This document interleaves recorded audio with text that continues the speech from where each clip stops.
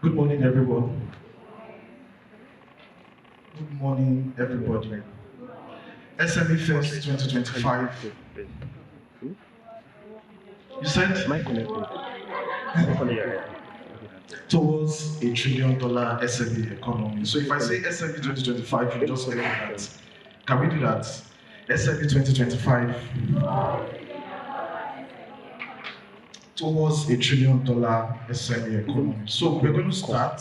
Good morning, everyone. My name is Manuel Adigun. This journey started 2023, 2 years ago. We started with accelerating economic growth through SME inclusion. That was the first edition that happened in 2023. And then we progressed to 2024. And usually a great event for organizations to introduce their product stack, feature updates, and major announcements to the ecosystem at the start of the year. So these elements have been carefully curated to ensure a memorable experience that motivates us to think global while building local. To start small, but dream big. Once again, I welcome everyone to SME Fest 2025. Thank you. God bless you. So still on the theme towards $1 trillion SME economy, we have with us an amazing individual doing great things in the world. And it's a privilege for me to welcome a distinguished leader in the financial services sector, currently serving as the Chief Executive Officer of UCEE Microfinance Bank Limited. She has over 17 years of experience. She has carved out a niche for herself as an authority in the microfinance banking, financial inclusion, digital financial services, credit risk management, and micro and SME portfolio management. She's a visionary leader, and she continues to strive towards innovation and growth within the microfinance landscape. So you can see why she's best fit to be amongst us today. Please join me to make welcome Esther Adiola Balogun. Thank you very much.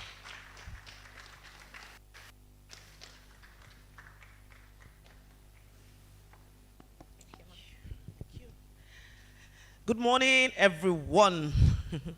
Good morning. It gives me great pleasure to be here. I love it when I'm in the midst of, SMEs and entrepreneurs. I like to say that without SMEs, without entrepreneurs, I don't know what the economy of Nigeria would be looking like. And she was asking a question that towards $1 trillion economy. And when you hear $1 trillion, it sounded like, that's such a big, but the truth of the matter is, if you look at the contribution of SMEs in Nigeria today, it's something we can achieve. It's just that, stakeholders need to pay more attention to that sector. And I'm also glad that, everybody's coming around to talk about it. Everybody's coming around. So it's no longer a buzzword to say, oh, SMEs, right? So everybody's beginning to, data, we are beginning to harness data to say, oh, this is the impact of SMEs. And that's why, to some extent, to a very reasonable extent, some of us think it's achievable, only that we all need to stop paying lip service, to that sector and give it the attention that it requires. And again, I want to welcome distinguished guests, ladies and gentlemen, colleagues in the house, to say thank you for coming, and it gives me great pleasure to also honor this invitation. And so I'll dive right into it today. So driving towards $1 trillion economy. And so today we want to look at how my speech would be around how we can help, achieve that particular goal. And while we're achieving that goal, what do we stand to benefit as SMEs? I categorize myself as an SME because I also render services to SME. So what do we stand to benefit? And so as we look ahead to 2025, there's this projection, very exciting projection by IMF and the World Bank, which forecasted a percentage growth rate of 4.2%, for Africa's economy. And you'd notice that this growth is not just statistics. It's like an opportunity that we all need to tap into, and it's a call to action for every entrepreneur, every investor, and even policymakers around the world, and especially in Nigeria and in Africa. I'm very particular about investors and policymakers. SMEs today in Nigeria would have done more than they do today if only there's a friendly environment and we have policies that would also enhance what they do. And so what's the promise of SME in Nigeria and in extension in Africa? We all know that SMEs are the backbone of any economy. Any economy that does not have SME today is a dead economy, and in particularly Africa itself. And so they account for about 90% of the businesses, and they contribute to 50% of the GDP of Nigeria. That's what SMEs in Nigeria contribute. So if you have a sector that contributes 50% of your GDP, then you need to pay so much attention to that sector. And the people or the players in that sector would also need to realize that they can even do more than what they are doing at the moment, and they can also benefit more from the economy.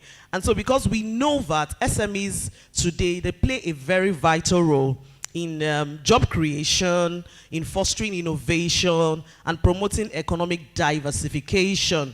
And so, when we harness the potential of SMEs, then we can begin to unlock the wealth of the opportunities that will propel our continent $0.2 trillion, that we are looking at. And so I was looking at, I think it was a publication I saw about 2 or 3 days ago. And, the publication was talking, when we talk about SMEs, sometime maybe about 3, 4, 5 years ago, you're not looking at the tech startups in Nigeria, right? But today, when you look at that sector alone, that tech startup sector, there are unicorns already. And we are so fortunate to have at least 1 or 2 of them in Nigeria today. And so you can imagine, having more of those, that category in the economy. You can imagine what the economy of Nigeria will do today. And also yesterday I was looking at, I think it was a publication where I saw that today you can use your Nigerian card to purchase on Amazon. And when I saw it, I was so excited, and I said, yeah, this is big opportunity even for our SMEs to place their products on Amazon. Today before that publication came out on Amazon, you can't even use any Nigerian, you can't buy anything in Naira on Amazon. So it's beginning to dawn on everybody that there's a sector in Africa, there's a sector in Nigeria that we cannot all throw out, we cannot all take them away. And so how do we achieve, this $1.2 trillion, SME economy? The first thing I want to highlight here is, we need to drive productivity and innovation. We must focus on increasing our productivity. I was looking at, some of the economic outlooks that came out for 2025. And a particular sector that a lot of us have, yes, the government spoke so much about it. I think this government have been talking about it, and some other government have spoken about it, the agri sector. I was looking at the potential that sector itself. And what led me to that research was because of the food inflation that we have in Nigeria. As at January 15, food inflation in Nigeria is about 39.8%. And so that tells you that sector We need to, there's so much everybody. Now, when I say agric, so don't think about the farmers alone in the villages, right? Whether you are a tech startup, whether you are a business person, whether you are in the supply chain, whether you're in logistics, there's something that you can take out of that sector alone. And when I looked at that outlook, I think it was Mr. Biodun Adedipe. I think it was Biodun Adedipe and Co that gave that outlook, and they were mentioning agric, manufacturing, and renewable energy. And I looked at the three of them, and I told myself, I said, it's like bringing together what every SME or what every entrepreneur could do. Today, one of the challenges of entrepreneurs today is what? Power. Even when you have power, the cost of energy in Nigeria today, especially when you're in a place where there's a band A, you're thinking of how do I reduce that cost? And so you look for alternative power supply. What's the alternative power supply? Renewable energy. And everybody today is beginning to think, how can I generate power? How can I source for power? Look at Lagos State. I think it was last month. Lagos State was thinking of generating their power themselves. And so as an entrepreneur, as an SME, you are beginning to ask yourself, how do I take advantage of that opportunity? Most of the states today are beginning to look in that direction. And so I want to, I'm making a speak this morning just to spur us, to help us, to also encourage us that those little beginnings, they are beginning to materialize and they're beginning to yield the product or the impact that we are also looking at. And we know that currently the production capacity of SMEs in Africa lacks our counterparts in Asia. For example, in 2025, it is projected that India's economy will grow robustly at 6%, driven by, India today has a very young population and an expanding tech sector. And so because of structural changes, China is facing a slowdown today. We all know China is not looking so good today, right? And so with growth forecasts, they have a growth forecast of 3.5%. Japan has a very low growth forecast of a 1.1%. So when we compare Nigeria, what's our projected growth rates in 2025? It's 3.03%, which is driven by what? Oil production and refinery improvements. So it amazes me, and I think the organizers, we should also give them that kudos to say, it's early in the year, and I heard, when the first speaker said that they do this every year, early in the year, just to help us realize that whatever it is we need to do, we need to start doing it now. I've listened to so many economic outlook this year, and oil production is not even part of the sectors that everybody is coming out to say, let's look at. So everybody is coming out to say, see, you see this sector that we have abandoned for so long, that is where the money is. I work in the microfinance space, and we used to tell ourselves that, you see all those women on the streets where you think you sell the petty traders, right? That's where the money is in the economy. You remember cash crunch? When there was no cash, who had the cash? They were the ones that had the cash. And those are the people that we ignore. They're also in their own space. We call them MSMEs, right? In their own space. They are little SMEs in their own space. I remembered very well at that time during cash crunch. Some of us would have to go to Balogun market or Idumota market to buy cash from them. As a matter of fact, during that period, if you want up to 2 million naira cash, you will get it from them. So, if we gather here today and say we want to achieve, $1 trillion economy, then we really need to pay attention to those little places. She was giving analysis of, the minimum that, the minimum size of SMEs. And the truth of the matter is, when you bring that 400,000 together with the number of SMEs in Nigeria, at the last time I checked, Smedan was saying I think there were about 20,000 or so. When you bring it together, we're almost achieving the $1.1 trillion that we're talking about. It's just that we do not pay, cognizance of the impact of that sector. And so this morning, I just want to encourage us that even as SMEs, while you're looking at doing your business, you also need to be innovative about it. And part of innovation is also data. A lot of SMEs, we do not keep data. We don't keep record of of our activities. We don't keep record, or we don't do data recording.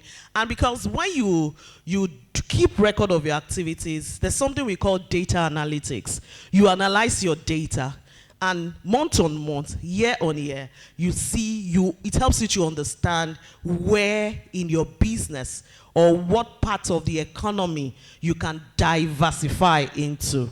I'd like to say that as an SME, once you're an SME, always an SME, you cannot remain in one space. There are various opportunities. I was looking at the agri sector, and I was, I wasn't surprised, but I was just wowed to see how we as SMEs, we can use technology to drive agricultural production. I'm not talking about the tractors and all that. I'm talking about, how you can use technology to drive the way the farmers move their products from the farm and they bring it to the city. How you can use technology to help them understand, a lot of people talk about organic food, organic crops. It's technology that they use to produce those things. So we really need to be innovative as SMEs, so that the production we have, we can take, it's maximized. We can produce, goods that are scalable. And, he was talking about produce locally and do what? And give global impact. That is who SMEs are supposed to be in Nigeria. And so, aside from the fact that, the growth rate in Nigeria is very low, Nigeria is also hindered by the challenges of high inflation. I was talking about food inflation as at 15th of January. Food inflation as at 15th was as high as 39% in Nigeria. And so that keeps telling us that whether we like it or not, people will eat. People will I'd rather not buy clothes, but I must feed my family, right? And so, and it also lets you understand, makes you, you need to understand that we need to do something about that sector, that SME sector. So I see myself as an SME, I'm thinking, what other value can I add to the sector to help us achieve this $1 trillion? With having at the back of my mind that at the end of the day, I'm still going to come back to benefit even from that size of the economy. Because the bigger the size of the economy, that means your business is growing, the bigger the business that you have. And so, when we invest in innovation, we invest in training, we train ourselves, and there's this other part of infrastructure. That's a very big one in Nigeria, right? We can empower ourselves as SMEs to enhance the productivity that we have. The positions to compete, it positions us to compete globally, leading to a higher quality product and services that would meet international standards. With the right investments and policy frameworks, I'm very particular about policy frameworks. You can imagine the tax, reform that is coming on board. How many of us SMEs are so excited about the tax reforms? So when you look at some of the policy frameworks, you're asking yourself, so are we thinking about SMEs at all in our environment, in Africa in particular? Are we really thinking about SMEs? And so we can bridge the productivity gap and ensure that Africa's SME, especially Nigeria, will thrive in an increasingly competitive global market. The market is very global. India is coming very, very fast. And so we really need to begin to think, how can I improve my productivity? And so, we need to build quality and scalable products. And the challenge before us today is creating businesses and building quality and scalable local products that can attract global audience everywhere in the world. You can imagine, we have leather in Nigeria, am I right? And so we still go to the US. We still go to, as a matter of fact, we still go to China to buy shoes. Does it make any sense? You know, I was doing an analysis of the leather market in Kano. I think that was in 2023. And when I did that market analysis, I discovered that that market alone is worth over 4 billion naira. That Kano leather market as at 2023. So, what are we talking about? You leave Kano, you leave that leather market, you go to the gold market. You know there's a gold market in Kano. And there are places, and you begin to ask yourself, so what are we stressing? What is it that we need to achieve some of these goals that we don't have? You know, somebody was talking about the Ajaokuta steel, and you know, the person was making so many noise on Twitter, and I was looking at it, and I'm like, the people you're talking to, they are sitting at the back, they have not heard yet. Until we begin to look inwards and begin to produce those things in here, then we are not ready about what we want to do. And I think this is a call to action for every one of us to begin to look inwards and say, okay, so what can I do? I mean, how can I make what I do locally to becoming to scale globally? And so when we view our products as a product that is going into a global ecosystem. When I say product, it includes services. Whether it is financial services you're rendering, whether you're a tech startup. You know, we want to get to a point in Nigeria where I work in the financial services, and I told myself, I want to get to a point in Nigeria where I don't have to pay dollars for any application that I'm using anymore. We want local people that would produce, invent applications that you would meet that standard. Those things, you know, we go outside there to pay dollars for. We want to get to that point in Nigeria. And the truth of the matter is, it would happen very soon. You know, you're seeing young people, innovators, but there are so many challenges around them. A lot of challenges. And one of the challenges, like I would quickly like to say, is the monkey in the room, funding. That is the major challenge of every entrepreneur and every SME. You know, you talk to a tech startup, you see them, they are trying to raise funds, Series A, Series B, everybody's going everywhere to raise funds. And because the ecosystem is also not helping them, when they raise those funds, before you know it, the funds have disappeared, right? And we also need to encourage ourselves to go further into training. We need to train ourselves and develop ourselves. Because a lot of times what happens is that sometimes we are not ready for what we ask for. That's what I also observe. A lot of times we are not ready for what we ask for. And we really need to prepare ourselves for the future that we see ahead of us. And so, you know, I want to talk about African exports at the same time. The data that I got, you know, when we leverage digital technology, SMEs can reach consumers worldwide. That's the truth. You can reach consumers worldwide. E-commerce platforms. What happened during COVID in 2020? It was amazing, right? Everything you want to buy, you will get it online at that time. And that was the breakthrough for me, for e-commerce at that time. You know, e-commerce, that was the breakthrough.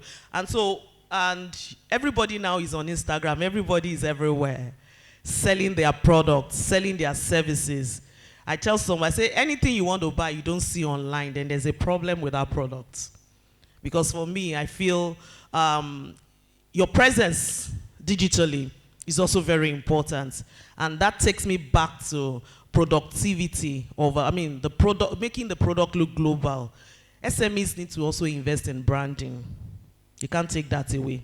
You need to brand your product in a way that is acceptable globally. Whether it is a product, whether it is service you're rendering, you also need to invest in branding. As a matter of fact, you see some institutions, some organizations, when they raise money, what do they raise money? They're not raising the money to to produce the product. They're raising the money to do the marketing of the product. And part of marketing is branding. And so we really need to look at how we can also invest in branding of our product. And so as we embrace e-commerce platforms, the social media marketing, and digital payment solutions, I just told us one now, you know, Amazon. How many of us would like to have our products on Amazon? Everybody. because the market in Nigeria alone is big enough. And because everybody just goes to Amazon, you want to buy this, you go to Amazon. Especially publishers, you want to buy books, you go to Amazon, right? So you have to be innovative enough to say, okay, there's something new on board, I want to join the queue. And so this particular space as SMEs, we really need to harness it very well. If you have to go for digital marketing training, please do. And if you want to employ somebody, you want to outsource it is very important. We really need to do that, for our business. African exports through e-commerce grew by 47% in 2022. And the e-commerce sector is projected to experience a growth of around 11.9% from 2025 to 2029. In Nigeria, that's, it's huge, right? So we really need to look at how to play in that space. And I cannot overemphasize the importance of that space for our SMEs. And as a matter of fact, it is an opportunity for us to showcase our products and services to everybody in the world, thanks to Oga Mark, right? Okay, so let's go back to the place of policymakers and stakeholders. So who are the stakeholders and policymakers? The government, financial institutions, and you'll permit me to stay here a little bit. For SMEs, like I said, the monkey in the room is funding. So sometimes maybe you are not big enough to begin to seek for angel investors, funding from investors outside the country. You just want to look for funding in your local space to do whatever it is you want to do. I want to say that aside from the commercial banks that we know, I want to do a little education around the microfinance banks, and I want us to have a mindset shift. So we have today microfinance banks, and as a matter of fact, the microfinance sector in Nigeria would be 20 years old in 2025, right? There were days where there were cooperatives, and we started as small groups and all that, but microfinance policy. And so I want to encourage us as SMEs, especially if your turnover is around, per annum, maybe around a billion, between, maybe it's still around £1 billion. You need to patronize them. The truth of the matter is the ease of access to funding with them is better than the commercial banks. I've gotten customers who will come and tell me, I've gone to this bank, I've gone to that bank. You keep your money there for years. At the end of the day, you're asking for a loan just to do a project in 6 months and you don't get it. But with the microfinance, documentation is easier. So I want us to do a mindset shift. Forget whatever it is you have known about the sector in those days. The story has changed. I will tell us the truth. The story has changed. So as long as it is a microfinance bank, and I'm going to use UC as an example. UC Microfinance Bank came into the industry in 2023, but we launched in 2024. And part of why we came into the industry is to change the narrative of microfinance banking in Nigeria. Our cut-out goal is to say we want to deal with SMEs. We want to do business with SMEs the way SMEs are, the way we ought to do business with SMEs. And, the bank is coming out of a group that is about 60 years old, United Capital Group. And so United Capital Group is like an investments bank where you can invest in shares and all that. I also want to encourage SMEs to also take advantage of various investment opportunities in institutions that you can confidently say and go back to them and ask for whatever it is you have invested and you get it right. And I can say boldly that United Capital is one of them. United Capital is about 60 years old. Because a lot of times, when the bank is lending to you, the first thing the bank is asking you is, what do you have, right? And so if you have an investment as an individual, it's very easy to lend to your business at the back of that investment. And so today, I also want to challenge SMEs. Part of our contribution to this $1 trillion economy is investments. And funding could also come, from grants too. So you need to open your eyes, you need to open your ears, put your ears to the ground to see, okay, so what grant, I'm in this sector of the economy, what grants can I get to support my business? I also would like to encourage everybody, the moment you borrow, there's something about Nigerians, we don't like to pay back, right? Nobody likes to pay. The moment you borrow, you pay. The more you pay, you are building a credit record. You can say, oh, in Nigeria, we don't have credit records, but we have credit records somewhere. I'm telling you free, for fact. You have credit records. A financial institution will get your credit record the way they want to get it. The higher the credit record you build, the better opportunity you have for, investment. It will be easy for a financial institution to say, I want to invest in your business, because a financial institution that gives you loan is doing what? Is investing in your business. And how do financial institutions invest in your business? I'll collect from Mr. Talabi, collect from Mr. Philip, collect from Mrs. Festus, put it together and say, okay, we want to invest in Mrs. Idowu's business at a particular cost. Remember, that cost that we are investing in is shared with the owners of the fund. So what financial institutions do is to take other people's money and give to one person. And so it's part of how we can also build, because the higher the number of credits we have in the economy, it also talks to the size of the economy, because it tells us that the businesses in the economy of Nigeria, they are also growing. And quickly, I also want to mention that, analysis have shown that only 5% of SMEs in Nigeria, 5 of SMEs in Nigeria have access to funding, formal funding. A lot of people would rather go to their family and friends, or, okay, let's do crowdfunding together, Only 5%. And I think it's a narrative that we need to change. And with this, we cannot change that narrative without improving that percentage. And so this is a call to all financial institutions.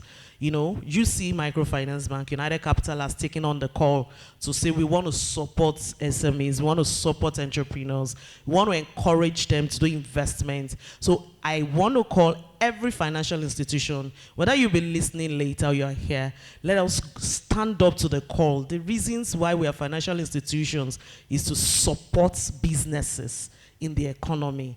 It's not just for us to stay as we want to. That is the goal of financial institutions, because when financial institutions support businesses, then the economy begins to grow.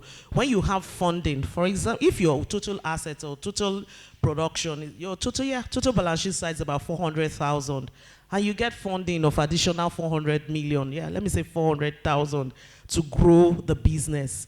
The business grows. As the business grows, the economy is growing. As the business grows, the economy is growing. So this is a call to action for policymakers and stakeholders. And just to also encourage, financial institutions and investors, we also want to, put a call to action to policymakers.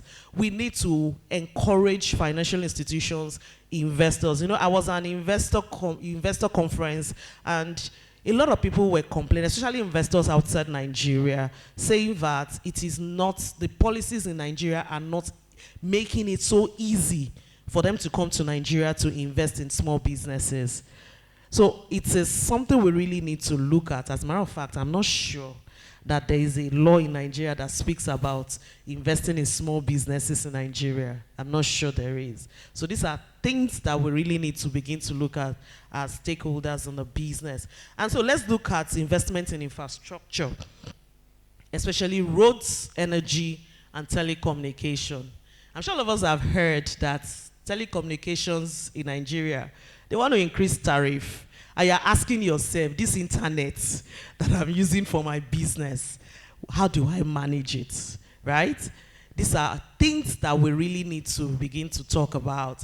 I think it was the World Bank that mentioned that infrastructure deficit cost in Africa is approximately about 2% of our GDP. And that's huge. 2% of the GDP is a lot too. And so when we improve these critical areas, energy. When I say energy, it includes power. When we improve them. Energy, infrastructure. When I say infrastructure, I mean roads, telecommunications. When we improve them, we lower the costs of production, we enhance the market access, and we ultimately increase the competitiveness of SMEs. You can imagine somebody bringing their goods. You know, my brother in Aba that has produced whatever, I mean, what he has produced. And sometimes, some of those things they produce in those places are very good, right? So they want to move it down to the city to say, okay, let me come and sell, and the road is really bad. They can't do that. So you look at the cost of transportation, it increases the cost of production, right? Because he would have to add the cost of transportation to whatever cost he's going to sell the goods. And so when we have improved road networks, power supply, energy supply, then the cost of production will reduce to about 25% at the end of the day. You know, I can imagine an entrepreneur who is producing, maybe you're producing water. Let me use that. That's the simplest example I can use. And you know your machines run on power. And you can't even think of, you know, the cost of diesel. The cost of diesel itself for your generating plants is something else. Not to now talk of the cost of power today. You know, I was talking to somebody and I was like, I remember those days. So when we want to buy a bottle of water, in 2023, a bottle of water was not 200 naira. Am I right? It wasn't 200 naira. It was as low as 50 naira. You right? But today, a bottle of water is 200 naira. You know, somebody was giving an analysis. You know these plantain chips that they sell in traffic? Said, how did we get to the point where plantain chips is 200 naira? Plantain chips is even too far. Gala. How did we get to that point? So we really need to look at lowering infrastructure costs and the cost of production for SMEs to achieve this $1.2 billion. And so it would take me back to, you know, the rural areas. Data has it that we have 40% of people in the rural areas that are unbanked in Nigeria. And the internet access, as well as a financial person, I can tell you, we want to go to the rural, the Zamfara, the Kano, and all. There are some places that they don't even have internet at all. So to do your service in those places, a whole lot. In those places, they are the most excited about POS business because that's the only way they can access cash. And so because there's no internet access in those places, it makes financial services difficult. And they don't even have naira because they don't have cash until you come buy something from them, from their farm produce. That's when they have cash to pay. So when you're sending money to somebody in the rural area, it's like a burden to the person because the person is asking himself, how do I access this fund? He would have to access the fund at an additional cost. All of us are going through the same thing in Lagos now. You want to withdraw money from the POS, it's at a cost. So you can imagine how much higher they pay in the rural area. So we really need to begin to talk about access to this infrastructure so that life, you know, it makes it easy for us all to achieve whatever it is we want to achieve. And the investment are strategic collaborations that we can make. All right. Thank you. Okay, I'll be rounding off now. So how do we benefit from this $1 trillion economy? It's been said, we, as SMEs, we get the most of the benefits. The contribution to growth, to job creation, innovation is enormous. And we contribute to 76% of the total private sector employment. And so we cannot underestimate the power of SME. And we also need to, like I said, technology adoption. And when we adopt technology, it also helps us drive the efficiency of our businesses. It drives the efficiency of our businesses. The benefits of nurturing a robust SME sector are beyond what we can sit down in this room to harness. But we also know that it would increase our opportunities globally. And it would enhance our revenue as SMEs. It will create jobs. it would uplift communities, and it will foster economic independence. And so a thriving SME sector will stimulate innovation as entrepreneurs seek new ways to solve local challenges.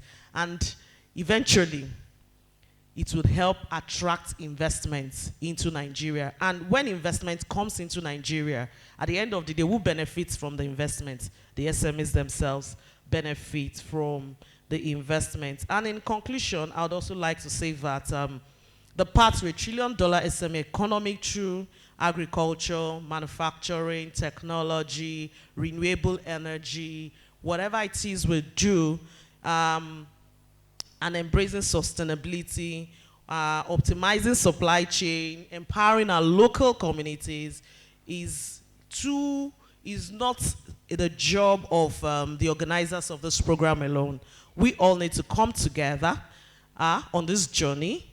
And when I say we, the SMEs, stakeholders, policymakers, financial institutions, we need to challenge ourselves and tell ourselves that we really want to do this.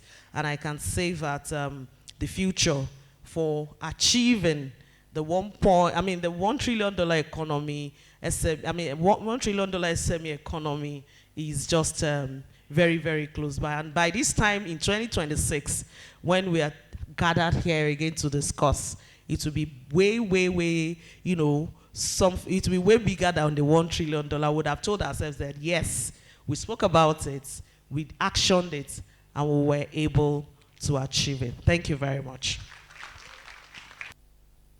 Okay.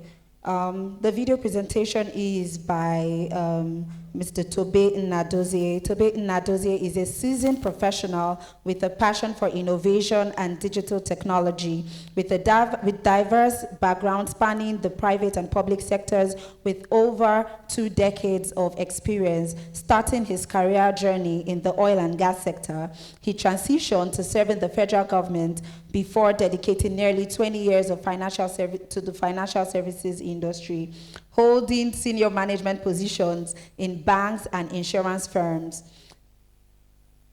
He has honed his skills in retail and business banking, transaction banking, and risk management. Currently, he serves as the Divisional Head of Technology and Innovations at Central Securities Clearing System PLC, where he spearheads efforts to drive technology advancement and foster innovation in the financial services landscape. Ladies and gentlemen, put your hands together as we welcome the presentation by Mr. Tobe Nnadozie. Thank you very much. Hello and good morning. I want to welcome you to the SME Fest for 2025 as we talk about $1 trillion economy. This is like the direction most businesses, most organizations, and even the government is looking at.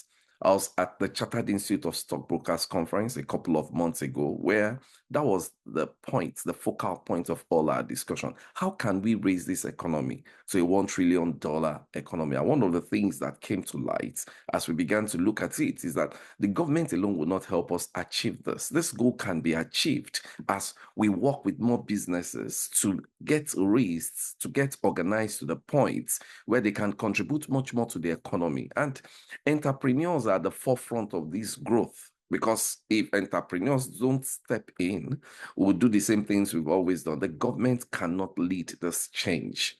So here we are at the SME Fest for this year, speaking to entrepreneurs, various types of entrepreneurs. And the focal point this year is to make you believe that you can step up.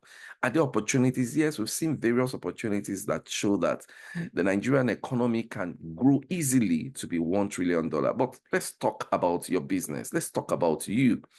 We're looking at this session, and I'm happy to be speaking at this session. I want to thank our organizer, Jasper, and thank the entire team of the SME Fest, SME Hub, for organizing this program and being consistent with this program. I also want to thank all the sponsors. I would have loved to be physically with you, but I'm sorry, I'll be speaking from where I am today. And I would still try to, hit on some of the things which I believe would help us to build this economy and help you to build your own business. I've been involved in building businesses. I'm on a couple of boards that work with entrepreneurs to raise funds or to organize the structures of their businesses, or even to fund ideas to make them to become fruitful. I've seen a whole lot of ideas change.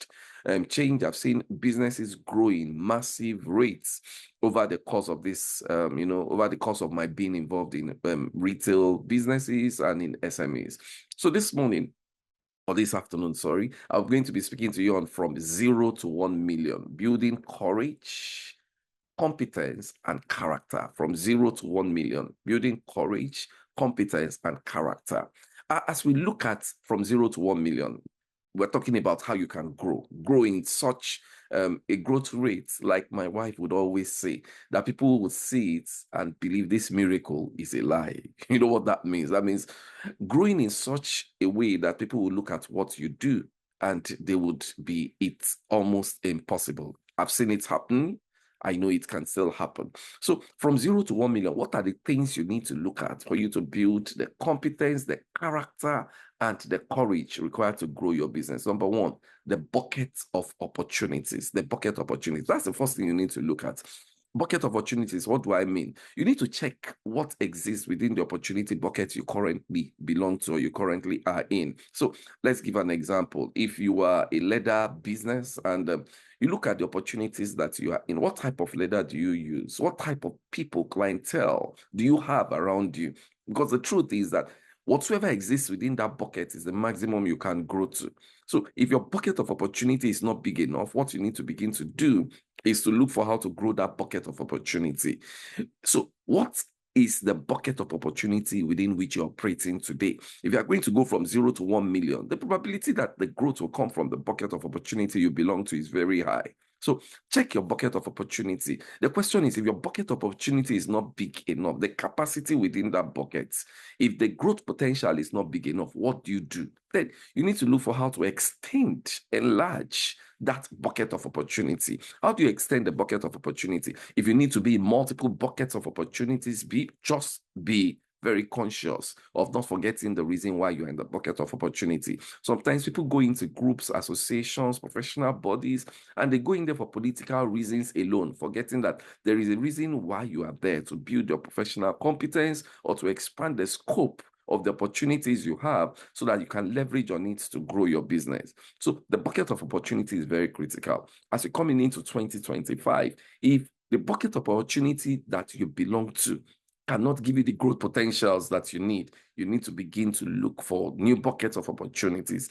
It's either you migrate to a new bucket of opportunity, or you extend or you expand, belonging to multiple, or work with the people within that bucket of opportunity to grow the bucket of opportunity. Someone would ask me, how can I work with the people within the bucket of opportunity to grow it? I've seen it happen. I've worked with some group of farmers who, had a particular finite, a small space of land where they were doing their farming. It was an association, but they needed to enlarge it. So they came together and they came to meet us, and we worked with them to be able to, buy more farmland and, be able to pay for the tractors that were able to go to the land and prepare the land, a fresh land for them to continue to do. So that's growing the bucket of opportunities. Do you have people who you have done business with that you can come together, pull your funds together to make more publicity, to bring people in? Maybe because if you go on your own, you may not be able to do the right type of opportunity, whatsoever it is. Anyway, look at the bucket of opportunity you have today. Do a SWOT analysis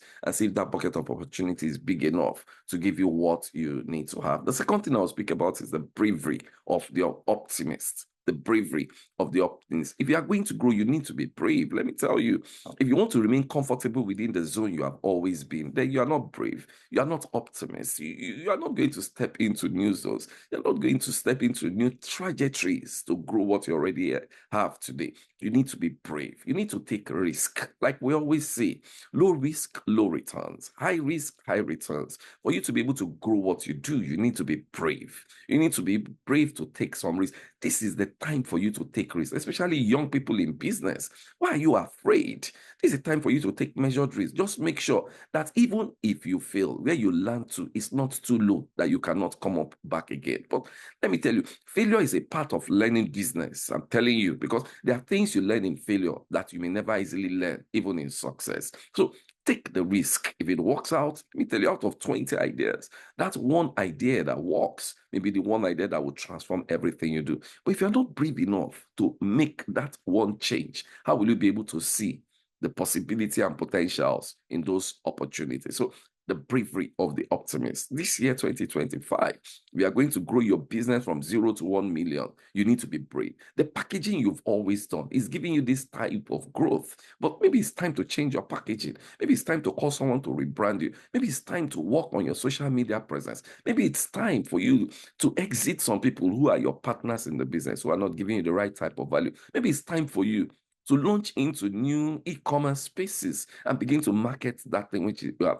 Maybe it's time for you to go into the diaspora business and begin to market what you have to countries outside where you have been operating. Maybe it's time for you to rent a bigger place to do your business. Maybe it's time for you to begin to maybe get into other aspects of your business. You're a fashion designer, you've always sewn, leveraging on the community you belong to sew. And if the community is not sewing anything special, it affects your business. Maybe it's time for you to start expanding. Maybe you should go into uniforms. Maybe you should do various other things. That business that is almost becoming comatose, what is the use of letting the business die? What is the use of letting the idea die and still thinking you are comfortable? It's time for you to be brave. Take the move. Number 3 is the boundaries of the organized. You see, one of the things that this topic from 0 to 1 million, one of the things we're talking about is building character.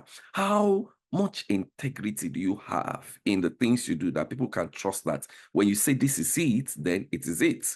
The boundaries of the organized. Businesses thrive when there is integrity in their business. If you don't have integrity in your business, you will not be able to survive the storm. Integrity is very critical because when the chips are down, people trust that you are honest enough to help them to pass. People, move with businesses that have integrity when there is crisis and when there is calmness. You need to grow integrity. How do you price? Do you do hanky packing in your pricing? How do you price the things you do? Are you consistent in your pricing? Now, there's premium pricing, but if you are going to deliver a premium price, then you need to deliver a premium product. So there need to be boundaries around your business. One of the reasons why African and especially Nigerian businesses are not growing is people find out they don't have integrity. I'm on the board of a company that works with Nigerian businesses or individuals who want to do export, and quite big. It's just a shame that the business is growing in many other countries like Cameroon, like Benin Republic, like even Togo, Rwanda, and all these other countries, rather than growing in Nigeria. Why is it not growing in Nigeria? It's not growing in Nigeria because we find out that when a Nigerian says, oh, I'm going to deliver cashew nut, I'm going to deliver wood, I'm going to deliver charcoal to you, they are almost always trying to fake, to present low quality materials. It's just a shame. And so it's easier for us to go into other countries. In doing business here in the country, what we've had to do is to employ quality assurance. And, people who do quality assurance to go and check. That's an extra layer of costs that could have been avoided if only people had integrity.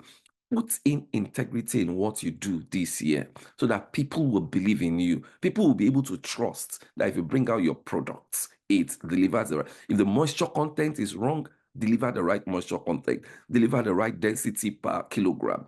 Do what is right. Follow the standard. When you follow the standard, your margins may not be big enough initially, but eventually your margins will grow. If we're going to grow from 0 to 1 million, then we need to be organized. We need to have boundaries. Then the benefactors of the obedience. Let me just, the obedient, now I'm talking basically about obedience to God. There's always a God factor in everything we do. And whether you like it or not, just believe it. Someone was saying the other day that, well, I don't believe in God. I don't do all this. And someone was asking him. It's just like, someone coming to meet you and saying, I don't believe you are dressed. You are naked. And you're like, what do you mean? He said, because I don't believe in it. I can see you are dressed, but I don't believe in it. Anyone saying he doesn't believe in God is just like someone who is not wise. There is a God factor. There is someone who has designed this earth. There's someone who has designed the world. There's someone who has designed the solar system. It did not just come into being. Things as complex as this did not just come into being. It's the fool that says in his heart that there is no God. There is a benefactor for the obedient, for those who are trusting in God.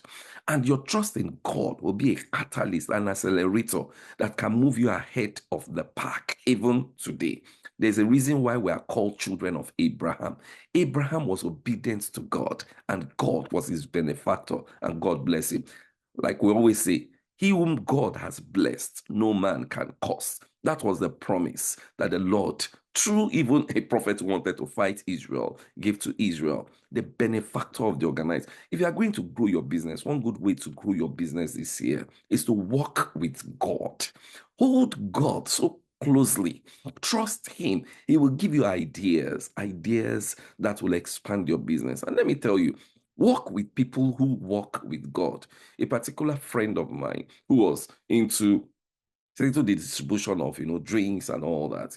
One day I was just worried about her business, and I called her and I'm like, please tell me about your business. And it was then I realized that she was shutting down her business. She had shut down the first, she was about to shut down the second. I was worried in my spirit about the business. And I spoke to her, and well, she told me, well, I'm tired. I can't do this again. I want to go and look for a job. I want to go and do this. I said, no, that business, I'm worried. And let's pray together. We prayed together, and I called her. I said, see, I believe the Lord wants me to invest in this, your business. Don't shut it down.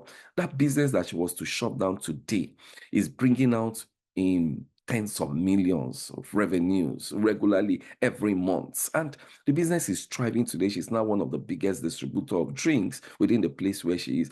Now, the friends you have would most times determine what you get from your benefactor. There are times you may not get that perception. There are times you may not get that leading in the spirit. But if you are with the right type of people, if you want to go from 0 to 1 million this year, the people you have around you, maybe the people who will get the leading that will prompt you to get what the benefactor has for you. So as we talk about the benefactor, number one, be friends with God. Number two, be friends of friends with God. Number four, and number five in the list of things which I think you need to do is the blessing for the open-minded. You need to be open-minded. You can't just keep doing the same set of things you have always done. As you take the risk, be open-minded. When you're open-minded, you would be able to see opportunities that are coming your way. Be open-minded. Learn to listen to people. You've spoken enough this year. This is a time to listen to people, to see what you can do. Listen to your customers. Listen to your suppliers. Of course, listen to those who speak sense. There are things many people say that may not make sense. It's better to be silent. In the book of Proverbs, the Bible says that the silence of a fool will make the fool to sit in the places of wise men. I'm telling you, if you are wise, learn to be silent this year. Listen to people, be open-minded, and as you are silent, plot your strategies. Many people speak about their strategies before the strategies are concretized, and the strategies are stolen, or the strategies end up not even making sense. Speak only to those who can add value to your strategy. Be strategic this year, and you would be able to grow. Then the balance required for the outstanding. If you're going to go from 0 to 1 million, one of the things you need to realize in business is this: as an entrepreneur, every time you move up, you need to increase your minimum level of minimum level of fall, or minimum level of, you understand, degradation. So that means if your business is, let's say, let's just for discussion's sake, a $10,000 business. If your business is a $10,000 business, you need to raise your minimum level of fall so that no matter what happens to the business, you cannot fall below, let's say, $5,000. If it grows to a $100,000 business, you need to raise the minimum level of fall to maybe $50,000 or $75,000, so that even if the business falls, or for any reason you take a wrong decision, it doesn't fall below a certain point. What do we mean? That balance is required. I'll give you an example. In church the other day, I was telling them that, our finance committee, you need to make sure that we have a minimum amount always in the account. Why? If certain eventualities happen and we need to get into the church account, there must be a minimum amount of cash that is there. The reason why God is giving us an opportunity to get in more offerings is because he knows that we should be able to weather certain type of storms. You need to build buffers to ensure that your business can pass through certain type of storms and come out without being destroyed.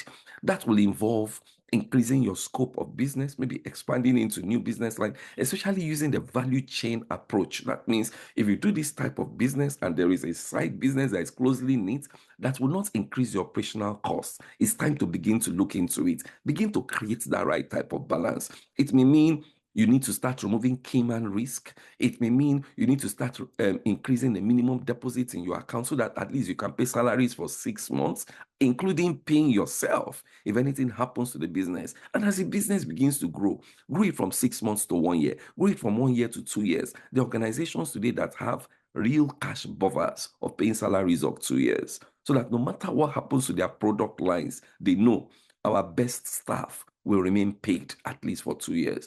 That balance is required in business. One of the reasons why many people crash in business and crash so low is because they don't put this into mind. Let me talk even to you who is working, who has a job.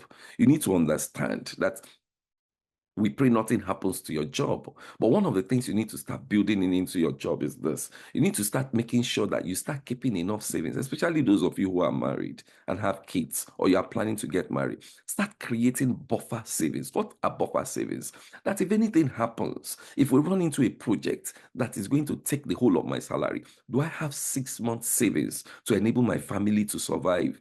If we do nothing, do I have 1 year savings? The higher you make this to become, the more balanced you can be, and the easier it will be for you to take certain type of risk. Don't run your business or run yourself to a point where if anything shakes you, you become a beggar easily.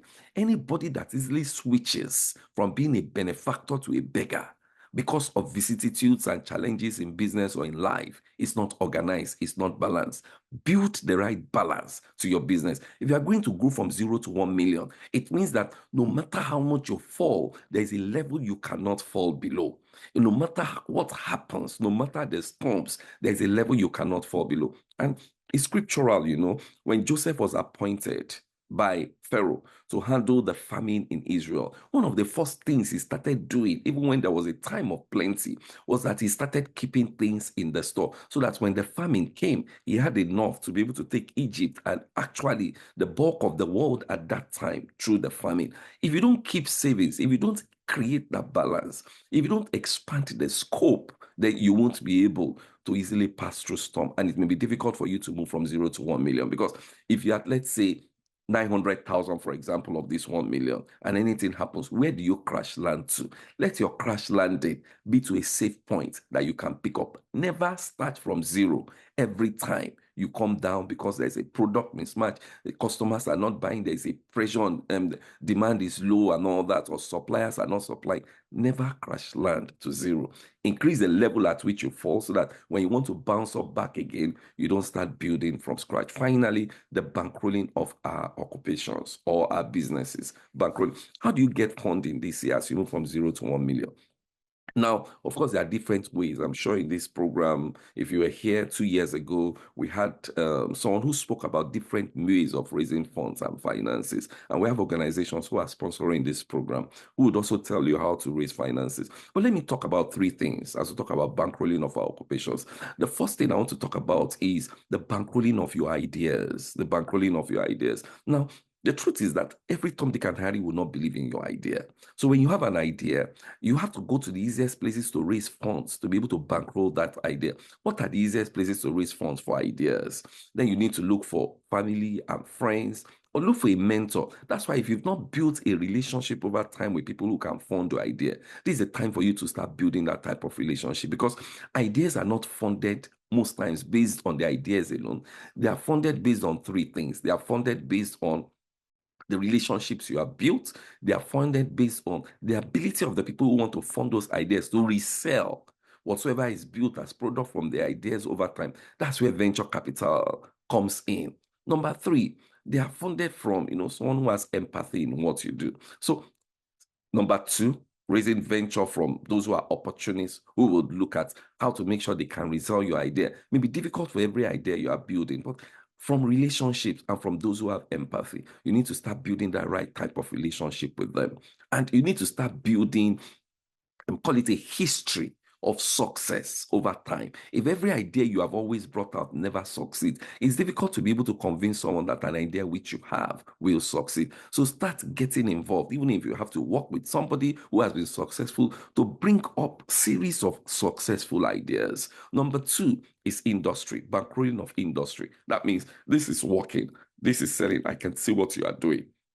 If you are into if you want the bankrolling of industry, there are various ways now. I would just advise you to be careful. It's better to raise funds from maybe private placements and all that today than raising funds for commercial banks, because of the high level of change in the interest rates that has been happening. And please be careful with taking foreign currency denominated funds at this time because of the issues we're having, even though we're beginning to see a balance in terms of that. The third thing is the bankrolling of impact ideas or impact investment, like the name is called.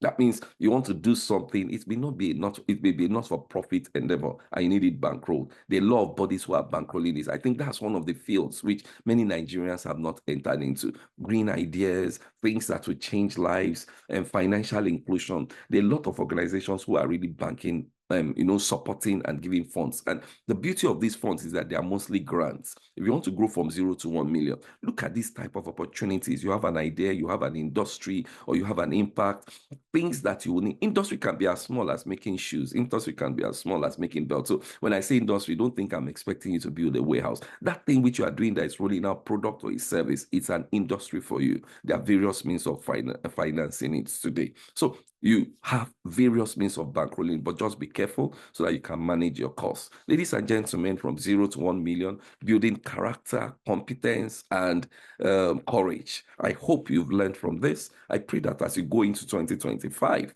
that's your idea, that's your business will grow. And please, as you grow, build the buffer so that if there is any shake, you never come below a certain point. Thank you very much for listening to me, and I want to thank the SMEFest2025 for this session. God bless you. My name is Tobe Nadozie once again. We'll be going on to the next section, and in the next section, we'll be bringing up our panelists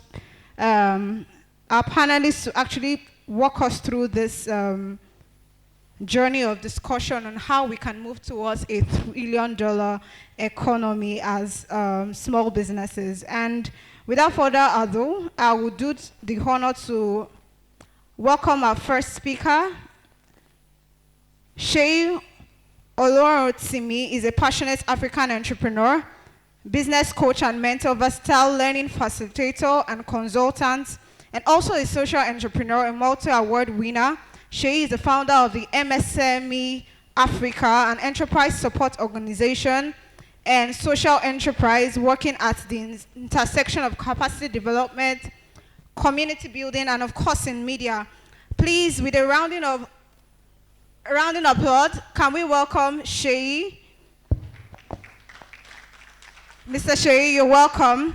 All right, next on the line, we'll be welcoming Professor Victor Odumuyiwa. Oh, Seyi. Please, pardon me. The next, we're going to be welcoming Prof. Victor Odumuyiwa.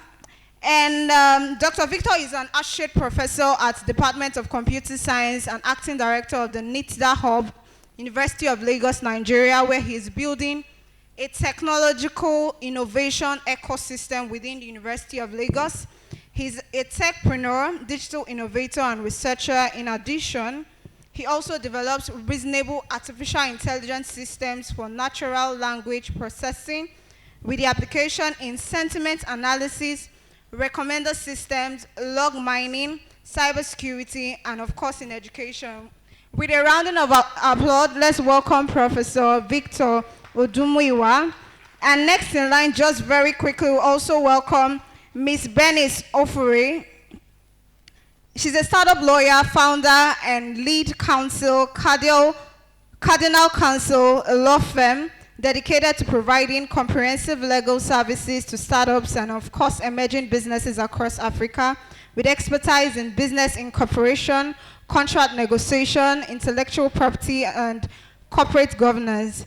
She helps entrepreneurs navigate legal complexities, mitigate risks, and build scalable, sustainable businesses. A member of the Nigerian Bar Association She's passionate about supporting the growth of SMEs through tailored legal solutions. She regularly speaks at industry events, and of course, she's here with us. Please, let's give her a round of applause as we welcome her.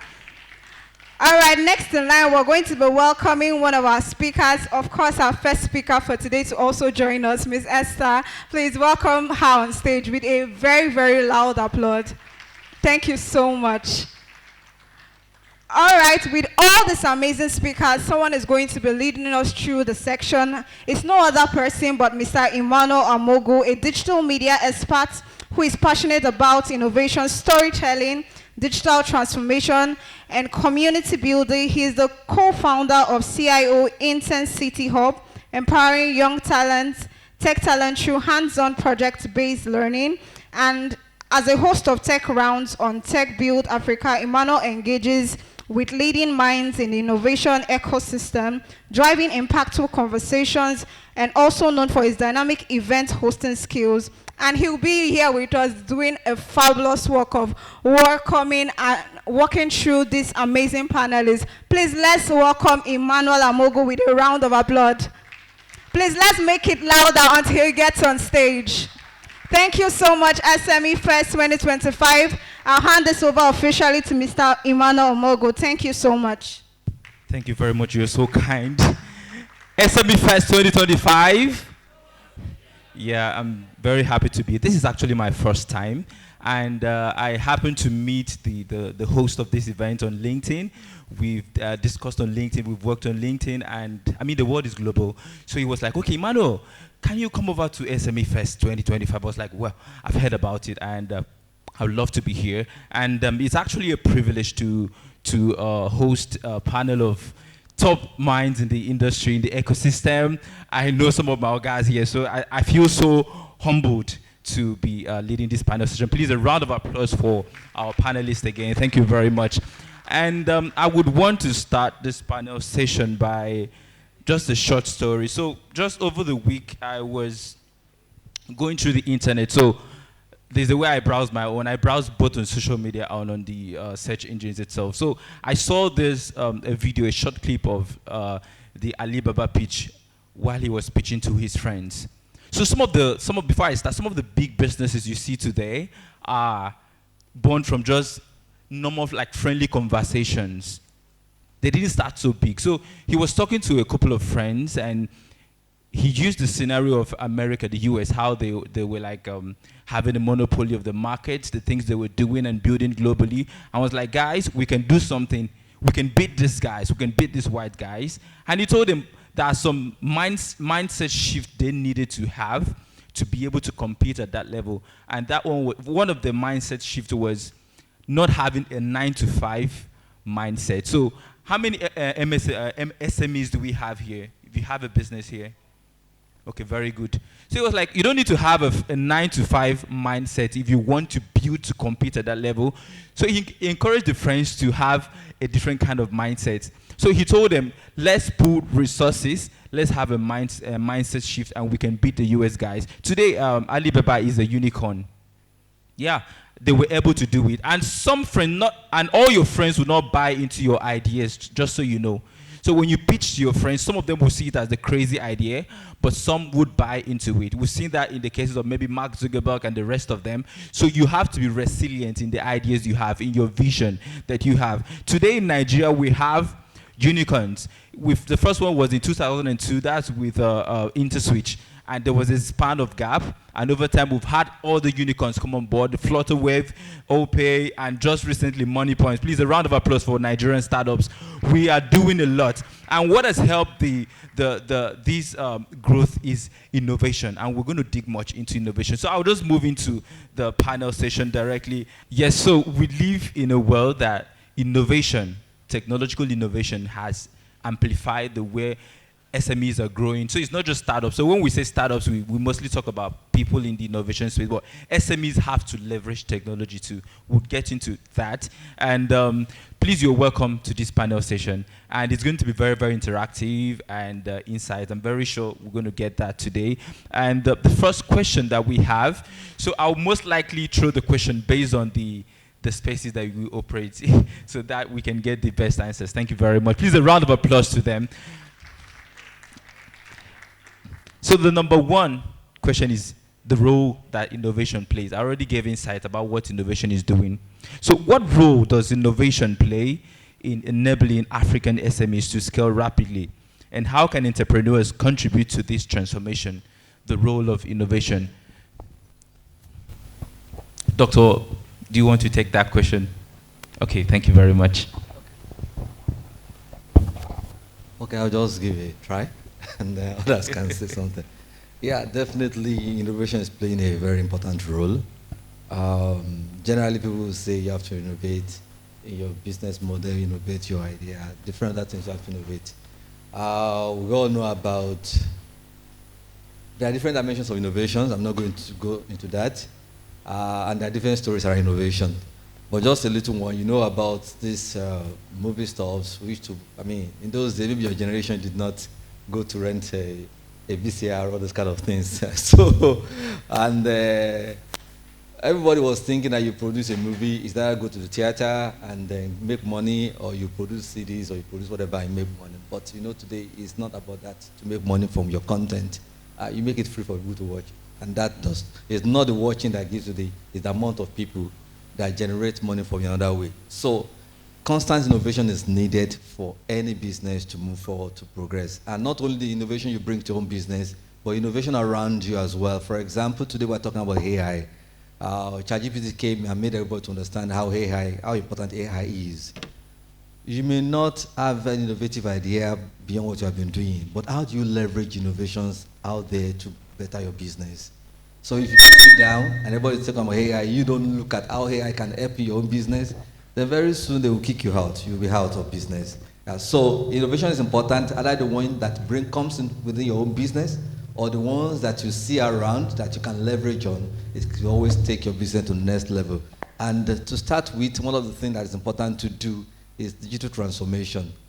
Whatever you are doing, if you cannot enter that digital space now with your business, I don't know, you may be out of business very soon. So that's an innovation that is on, and you have to key into it and be part of it, and it can help you to scale your business. Thank you. All right, thank you very much. Can we have a lady in the house throw more light on innovation and how it's helping so far? Okay, thank you. Okay. So maybe I will not be abstract. I would talk about my business and just reference it. So I'm a lawyer, right? And one of the things that you see is that there are traditional law firms and how we provide services. People come to the office. In fact, our policy or our RPC says that people have to come to the office to provide legal services and all of that. However, when I started my business in 2021, right, it was, how exactly do I grow this business? You know, I had to leverage technology because I was a young lawyer starting a law firm straight out of NYSC. It would be difficult for me to start writing proposals to all of the companies come and, you know, but what I used was the technology and innovation available, and that was one aspect, which is social media, right?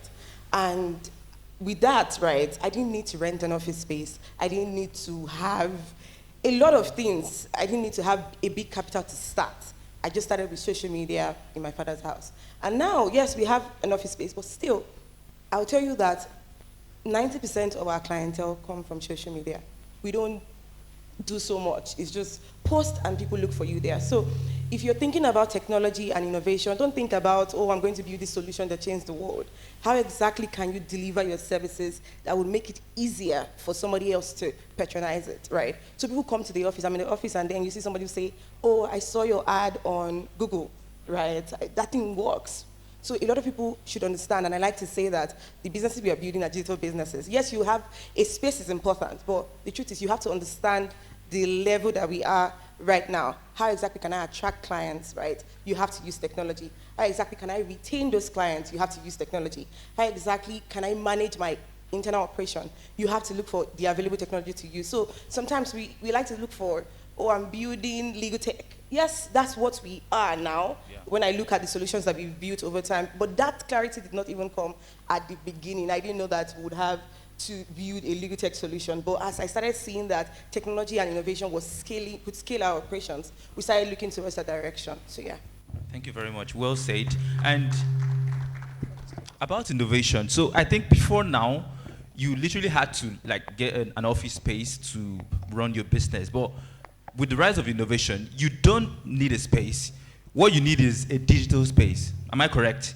So you can be in your home. Your home can be your office. You're not paying rent, just the rent. You're not renting for living and then renting for a shop. So you can be wherever you are and you run a business and you can be a startup. And that's what matters. And that's what innovation is doing. It's actually very, very massive. And then we are playing on a global space. So I don't want to say much. I'll go to number 2 question.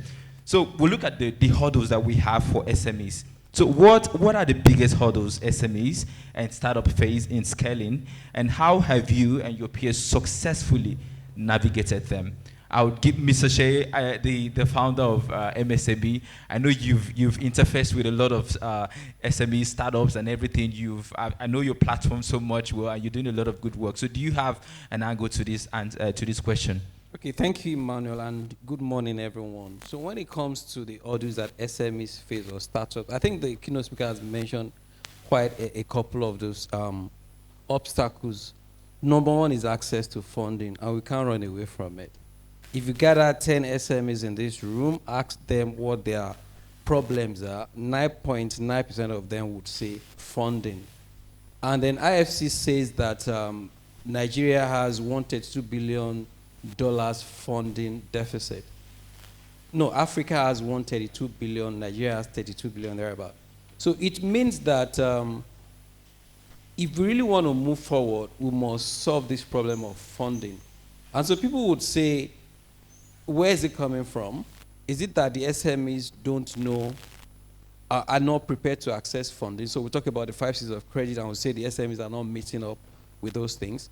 Then we also want to look from the angle of the providers of the fund. Are they being sincere?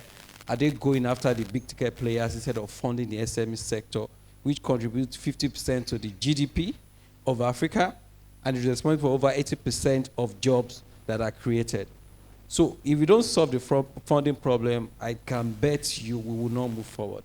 Number 2 is infrastructure problem. And under that bucket, I will look at things like electricity, road, electricity, transportation, and a couple of things that come under the bucket of infrastructure.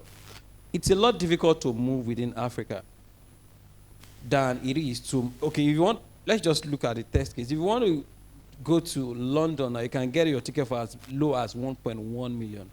But you move within Africa and you pay 2 million. And look at what happens even within the land borders. If you want to cross from Nigeria to Cotonou or from Cotonou to Togo, you know what you have to pass through. Now imagine that you have to move your goods and services within those borders.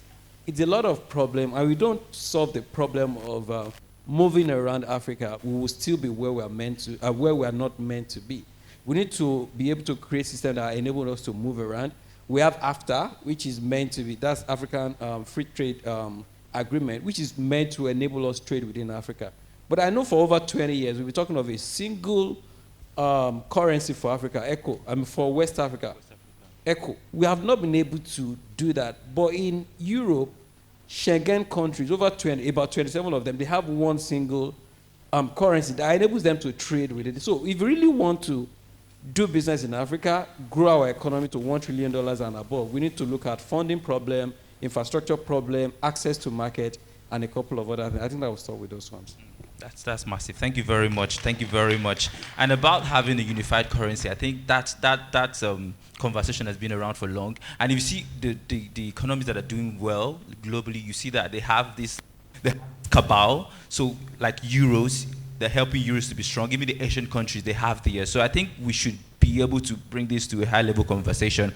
And I know the CEO of UCEE, you mentioned something when you gave your keynote, the monkey in the room, funding. Funding has always been a problem. So I don't know if you have some other thing to add to what Mr. Shea has already said on this. All right, thank you very much. He said it all, and I'd like to emphasize, also mention that part of when you mentioned, oh, is it that they don't have the 5 C's of credit? I think Mr. Nadozie said, he really hits, the challenge, the issues that financial institutions have with entrepreneurs. And it's not even a question of character. I think a lot of entrepreneurs do not keep record enough. You are doing so much. You know you are doing so much. Everybody can see you are doing so much. But what a funder wants to see is the records. I'm not in your business. I don't see what you do. The only way you can convince me that you're doing so much is the records. And I think that's the only thing I just want to, plead with entrepreneurs. Learn to keep records of whatever it is you do. Every 1 naira, like we tell, customers, we tell them, we say, guys, ensure you have an account where the business proceeds go through. So every kobo, whether it is an expense or an income, make sure it goes through that account. Even if you're going to pay yourself salary from that account. It shows you're accountable. It shows you have integrity. As a matter of fact, it captures all the 5 C's of credit that you're talking about. Because today, if you're going to go to a bank to say, I want to lend, the first thing they will ask you is, where's your financial records? And the decision, they don't even have to come to your location. The decision is made from that financial records. I know that, with so much that has been said, we would be able to navigate through that. Thank you. Yeah, thank you very much. Record keeping. Can someone say, I will keep record of my business? Very important, very important. If you approach a bank, you might not have the land to keep, but they want to see that record. Both the expenses and the revenues that you have. It's very, very important. And yes, we'll just quickly move on to the next question. And when I came into the hall, the first thing that caught my eye was who can guess? The $1 trillion. And then the designer was so very specific, and inside the dollar, there is another dollar sign inside to show you that. So the question goes to, so what are the three priorities that Africa must address in the next 5 years to achieve a $1 trillion SME economy, to achieve what we've been preaching? Doctor, can you start up with this question? Thank you very much. Professor, I'm sorry. No, it's not. It's fine. Whether 3, whether 5, whether 7 or 20, I don't know. But I'll just mention some. I will also talk about what was said earlier. There are several supports available, even funding. I think there are other problems affecting us. For example, we are here discussing SMEs. How many SMEs are here? And how many people know SMEDAN? SMEDAN. So if you're an SME and you don't even know SMEDAN, then you have not started. Because that's where you get some of the support. I'm working with GIZ on some different other things we do. And SME is key, but we're more interested in digital transformation of SMEs. And we have events, we have this and that. Where are the SMEs? We can't find them. So, and we will say this is statistics. Where are we getting the statistics from? The data we put forward that this is what is happening. So I think first thing is we really need to have real data. It's important. We cannot plan without data. So we really need to know. So if you're an SME and you are not onboarded on SMEDAN, they don't have your data, they don't know about you, then you have to go and do that. Because we need to know the SMEs, what they do, what is the business. That is important. That is from the aspect of government. They need that data to be able to plan. Even some development agencies are available. They want to support. Of course, nobody wants to give you money now. I will tell you the truth. Because they know that most money they give out end up in the pocket of the person, and this doesn't go into the business, and they don't see the outcome really. So they don't want to give money. But whatever you need money for, they want to do it for you. That's what they do now. They want to do it for you without giving you the money, but giving you what you need money for. So they are not interested in paying you the salary, so that should be your own business. But whatever support can help you to scale your business, they want to give it to you. So they need to know you. That is one. Then I think number 2 is also this, like I mentioned, digitally transforming our SMEs. You cannot do what you have been doing the way you have been doing this and expect progress. Your market is not just people around you. So you have to be thinking of a global market, whatever that thing you are doing, a global market. And so you need to understand how to take that, your business, to that digital space. And the other thing I see that is important is how do you sell your business? I see a lot of people doing things, but they cannot communicate it. And some people don't do anything, but they can communicate. So they get the money, They tell you to bring the things, and they are the ones. So they only do the marketing of it and get the money out of it. Whereas people really doing those things cannot get it out because they don't know how to communicate those things. So these are also things important. So a lot of things have to do with education of the whether the startup founders or the people running the SME. So that is also very important. Getting them well educated on what to do, how to transform their business. Apart from thinking of infrastructure is important. I know government, we are saying SME cannot develop infrastructure, so that's to be government. But I think that from my own point of view, when I see a problem, I look at what I can solve first, know what they can solve for me. And so when I solve the one I can solve, then people that need to help me will see that I've tried my own best, and most often I get connected to them and they help me to solve my problem. So the ones you can solve, get yourself to another level, get well educated, look at the platforms that support SMEs, look at the events that support SMEs, go there, let them know you, and start from there. I'll stop here. All right, thank you very much. Very, very important. You must be in platforms, in communities that would help you. Yes, you have to be. He has spoken about SMEDAN, and there are other ones. And about he mentioned about the digital transformation program, that initiative that GIZ had. I think that really like resonated with me. Why? Because I was also like championing that campaign. I was in the team that did the campaign for looking out for SMEs to transform digitally, and it was war. Imagine when you have a solution to a problem and then you're asking, please, if you have this problem, come forward, and no one is coming forth. That's an issue, and I can connect to that. And another thing is be in spaces that you would find help, please. If you need miracles, if you're a Christian, you have to be in what? In the church. If you're a Muslim, you be in the what? In the mosque. So you can't be in your home. Okay, Ms. Bernice, do you have something to add to before we move to another question? Yeah, okay. So maybe I'll take it from this angle. One of the things that I realize we have to also work on is that the culture of people towards Nigerian products and buying Nigerian. So one of the things I realized, like if you go to Europe, for example, there are fashion pieces and everything that they sell. There's an attitude of the average European towards their products. They see it as culture. They see it as, I want to buy my stuff. But in Nigeria, we don't have that attitude towards our products, what we have here. We don't, right? We say we are cultural, we say these things, but what is it exactly?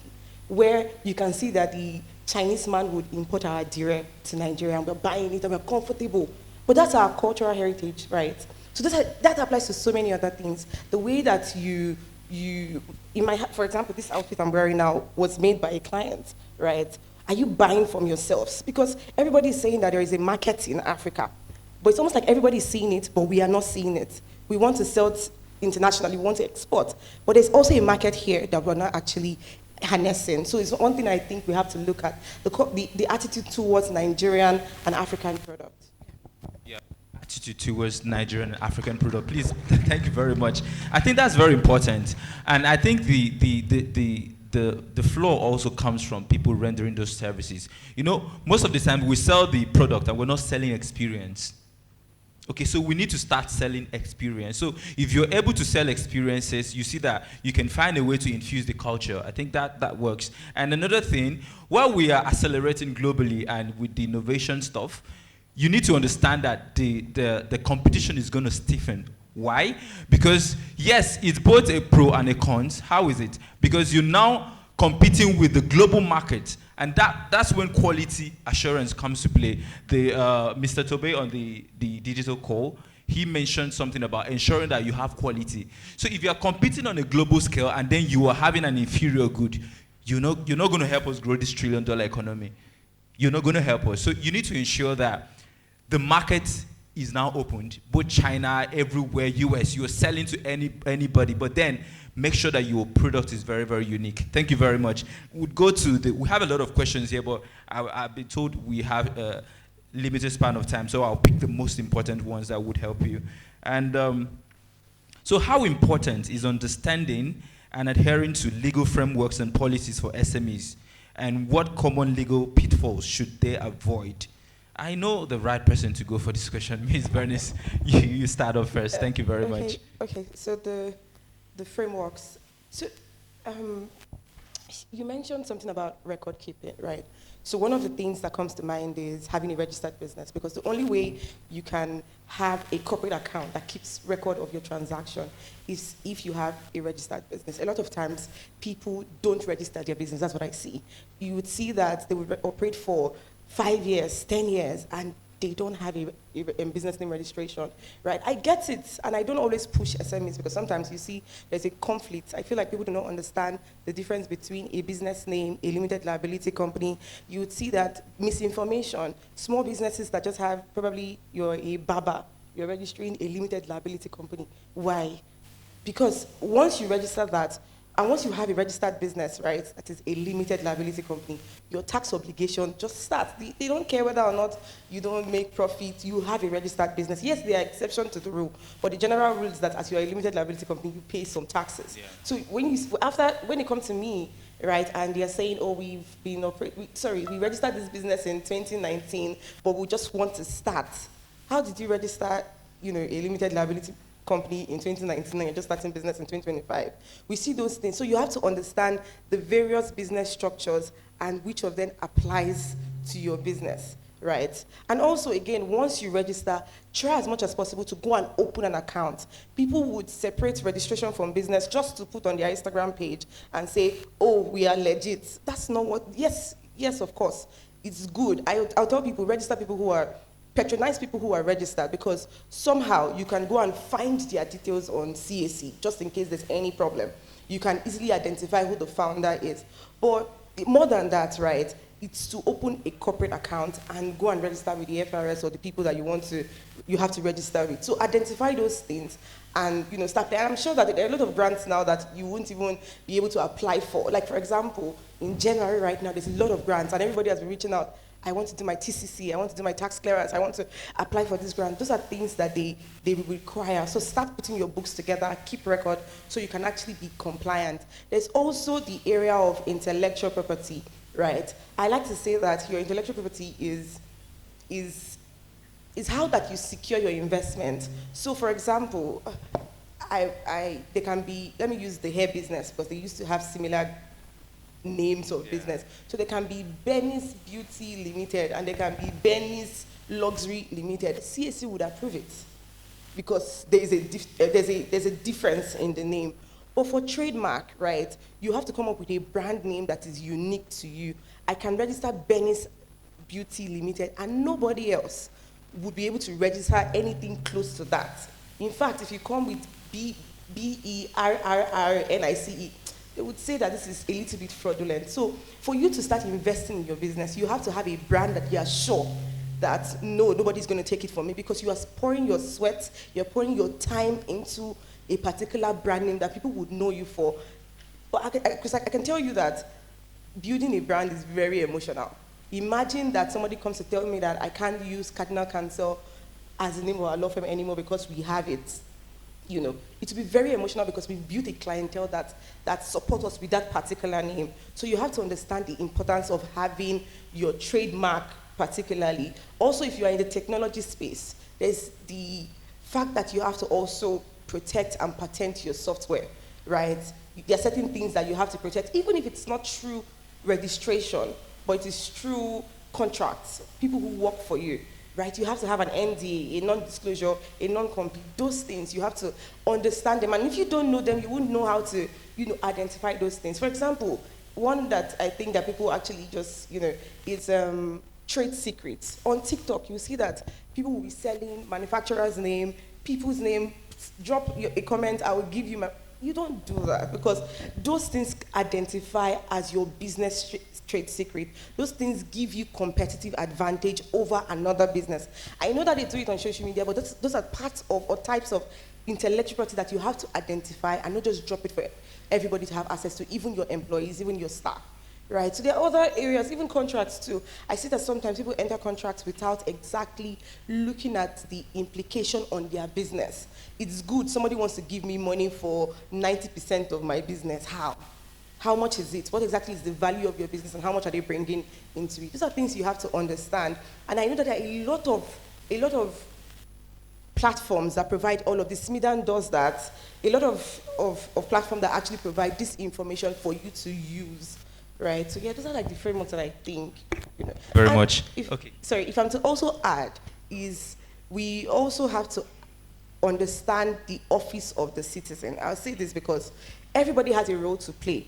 I personally did not know that there are clusters that exist for me to even be on that. So when they want to come up with policies and framework for small businesses, they won't come directly to you on your Instagram page. They go there. They would ask, what cluster do you belong to? For example, I know that GIZ you would check Digital the clusters that you actually belong to. So try as much as possible to know, look for, and join them so that you can actually influence policy frameworks that are, because they would ask them first.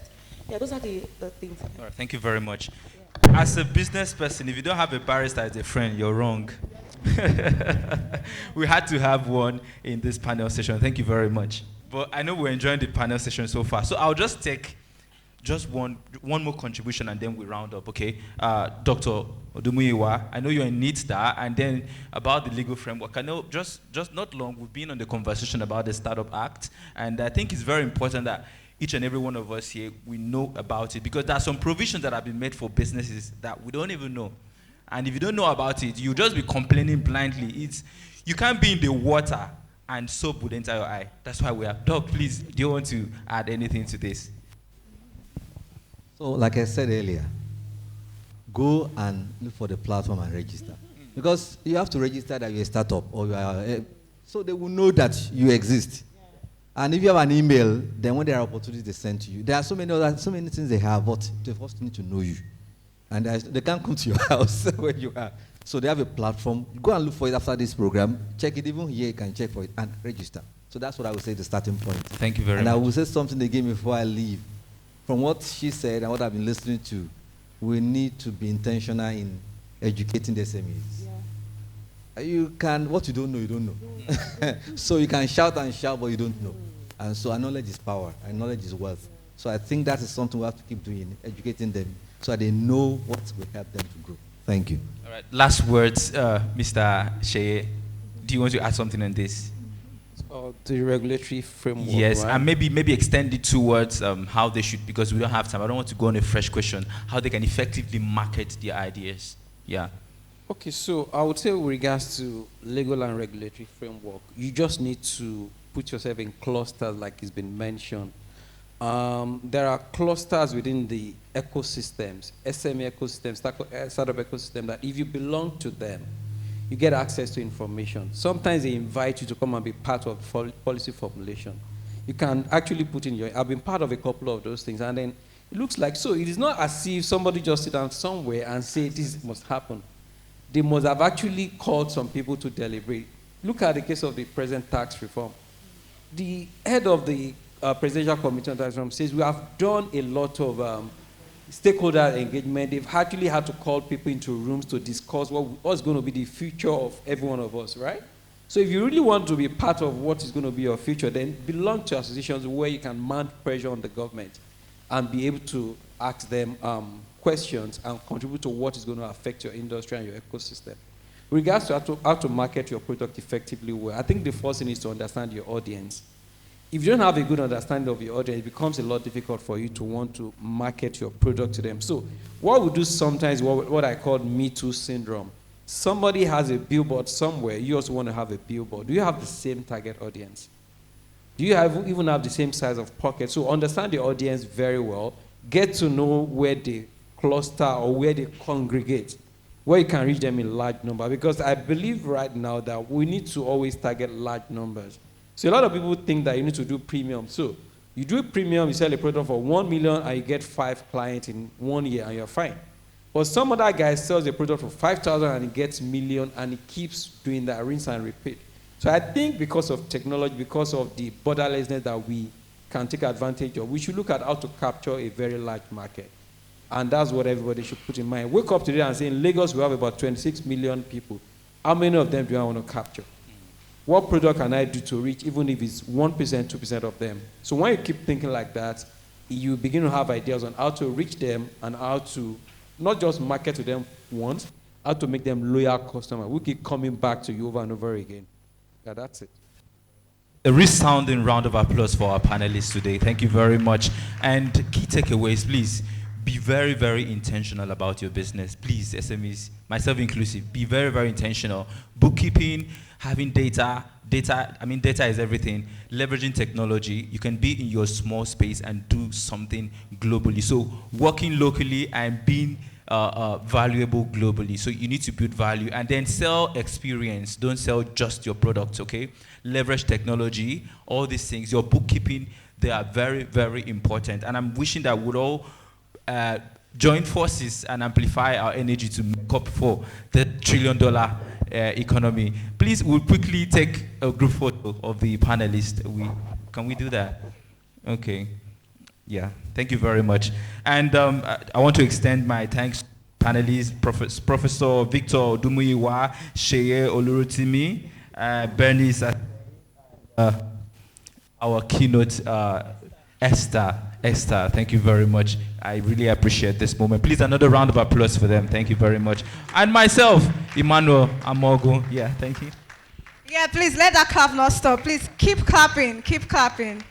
I mean, were they not just awesome? I think I should join their picture already.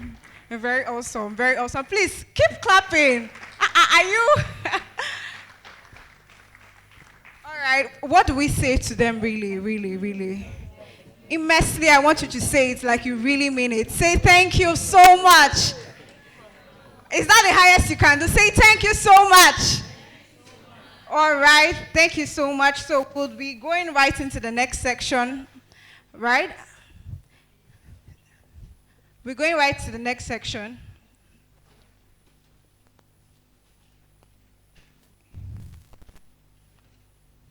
So how has it been really for you? I think right about now you have a lot of questions already bothering your mind. Yes or yes, because there's no no. Yes or yes. The energy in the house, you already have questions to ask. Yes or yes. Yeah, I know you have questions to ask, but we would like you to just keep the questions intact. Don't let it fly away. Keep it somewhere at the back of your head. Just write it. If you cannot speak to it, directly speak to it. Write it out somewhere. If you have your questions to ask, you can keep your questions. All questions will be attended to, at least with the time frame that we have. We'll try to see. If not here, we'll definitely answer your questions.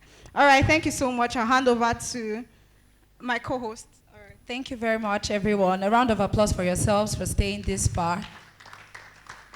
I believe that if you were having doubts about being here by now, with the sessions we've had so far, you would have congratulated yourself that, oh, I did a very good job coming to this event today. About now, we're going for our meet and greet session, and this is very strategic because of the kind of seats that we are in, so you would have to move. So we have to move and meet people. I want you to meet up with somebody, try to know about their business and see opportunities for collaboration. So you can also take a selfie with a fellow business owner and post it online, our hashtag Jasper SMEFest2025. Jasper SMEFest2025. Hashtag $1 trillion SME economy. And we could post that and tag our Jasper SME Hub. Right about now, I want us to, stand up, lighten up. You could stand up to be a bit of a break we have now. Stand up, meet up with someone, and share some of the things that you have learned from the event. Take a selfie. Try to know the person beside you. Try to know the person in front of you. Try to know the person behind you, and smile. When one of the panelists was speaking about the Nigerian culture.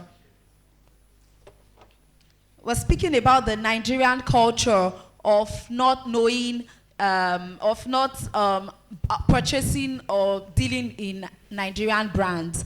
I also thought about it, but I don't think that that's the case right now. I know some SME businesses here. The person I know, she just stood up from her seat. I'm trying to remember what her business name is now, but she does African prints. And I think I've patronized her for all my friends that jackpot. I bought her outfit for all my friends. That's the gift. That's by default the gift you give somebody that jackpot. Just get her African print and print it there. And they're, oh, thank you very much for my gift. Thank you very much for my gift. And we have one business owner there that does the best with hair. I'm sure if you just look around and see the best natural hair hey, right now, you will know the person I'm talking about. She's smiling already, bent her hair. She's wearing peach, something that looks like peach. It's so beautiful. That's a business owner. So patronize her if you want to, have beautiful hair this time around. Nobody is talking about their business. Or if you want to talk, this is an opportunity. You could come up, walk up to me and say, oh, I want to tell everybody about my business. You have the floor. I will give you 1 minute and 20 seconds to talk about your business. You could stand up and walk up to the person in front of you and tell them about your business. Okay, I have a mommy, please come and have the mic. Good afternoon, everyone. My name is Lydia. I'm the founder and CEO of Lisbeth Global Resources. It's an agro-processing company where we process and package healthy drinks, hibiscus drinks. We call it Zobo. And we have 2 variants in our Zobo. We have the sweetened and the unsweetened. Then we have improved it to become a tea. We now have our Zobo tea. I think I have one here. Sorry. So these are Zobo tea, and it has been specifically designed to take care of some ailments like high blood pressure, diabetes, PCOS, menstrual cramps, insomnia, and body pains. So those that have been our customers, we have a lot of referrals and reviews on that tea. Then we are into herbs and spices. I am a cancer survivor, and God has used herbs and spices to save my life. And so I went into it fully, and I have some of my products here, though the branded ones are not here. I sell a lot of herbs and spices. You can check Lisbeth Global on IG. You'll meet us there, and on Facebook. You can place your orders, and we deliver nationwide. Thank you, ma'am. Thank you very much. My round of applause for her. A very round of applause for her.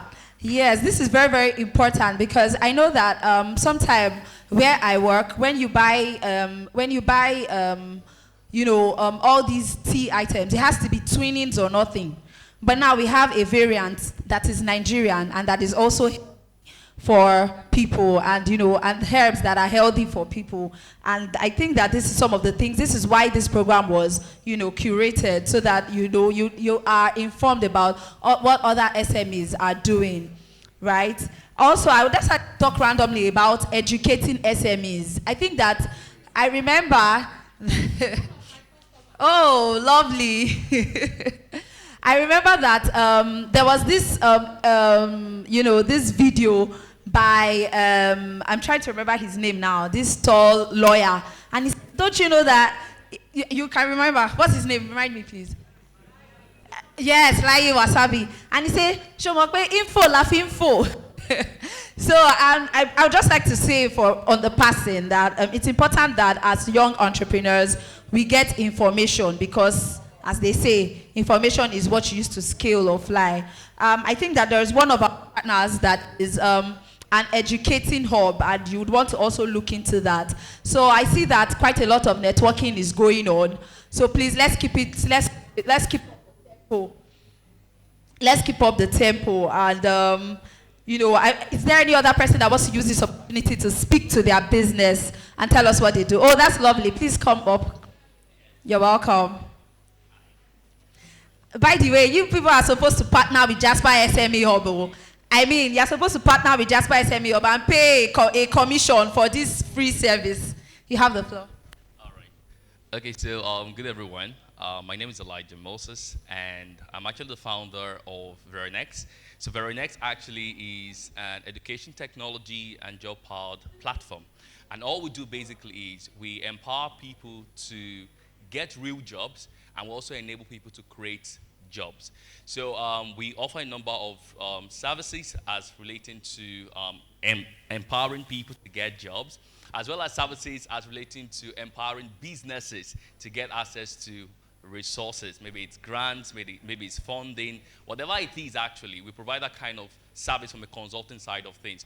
And we believe that we see unemployment differently in Verinex. We see unemployment as as an opportunity that is yet to be untapped in building real human capacity.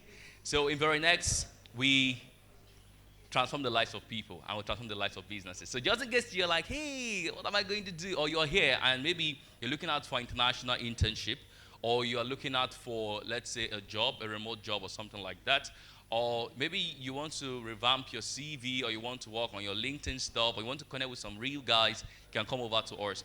And maybe you're on the business side of things and you're like, hey, how can I get grant for my business? How can I get funding for my business? Or how can I basically connect with real ecosystem partners to give you access to resources that can give you the advantage? They can also come over to us. We're more than happy to serve you and to make you smile. Thank you.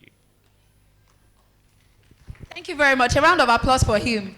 I think that this is very, very important because people don't really talk about these things. And this information is very, very key. You know, I remember when I finished school and I was looking for a job, I think I revamped my LinkedIn page like several times because every time you go back to it, there's something else that needs to be adjusted. So thank you very much, Moses, for that. I hope you are meeting and... Oh, you would like to talk about your business. Oh, lovely. Hi, good afternoon. Okay, my name is Mavin Layemi.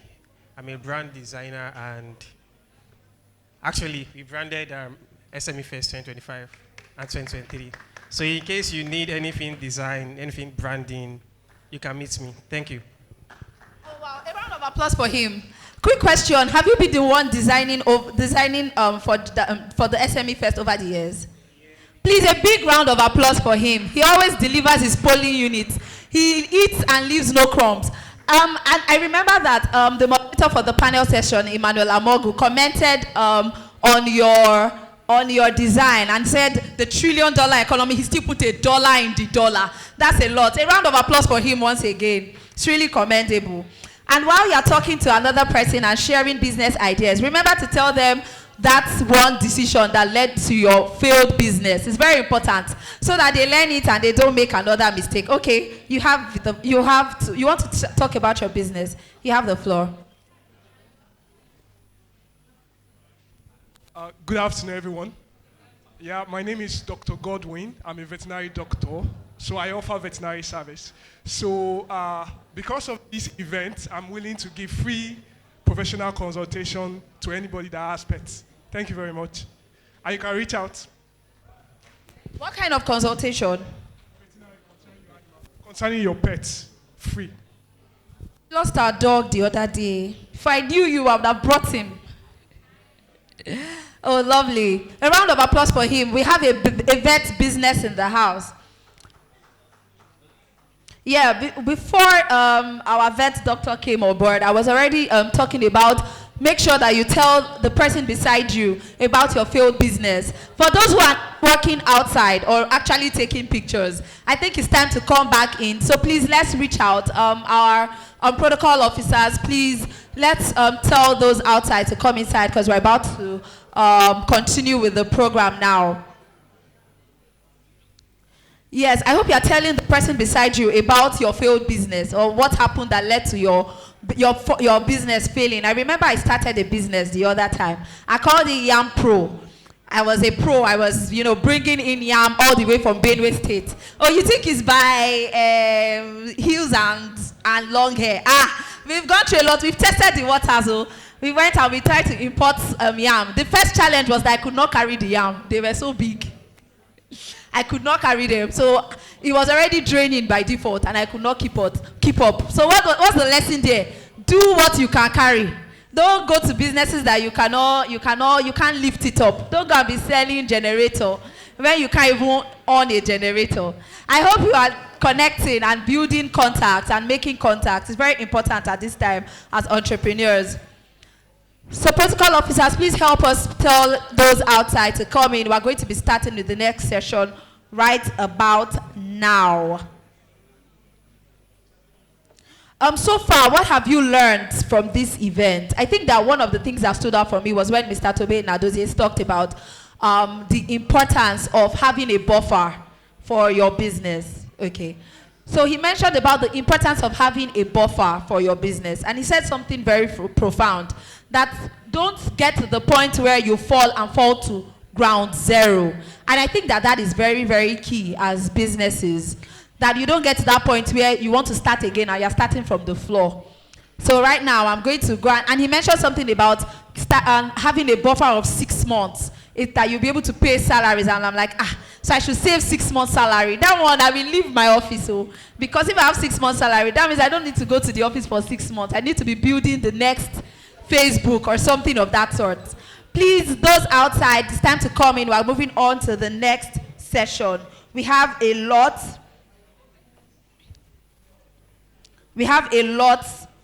Coming up. We have another panel session. We have moving parts to scaling SME businesses in Africa. So what have you learned so far in this program?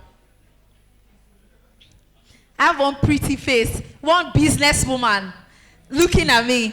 Just come and tell me what you've learned so far. You're right, don't let me call your name. Just come. No, please. Just come and tell me. Yeah, she's walking down. That's okay, introduce your business yourself. Thank you very much. Thank you very much. I love that. Good afternoon. Good afternoon. My name is Latifat and I run a perfume business. So, yeah, for what I learned today, I've learned that as a small business owner, you should, beyond your product, you should focus on, like regulations. You should focus on keeping your books. And I'm not just saying this as a business owner. I work as an SME advisory person. And a lot of time when customers want to take loans, they don't have their books in place. They don't have anything proper. So, yes, that's what I've learned. Thank you. A round of applause for her, please. A round of applause for her. Oh, I think these business deals, some people are signing contracts already. I can see that.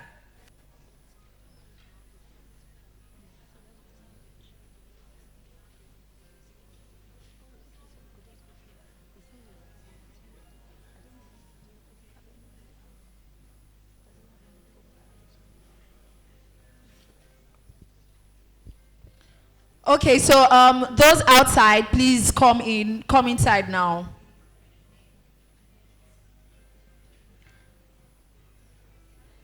So I was about to speak to celebrity. She's a celebrity perfumer. So if you are not a celebrity, you cannot buy her perfume. But if you want to be a celebrity, you can buy her perfume.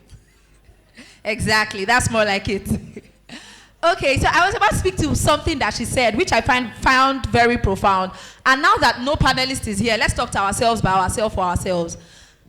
One of the major things, and that was one of the things that Mr. Tobe said about record keeping. It is very key. Even businesses that we consider large businesses, big businesses, they don't keep accounts. They don't keep proper records. And it doesn't speak well. It speaks to your character already. It speaks to your credibility already. And it already eliminates that business when it comes to the criteria for giving credit. So if there is nothing that you take out from this program, I think that we should keep proper records of our business, not just for our businesses, keep proper records of our personal finance. Because if you cannot keep proper records of your personal finance, you will not be able to keep proper records of your business. Please, if you are outside, you are the reason that we are here. Come inside right now, please. Come inside. Come inside. We're about to move to the next thing. And I'm going to be calling on our music artist, Caleb Fatorisha, to come in shortly. While he's getting ready, please, those who are outside, you don't want to miss this very beautiful presentation or ministration in songs and music by our guest artist. Thank you. So I think at this point I can make bold to say that you can put on your dancing shoes. Caleb, am I right? Okay, so put on your dancing shoes. If your shoes are too tight, please get rid of them.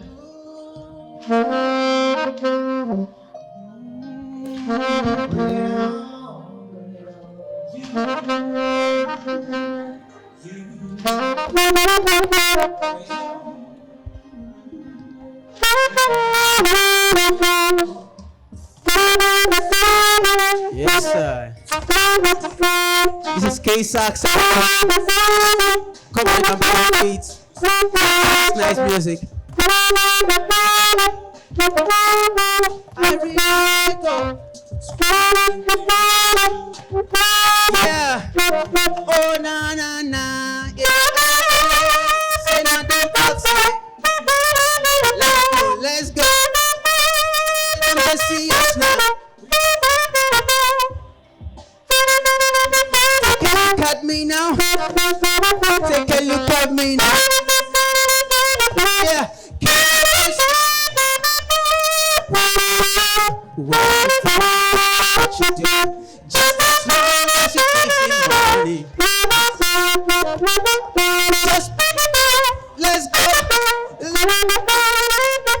Yes, sir. No matter how much you ever see. Bring it on. Are you ready? Oh, no, ready. No matter how you try not to have a stop. Keep your head high and stay strong.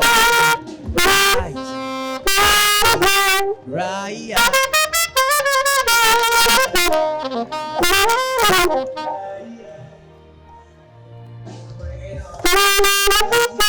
So much pain, just struggling. So much chasing. Never say no, never give up. Keep your head up. For sure. Turn it up. Yeah. Tears, turn the tears. Take a look at me now. Take a look at me now. We're riding in the system. Can't you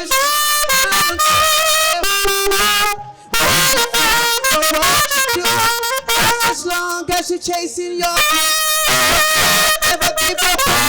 Break it up. Break it up. Ready. On the right. No matter how you try to do it, stop. And stand tall. Bring it on. Bring it on. On the right. No matter how you try, don't you ever stop. Put your head up high and stand tall.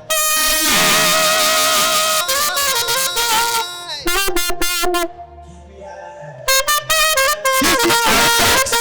One and only. One and only. Where you from or what you do, just as long as you take it. Never give up on it. Break it up. Break it up. Right up. Right. No matter how you try to do it, stop. Keep your head up high and stand tall. Break it up. Break it up. Break it up. Never stop.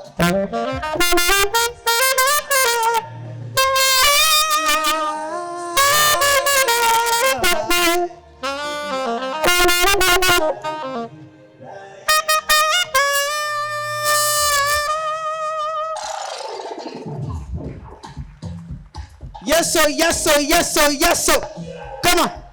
On your feet, on your feet, on your feet, on your feet. If you know your God, you will be on your feet. Who is your guy? Who is your guy? Okay. 1, 2, 3. Yeah, yeah, yeah, yeah, yeah.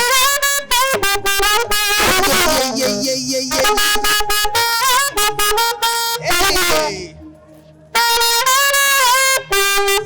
I will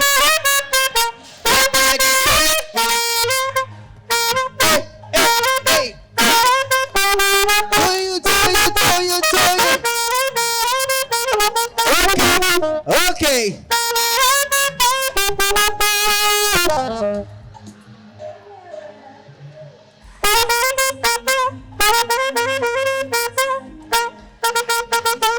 Yes, sir.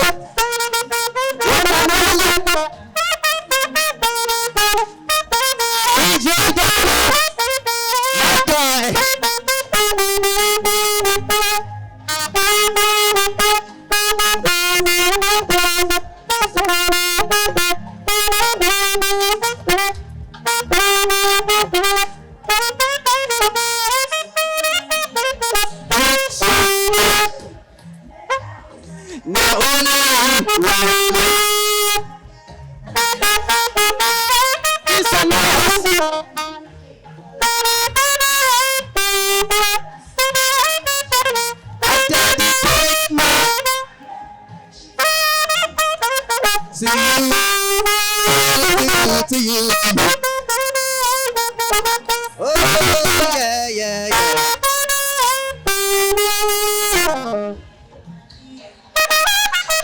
Feeling good tonight. Feeling good tonight.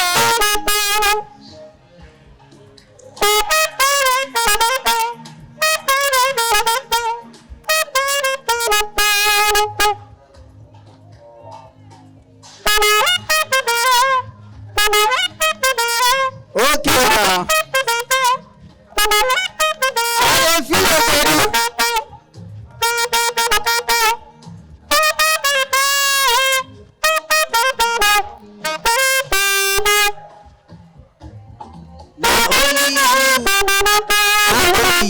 You.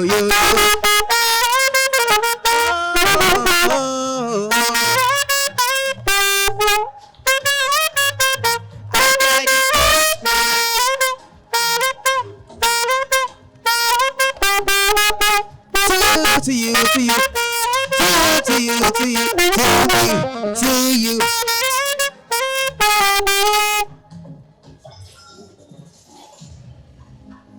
Okay.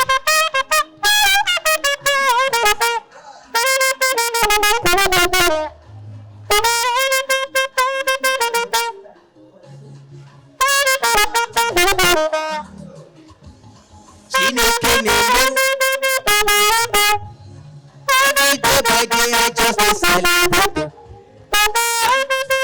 We just decided.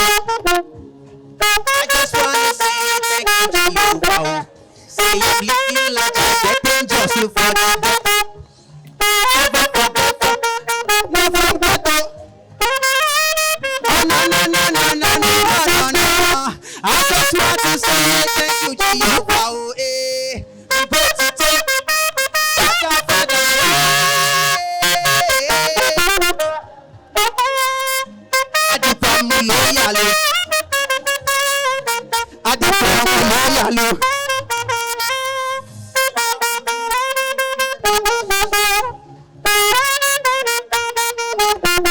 You must be you know.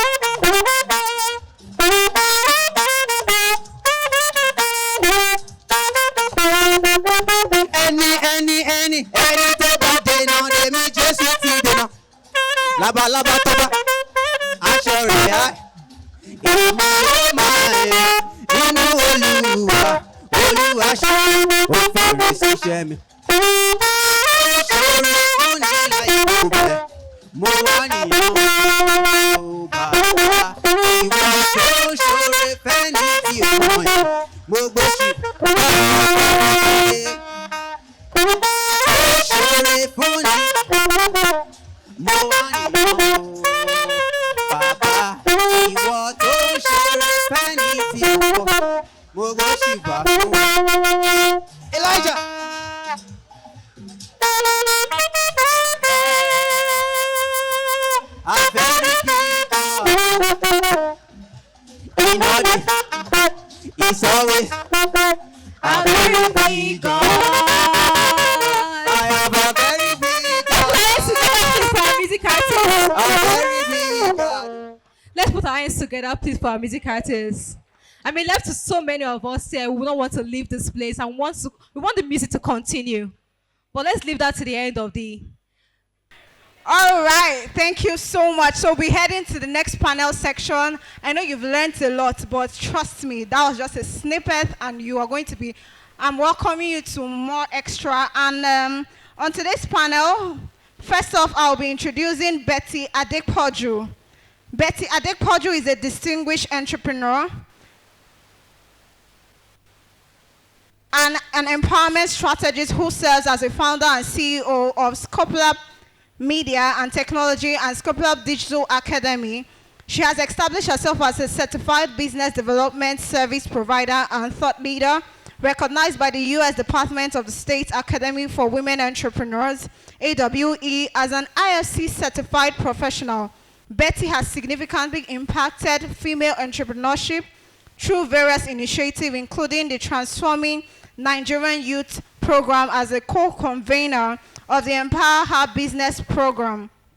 Her commitment to closing the gender gap in technology has been recognized with multiple awards, including the Tech Pioneer Award at the Ali Moshow Business Award 2024, and special recognition in AI technology at Lumin 8 Honors 2024. As an alumni of the prestigious program like the Tony Elumelu Foundation, Flourish Africa, and Goldman Sachs 10,000 Women, she continues to mentor through programs such as the IFC She Wins in Africa and the VC4A. With all of this that I've mentioned, please, with a standing ovation, I know she's around, please let's welcome Betty Adekpoju.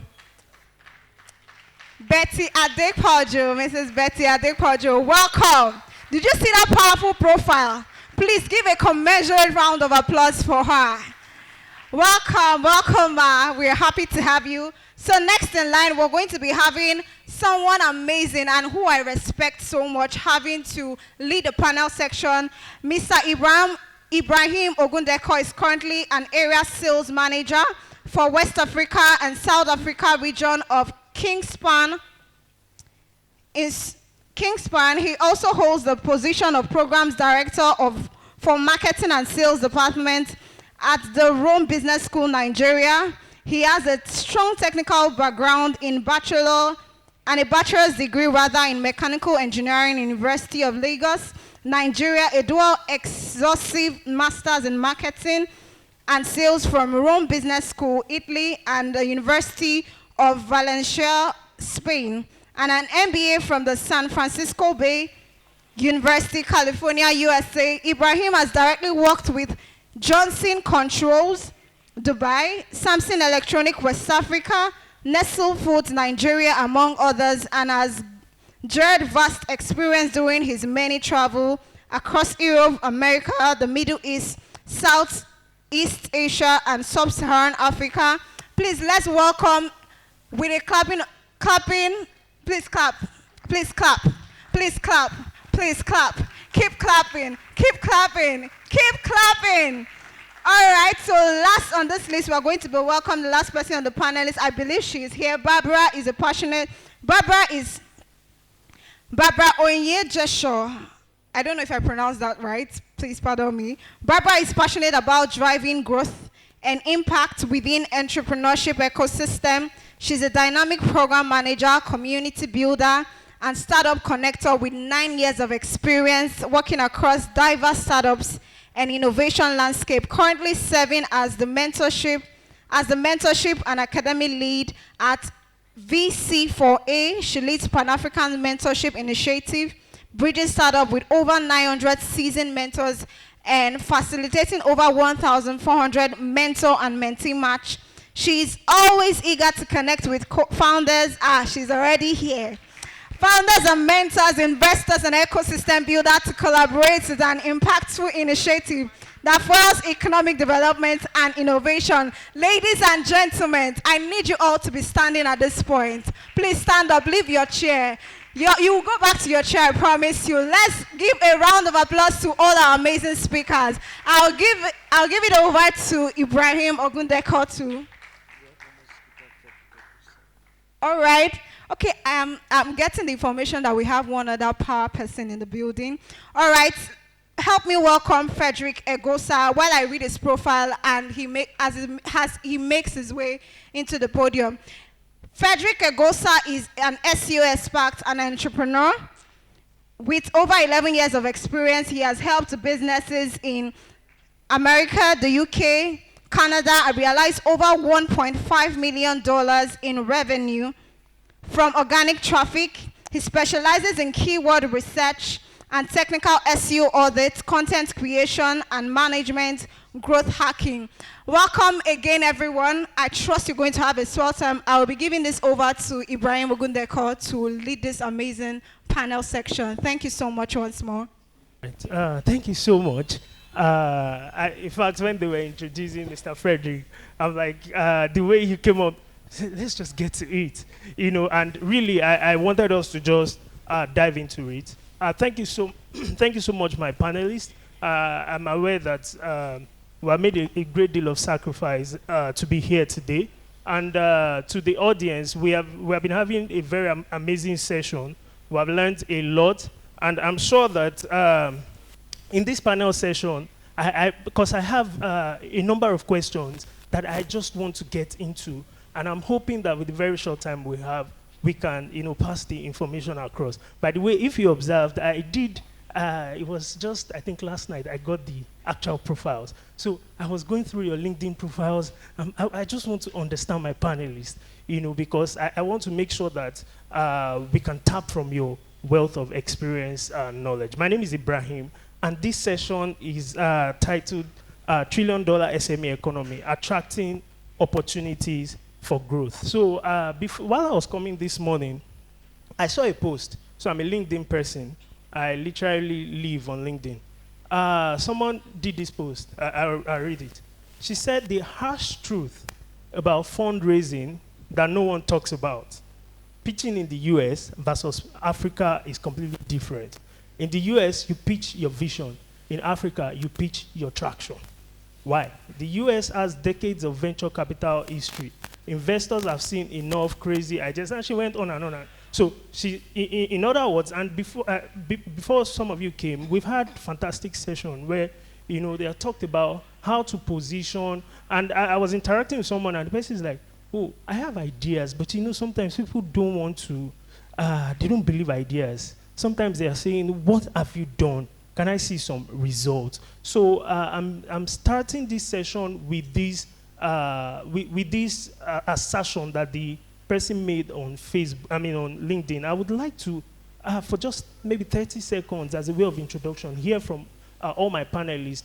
What do you think about that? How true is this? How can we align our vision, our traction? When you are just starting, you don't have any footprint.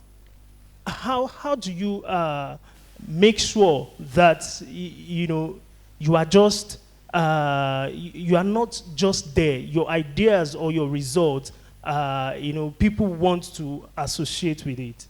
Just 30 seconds. Yes. So I'll go with you first. Okay. Hi. Good afternoon, everyone. So. Please respond to my panelists. Good afternoon. Thank you. So ideas are easy to come by. Every one of us have had, at a point in our lives, I've had some of my craziest ideas in the bathroom or while driving, because it's usually fun just driving and you get ideas. But ideas are easy to come by. But what's the most important part of it is execution. So the reason why they like to fund more people that have had traction is you need to show proof of concept. So the fact that you have proof of concept means that your idea, you've proven that even if it has not scaled, but the fact that a few people it has solved a problem or solved problems for a few people means that at scale, that idea could generate a lot of shareholder value. So when it comes to raising funds, it's not just about the idea in itself. Because if you look at some of the biggest products in the world, they started from just very basic ideas, very, very simple and basic ideas. But the fact that someone took that idea, and I mean, Zuckerberg's idea started from a heartbreak, if I remember. But the fact that he took that idea, had traction, had distribution, I was able to grow that idea and show proof of concept in Harvard and crash their server. It meant that it was viable enough to take out of the ecosystem and then, invest in. That's why his first check was written by, I think it's Intel CEO or something. So the check was written without any obligation. Just go spend the money and scale. So ideas are cheap. I'm sorry to say that, but ideas are cheap. Everyone can have an idea, but the most important thing is how well can you prove that this idea solves problems. Thank you so much. Can we give him a round of applause for that? So I would like to hear from Barbara. Thank you. Thank you. So I'd like to start, first off, Africa is the youngest continent. There are a lot of things that are happening now that are happening for the first time. That's why they call us developing. They say our ecosystem is nascent. They use all those terms to qualify us as young, as growing. A lot of, there are a lot of uncertainties. We don't have a lot of infrastructure. And so the founders that have to prove the concept, they are actually, working so that the founders of, 20 years to come, 30 years can fly and they can get those checks that they don't have to prove concepts because, the concepts have been proven already. And so, unfortunately, that's where we find ourselves. But we have to do the groundwork. We have to do the hard work of actually proving that these things can work. So even when you're bringing ideas and solutions that have worked abroad, they want to make sure that, okay, it is modified and customized to our local issues and problems. And so that's where we found ourselves. It's part of building. It's part of developing Africa. And so we have to go through that process, prove ourselves, prove the concept so that we can get those big checks. Thank you so much. From what she has said, I would like to encourage you and myself that as we are starting, if we don't have people who immediately align with us, let's remember that we are building for the generations to come and people coming after us. Okay, so I would like to hear from you, Betty, please. All right. Good afternoon, everyone. I think the two speakers, you've said quite a lot, but I would like to take it from the angle of an entrepreneur turned techpreneur. Talking about vision, impact, trajectory, traction, and the likes. It's something that saddens most startup because you discover that most times when you look at the grant, the opportunity is there, but you see that one way or the other, maybe you are not qualified. The common mistake that startups and small business owners do is that they don't focus on scalability. I remember when I wanted to apply for Tony Elumelu Foundation in 2017, I had two businesses that I was doing. I was into jewelry making, and at the same time, I have a juice bar. So when I told a friend that I won a year earlier, she said, yes, your idea is nice.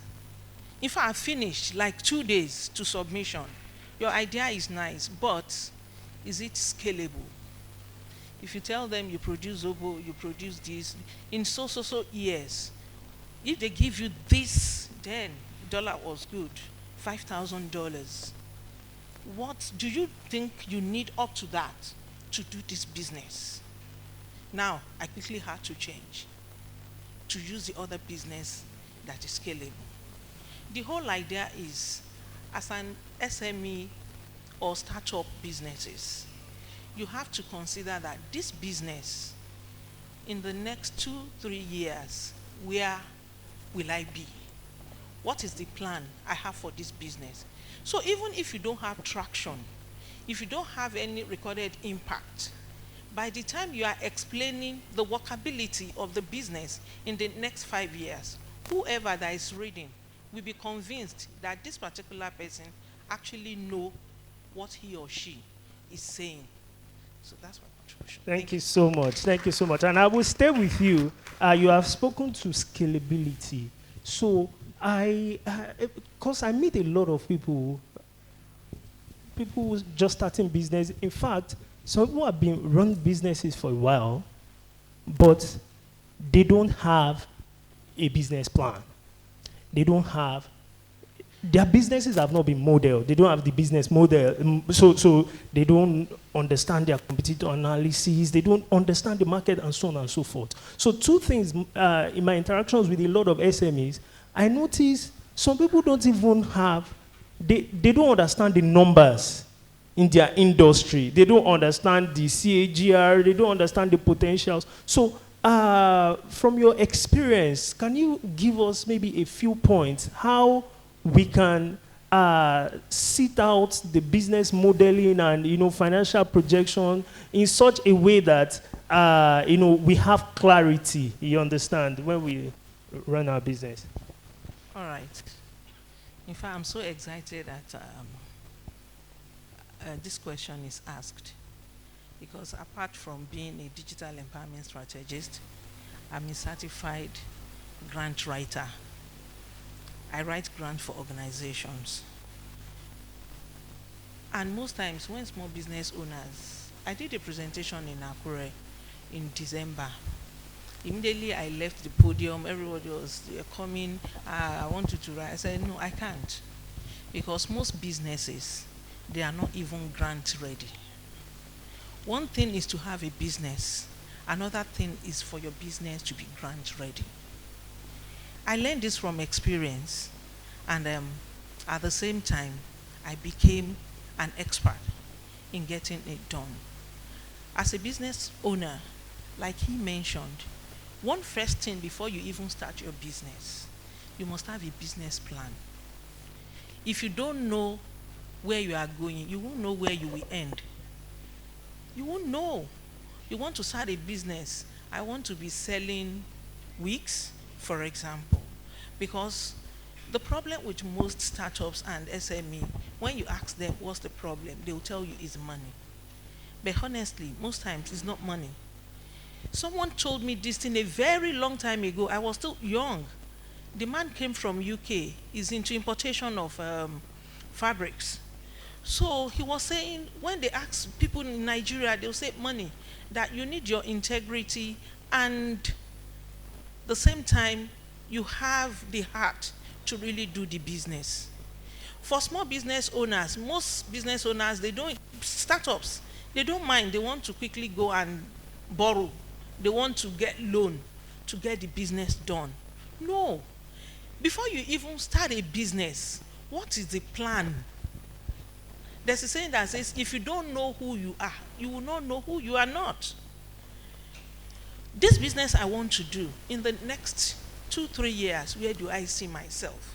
Anything I tell you here today is from experience. It's what I've done and has worked for me. As a business person, start up. Okay, if I have 10,000, I saw a guy on TikTok. He's selling oppa. He's a graduate. He now told himself, there's someone that prepared the oppa for him. He will carry it, he will go and sell it, take his own profit. The woman now said, no, I can't do it for you again. Find someone else that will be doing it. He now said, okay, train me. He trained for 2 weeks. After 2 weeks, and he told himself that by December, he wants to make 5 million. But he's starting the business with 28,000 something.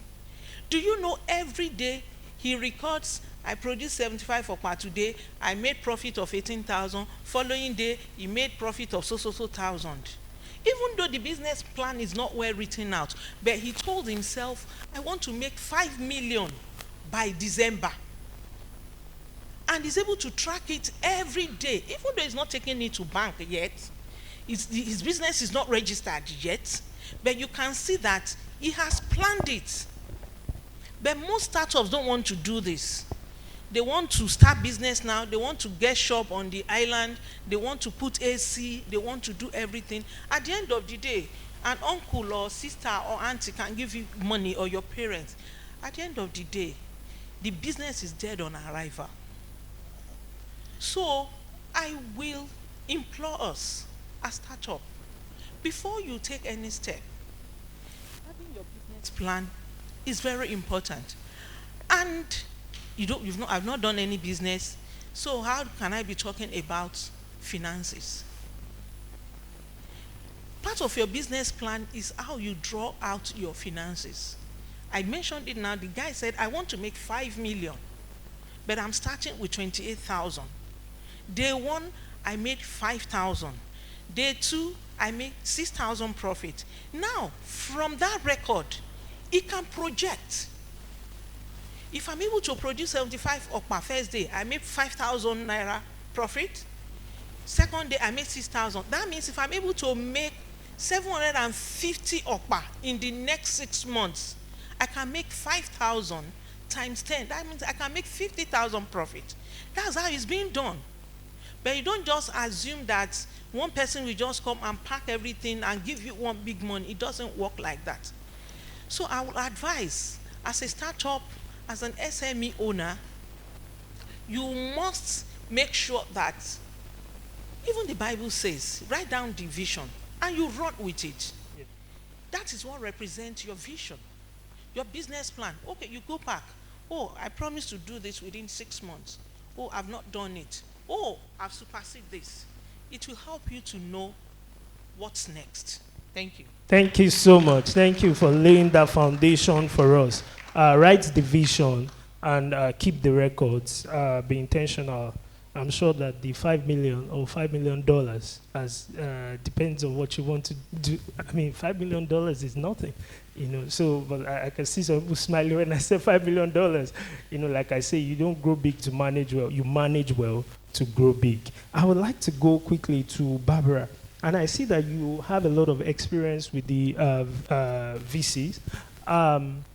So, a number of people here are thinking, I really need to, because people came out earlier to introduce themselves and their businesses, and so I'm sure there are people who want to, I really want to get funds, and rightly so. I mean, some of them are qualified to get funds. Some of them might not, but they might be running very interesting business. So what are the things that you look out for to be able to select what companies or what SMEs that you fund on one hand, and on the other hand, how should SMEs, you know, position themselves to be attractive, you know, to VCs and angel investors? Thank you. So VC4A is a startup support organization. We don't have a fund, but we do have a network of investors that we give, you know, business owners that are affiliated with our network access to, and we do all of that through our platform. So I'll just talk about the VC4A platform for a few minutes. And so we like to say that we exist to unlock the next startup opportunity. And it doesn't have to be a tech-driven startup. It can be an SME that is, you know, you're running your operations with technology. So it's not limited to, you know, fintechs, health techs, and all those. So if you're a small and medium enterprise and you're running your business, you know, using technology, you also qualify. And so what startups and, you know, founders can do is go on the vc4a.com platform and register your venture. If you fill out all the information in your venture profile, it gives you access to the mentorship marketplace where you can access mentors from across Africa for free. It gives you access to our Startup Academy where you can learn how to grow your business, scale your business, finance your business, you know, develop agile solutions. So free courses pertaining to entrepreneurship and building your business you can access for free. We also have a programs page where we highlight, you know, acceleration programs, competitions, grants, all kinds of, you know, programs that founders can benefit from. And if it applies to your industry, if you are in agribusiness, there are programs like Greennovation, there's GIZ size, and some other like sector specific. There's health focused programs that you can apply to, acceleration programs, incubation programs, competitions, awards, things like that you can plug into, and, you know, just see where it goes. Just opening yourself up to more opportunities through our platform. And of course, for more mature ventures that have some traction, we are able to give them access to investors through our deal books. So we have weekly deal books. We have forums where we invite ventures that are mature, have a proof of concept, have some level of documentation. They have a website. They have, they've made up to a certain amount in profit. They are able to get access to our investor network. And we also have an investor readiness program that we run. We've actually run about 7 editions now across Africa and Latin America. So just exposing yourself to communities like this can give you access to more information. Information is everything, right? So you need to start by seeking out information so that you know how to even position yourself to be able to access, to be investment ready, and then you can access the funding. Amazing. Thank you so much. How did our uncle, how did you put it the other time? Information, info, I liked it when I heard that. Okay, so basically, she has just said you need information, you need to be in the right network. There's a lot of mentorship, and then once you participate in all of that, you put your ears to the ground, and you are able to get opportunities. Can I quickly say? Yes. Betty is actually one of the mentors on our platform. Whoa! She's a mentor on VC4A Amazing. mentorship Yes. marketplace, and she's currently involved in the IFC She Wins Africa program. Yes. So it's an investment readiness program, but there's a mentorship track to it, and she's one of the mentors on that program. So Fantastic. I'm so excited to be here with her now. Thank you so much. Now, you see, because we have very limited time, they are not going to be able to really give you, everything it takes here. But I still have just one round of questions for everyone. But I'll quickly come to Frederick. You see, Mr. Frederick that you are seeing here is an SEO expert. I'm sure that maybe you have heard the term SEO. What's the meaning of SEO?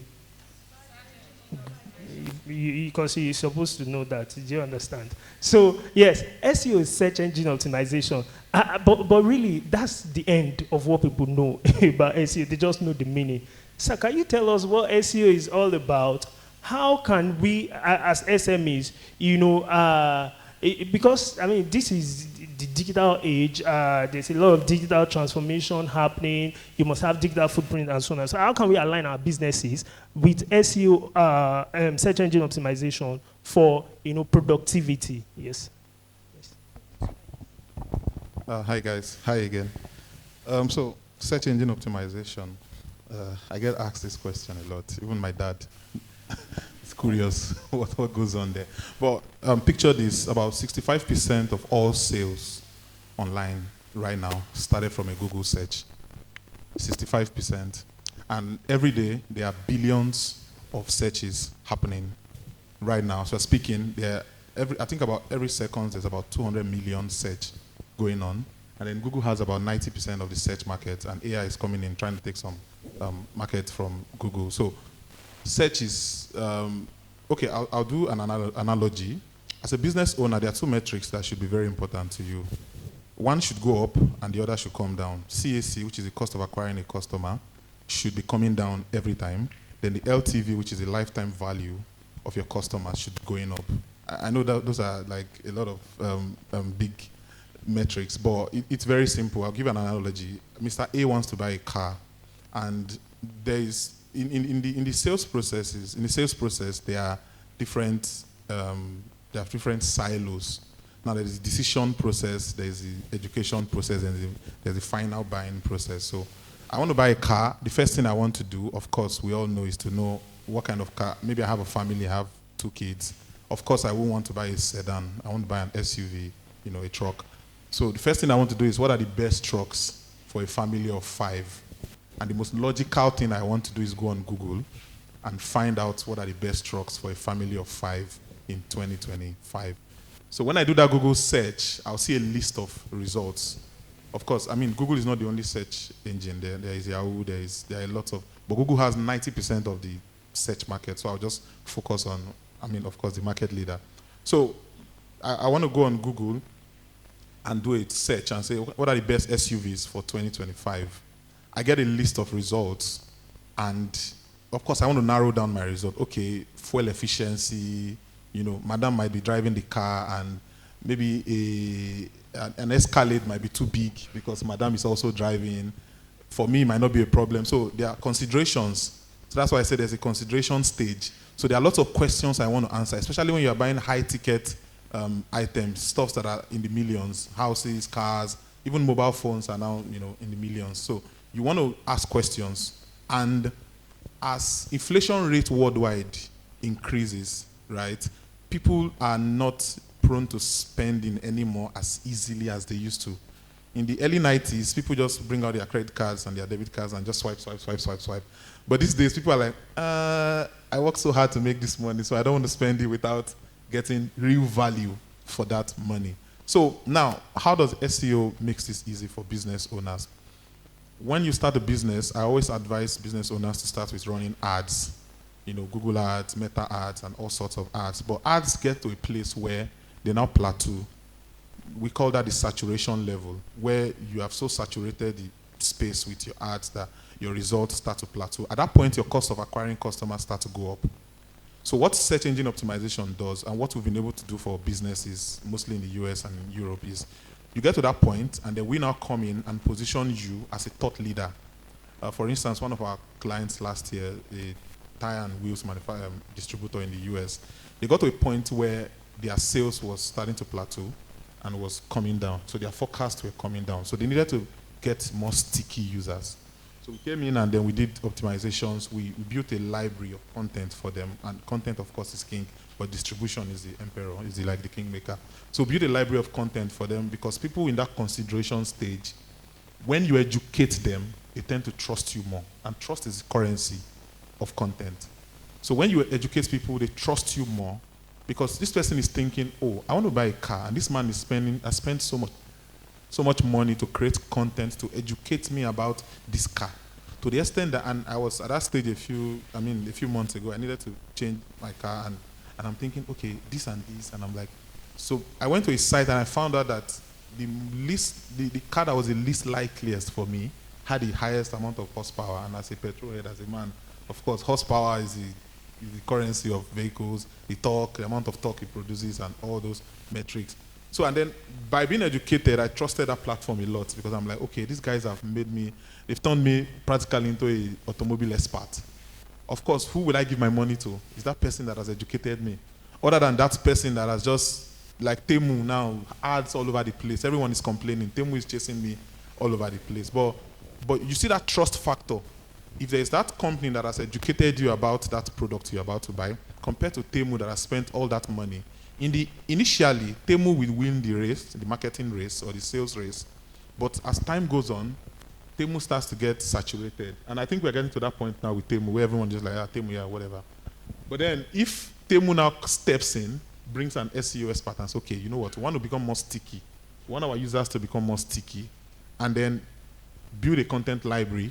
People come in, you educate them about the product, lots of, maybe when it comes to fashion, your size, education about size, when it comes to electronics, education about how it works. You see, that trust factor now leads their cost of customer acquisition to go down because they say that in the Google search result, the top 3 results gets about 80% of the sales. So what we now do for our clients is to get you to the top 3 results. There are lots of optimizations we do, from technical optimization to content to off-page. And as small business owners, Google My Business like your entry-level SEO. If you have a Google My Business profile, you should be optimizing that with all the relevant pain points of your customers. What are their pain points? What are the problems you want to solve for them? You have it on your Google My Business profile. If you cannot afford a website, there's free Google sites that you can create. I think it's google.sites. You can create a free website in a few minutes, and you connect to the Google My Business profile. You have your reviews. You have your pictures of you are already doing SEO. Because when someone searches food vendor in Unilag, and then you pop up on that Google My Business, or they now call it Google Map listing, and you pop up on that Google Map listing, you are like 80% more likely to get sales than someone who does not have that listing. So in the long run, for small businesses, SEO might not be the best starting option for you. You might have to run a bit of ads, to get your initial sales. But when you now start to get to the point where you now approach our madam for help with investors, you need that stickiness. And I'm sure lifetime value is one of the metrics you guys look at. You know, the lifetime value is how much one customer is worth to you in their lifetime. So if I end up buying a car from Mr. A who has educated me, I'll probably want to go back to him when I want to change that car. I'll be like, okay, Mr. A, I need your help. Oh, this car, I need to upgrade this car. Oh, I want to buy for my wife. It's my daughter's 18-year-old birthday. Oh, no, go to Mr. A. Because why? Trust factor. So trust is the currency. And the more we create content, you know, the more we optimize this website or these companies for search engine optimization, the more we build that trust factors for their customers, and the more we increase their lifetime value. So, and that makes them, you know, sales increases and they also pay us more. So, Thank you so much. Thank you so much. So I've learned that, you see, you need to have a digital footprint, create content, educate your audience. Educating people about your product or your service is like the easiest thing that you can do because you know it better. So because of time, I'm going to be taking final thoughts right now, and I'm going to align it such that because I have several questions. So for Barbara, your final words, and in 30 seconds to 1 minute, I want you to align it towards, you know, some people get funding. Once they just get money, they disappear into thin air, like they are enjoying their life when it's supposed to be spent on the business. You know, how do SMEs, you know, make sure that they still align with the expectations of those who invest into their business on one hand for you. And then for you, Betty, I want you to also speak, as last final words, you know, towards, you know, best strategies that, you know, we can use, because I see that you've done stuff with Tony Lumelu, you do a lot of mentorship. And what are the best strategies that you can use to attract and retain customers? Because in the end, you are getting funding, but you want your business to be productive as such. And sir, for your final words, I want you to also just let us know particular, you know, since you have said for startups now, it's not advisable for startups to really do SEO. Maybe it's quite expensive. What are the some technologies that we can leverage, or, you know, what platforms can we do, you know, some create some digital presence as such, so that we can be out there. So I will start with Barbara, then Betty, and then I'll come to you. Yes. So my advice to small businesses, small and medium scale businesses, is to really know your customer. Really know your customer, build products that are solving real problems in their lives, and focus on building your customer base and increasing your revenue.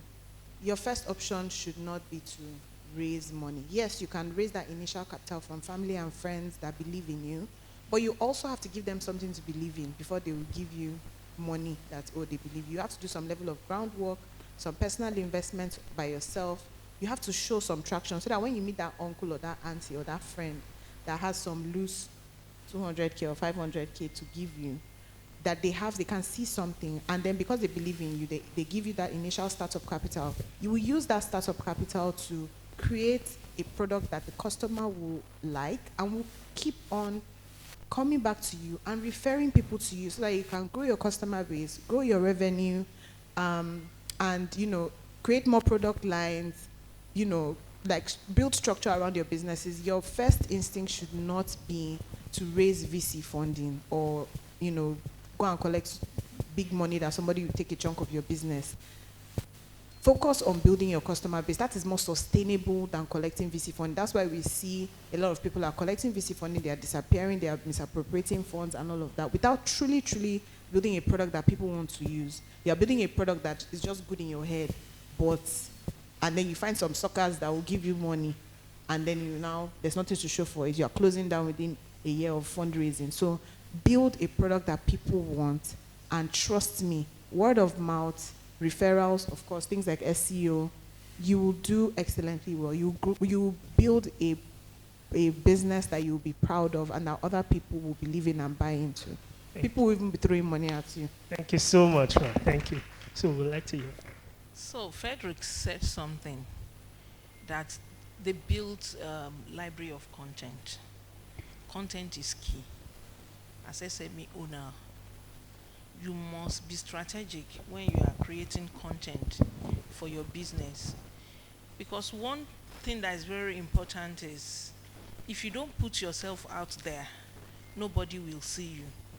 And how will people see you? It depends on the kind of content you put out there. Secondly, as a startup, try to document, show behind the scenes, show what you are doing, show the milestones. I gave an example now. The guy keeps talking about it every day. Doing that, some people will call, oh, we want to do one party, please supply us. I want to take something to orphanage homes, go and do for them. Make yourself visible. Push yourself out. Tell the whole world what you are doing. And by the time people see that today you are here, tomorrow you are here, next 3 days you are here, it will give them that trust that they want. And try to educate your clients, your customers about your product. If they don't know what you are selling, they won't know what they need to buy from you. Thank you. Thank you so much. And we would like to hear from Frederick. Okay. Sorry. I just wanted to share the website again. So it's vc4a.com. So vc4a.com. If you are a business owner here, then go to the website, look at all that we have for entrepreneurs. It's completely free for entrepreneurs. You're not paying a dime for access to any information, access to mentors, registering your business on the platform. So please try and leverage the platform as much as you can. Thank you so much. So, content is the future, but I have a mantra from one of my marketing mentors, Ross Simmons. He says, create once, distribute forever. So as much as content is... Can you take that again? Yeah. Please, right. Create once, distribute forever. So as much as content might be king, but distribution is the kingmaker. Because without distribution, your king is just going to be probably somewhere, being a bricklayer or something, unless the kingmaker is ready to make the king before it. So distribution is like the lifeblood of content. And as it is right now, she has said it, content, you have to be strategic about creating content, but I'm going to focus on distribution. So a lot of business owners are shy to distribute their content. They are always, I don't know what the issue is, but they are forming. So I was at a conference last year, Mad Marketing by Miss Chioma, and that conference blew my mind because I saw women with kids from their sitting room creating businesses and shamelessly distributing their content on social media. And at a point, one of the ladies said she was running ads with 30 million naira per month. Picture that. She's running ads with 30 million naira monthly, which means her revenue is in 7-8 figures. And this started from her distributing shamelessly. So you can't just create content and let it die in your library or let it die on one channel or let it die on Instagram. You have to keep iterating. That's what we call A and B testing. So you have to test all sorts of content. Today you are creating this kind of content. Tomorrow you are creating the other type of content. You have to continually iterate. And then when you find what works, double down and distribute it. In fact, there have to be an element of lack of shame as a business owner. Trust me, in my own business, in my early years, maybe these days I've become a bit of a big boy. I don't post on Twitter anymore. In those days, you find me every day talking about my craft on Twitter. A lot of the CEOs in tech found me on Twitter because I shamelessly spoke about the things I did, the results I had, the business, the results we've had for business, how you can start, search engine optimization and all these things. So there have to be some element of lack of shame as a business owner. You have to hawk your business. You go carry your business for head, you go hawk them. And that is how to distribute shamelessly. You can't be forming, in the early years of your business, it's never going to be easy. So it might be very sweet for me to say, create content, but your content will just die on Instagram. So you have to find new platforms to distribute your content. WhatsApp stories, WhatsApp channel, WhatsApp this, WhatsApp that. I heard of Red Note recently. There's a new app, Red Note. I heard of this coming up. I heard of I'm sure if I go on Red Note, I'll probably find Ninja Brand Chick. I'll probably find her already creating content for, and that's how, and in the conference, Mad Marketing, she showed a factory that she had built. That factory was on a street named after her, and it all started from Instagram, creating content on Instagram, distributing shamelessly. I'll probably go on Red Note or some weird app and I'll find her distributing there already. And that's how tenacious and that's how shameless these people are selling their business. So it might be very cliche to say, oh, create content, but trust me, content is as good as the channels we are distributing it. So, and it's the same thing with SEO, because we can be creating content, if the optimization is not there for the distribution to come in, the content just dies wherever you've published it. So you have to be willing to shamelessly distribute your content. You have to find new channels. New channels are popping up every day. I'm also becoming a Gen Z myself, trying to create content for TikTok. As weird as that looks to me, but I have to look for I have to tap in, because I think I saw one of my top mentor in the marketing space, Vusi Tembekwayo, talked about how much money his agency has made from TikTok. I'm like, wow. And I'm forming, bro, carry that camera and create this content for TikTok. Because, you have to leverage these channels, find new channels to distribute your content. In the beginning, your content will be whack, of course. No one starts a business at the level of perfection it will get to. But the more you create, the more you iterate, it becomes better. I love content. Content marketing is the future of marketing, because it gets to a point where, ads is good. Ads is like the first food you give a child when they grow up. But content marketing and search engine optimization is like the EBA that child now start to eat when they start to run, when they start to jump table. If you have a toddler here, you will understand what I mean. When you have a toddler here and jumps from here down, that's what happened with content. Content is when you now start to scale, mature. So today, create once, distribute forever. Thank you so much. A resounding round of applause to all our indefatigable panelists. Thank you so much for sharing your wealth of insight. And on behalf of the organizers, I want to say thank you. And on behalf of my audience, I believe I can ask that we can connect with you on LinkedIn. Okay, so we have their names, so let's check them out on LinkedIn. And I think the code should be that I attended the SME Fest, and I believe that you will get warm reception. Please, let's have a group picture together before you see it. Yes. So before the group picture, you can please have your seat. We want to still take more from them, true of us. Can they still give us more stuffs? So please, want to have a time to take your questions. Just very few persons. You have questions you want to ask them right now, you can just come up. And right before I give room for you to ask your question, I want to invite an inspiring young professional that is in our midst that will also join them on the stage in responding to the question.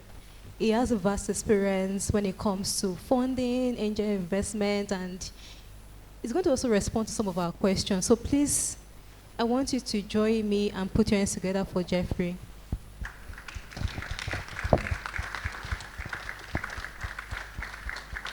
So please, if you have a question, let me just see your hands very quickly. I'm going to take a number, and then the mic is going to come to you. A question, I can see one, and then number 1, number 2, who else again?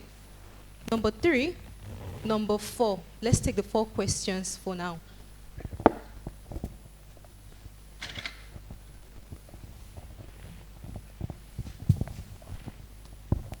Hello. Good afternoon, everybody. Talking about building traction from the beginning.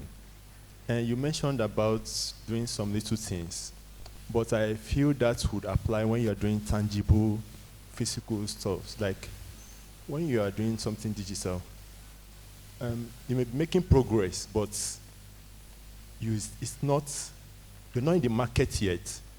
You've not started selling, and only you and your team knows the progress you're making. And you want to seek funding.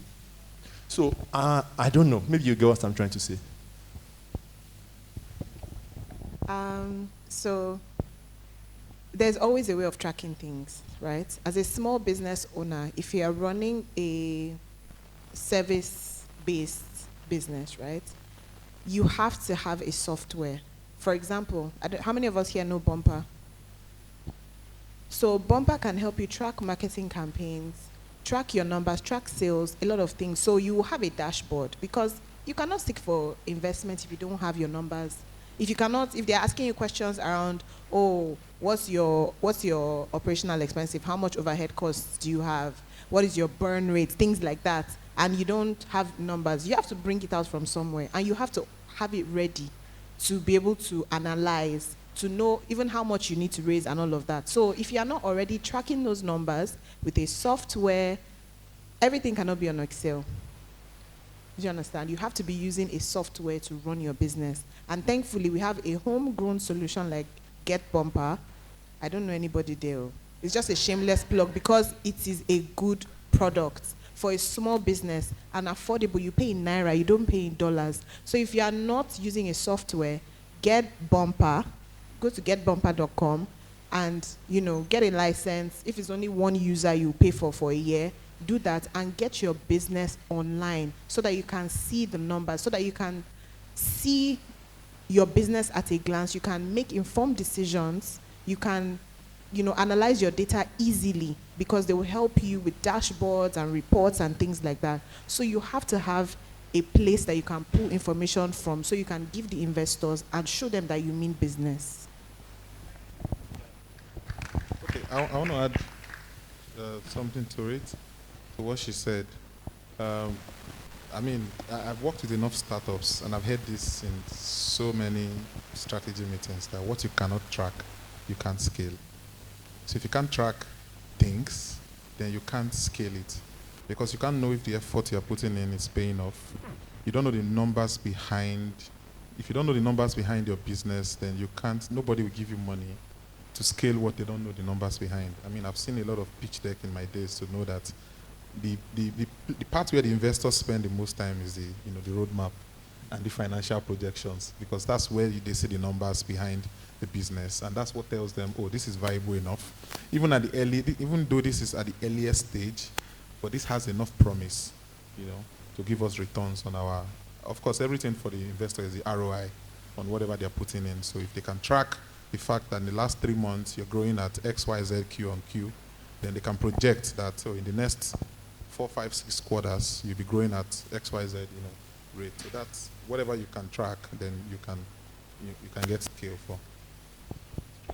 Thank you so much. So what we will do now is we'll take the other questions together. Just come out number 2, 3, and 4, so I can distribute the questions accordingly. So where are the other people who have questions? Please come out. Yes.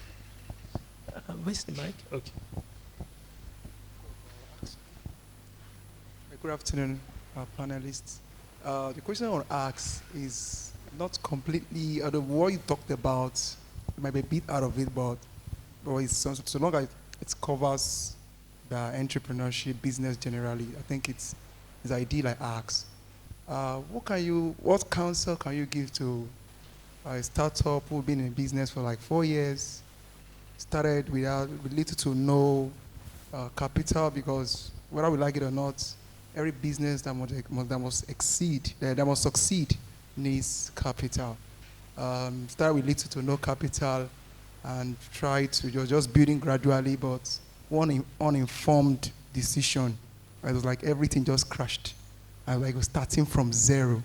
And now he's now into debt. In fact, he's now into a state of bankruptcy, no asset to offset debts, and he's still willing to do this business because he thrived at some period of time until a decision that was not well calculated or not very informed, and that turned everything around. How do you help? What counsel can you give to such a person to come out from the state of bankruptcy and revive the business and continue offsetting those debts? Because like the creditors are after the person, there is no source to settle the debts, and and he still want to do the business. He doesn't want to just leave the business around because he has really invested much, like got the business certified, like getting the necessary CSC, documentation, everything, but just one decision turn the business around, and it's like starting from zero. So what counsel can you give to a person? Thank you very much. Thank you. So I would like Jeffrey to speak to that, and Betty share some ideas, but we'll get the other questions too, please. All right. Good afternoon, Saz and Ma. So my question goes to Ms. Betty. She spoke on scalability for a small scale business. So Ma, okay, let me say I'm a natural hairstylist, like a growing business, and let me just say, as you're making the money, you have other expenses, and you're trying to be like, well, later, you have your plans. Okay, this is the picture I have for my brand. This is what I want to do.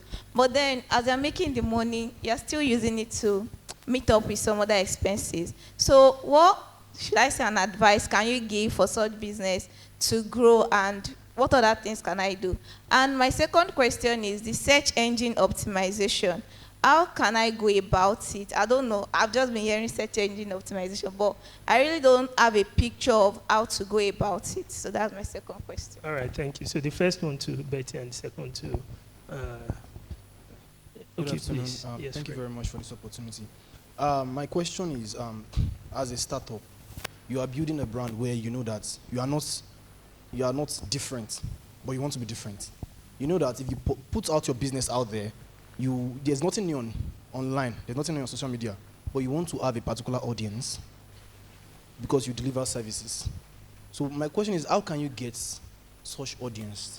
And you know you deliver quality work.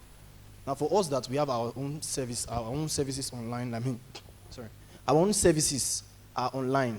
So how can you get people to actually patronize you? Okay, thank you. So Barbara and Jeffrey, you also speak to that. So I think that's all the questions. So let's go from you, and then we'll come to you. So just...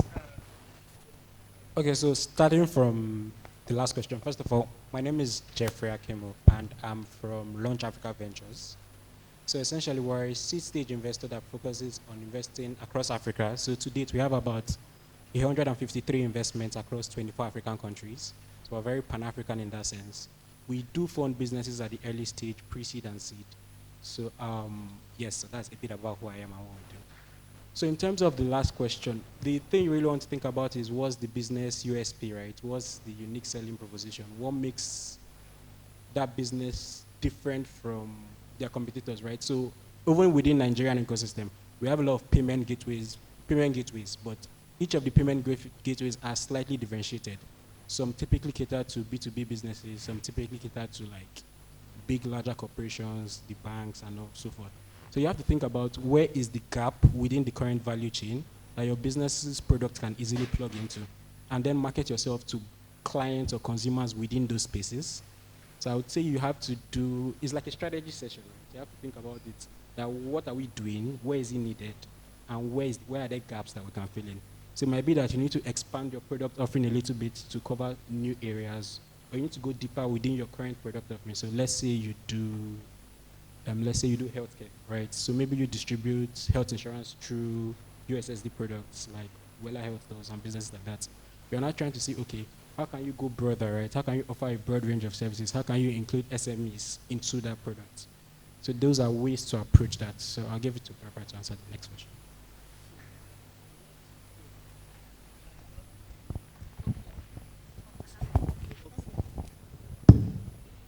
Natural hairstylist, right? We spoke about scalability. If you don't forget, when we started, I mentioned something about having a business plan. Do you have a business plan? Do you have it written out? So you don't have a business plan. You can't have your business plan in your head. Because I heard you said you have pictures. You can't have pictures in your head. That's why you see people, they talk about vision board and the likes.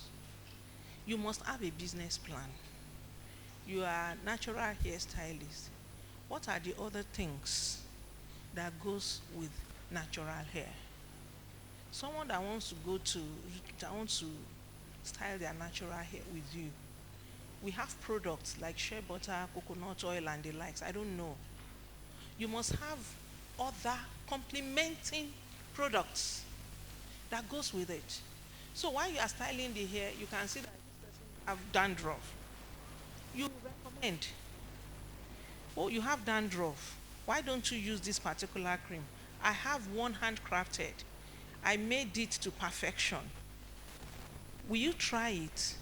Even if you don't know how to do it. It doesn't mean that you should be the one to do it. You can do white labeling. Someone that is doing it and you know it's working well, you go and meet the person.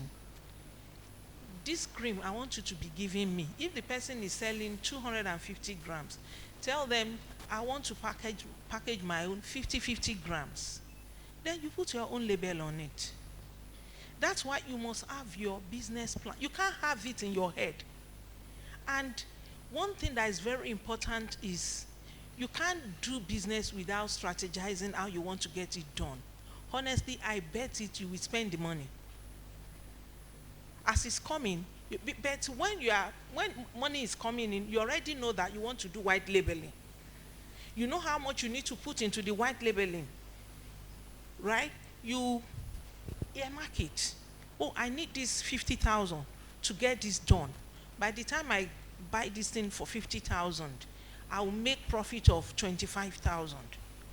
So if you are running business and there's no inflow, my dear, you will close up. There's nothing around it. You won't have choice. It's either you close the business up or you be robbing Peter to pay Paul. As we are doing this, okay, I will give you when I finish. So before you do the next service, you have spent the money. It's about discipline. It's about being strategic and have it written down. Check out your competitors. Other people that are natural hairstylists, what are the other things that they are doing? Does that answer your question? Okay, then the other man that is the man in Lilac, yeah, it's a very dicey one. But the truth is, at times things go wrong. To the level of bankruptcy, that you have debt to pay. Number one, you have to halt first. Itemize, get the amount of money that you are owing, the number of people you are owing. You now have to be strategic, because you can't be in debt and you say you are running business and it doesn't. What can I do to offset this debt? If it means you doing getting a job to get the money paid, or you do drop shipping, that's where money is, and most people don't know. Everybody wants to own their business. During COVID, that everything was down, I was on my bed and I made profit of 160,000. I did drop shipping. No, I didn't touch anything. I didn't use my own money. Somebody is selling, and I said I can help you sell. I put it on my WhatsApp. The person is selling 1-1. I turned it to bundle. Buy 12, get so discounts. And let me shock you. Making it bundle, I times 3 the money. And I told people, if you can't buy up to 12, tell your friend, tell all of you, come together. So when they are doing the delivery, they will deliver it to the one person. Everybody will share it. I'm telling you, I got bulk order. I'm telling you. So, but today everybody says, it's my business, it's my business. As I'm sitting here, in fact, somebody asked me, said, Madam Betty, are you selling jewelry again? I said, yes. I'm advertising for my sister. But I'm actually selling. I joined different groups from trade fair. I sell earring, I sell chain, I sell glasses. You see anything on me, you ask me, I tell you, I did it. That is it. That's how to be. Anything I tell you, I'm telling you from experience. I'm not just here and say, that's why I'm happy to mentor people. I didn't just start that I'm into tech. No. I'm a goldsmith. I'm a tailor. I make juice.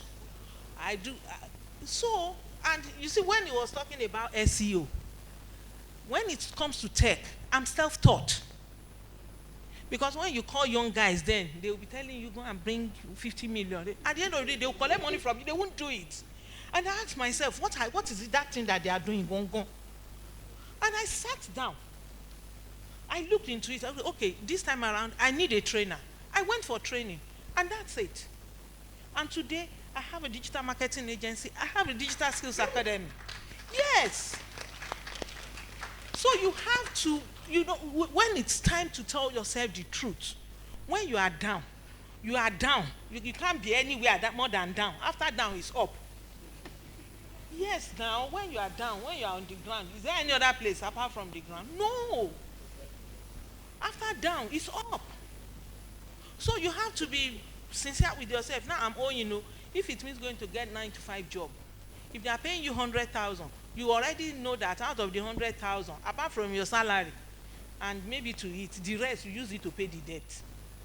Then you give yourself time. You can't build on nothing. That's the truth. I think that answers your question. Now, the Mr. Services. That's my story. It's so interesting. When I came into tech, I was frustrated. I wanted to run out because all my savings from other business, I was just spending it. When I talked to this person, with your age, what can you do? Somebody paid me and she called back that I should refund her money. That I should go and look for young people that are, I'll say, you come back to me. But I have someone that I trained from. And I went to meet him. I said, boss, you are making money. He told me something. He said, it took me 10 years to get here.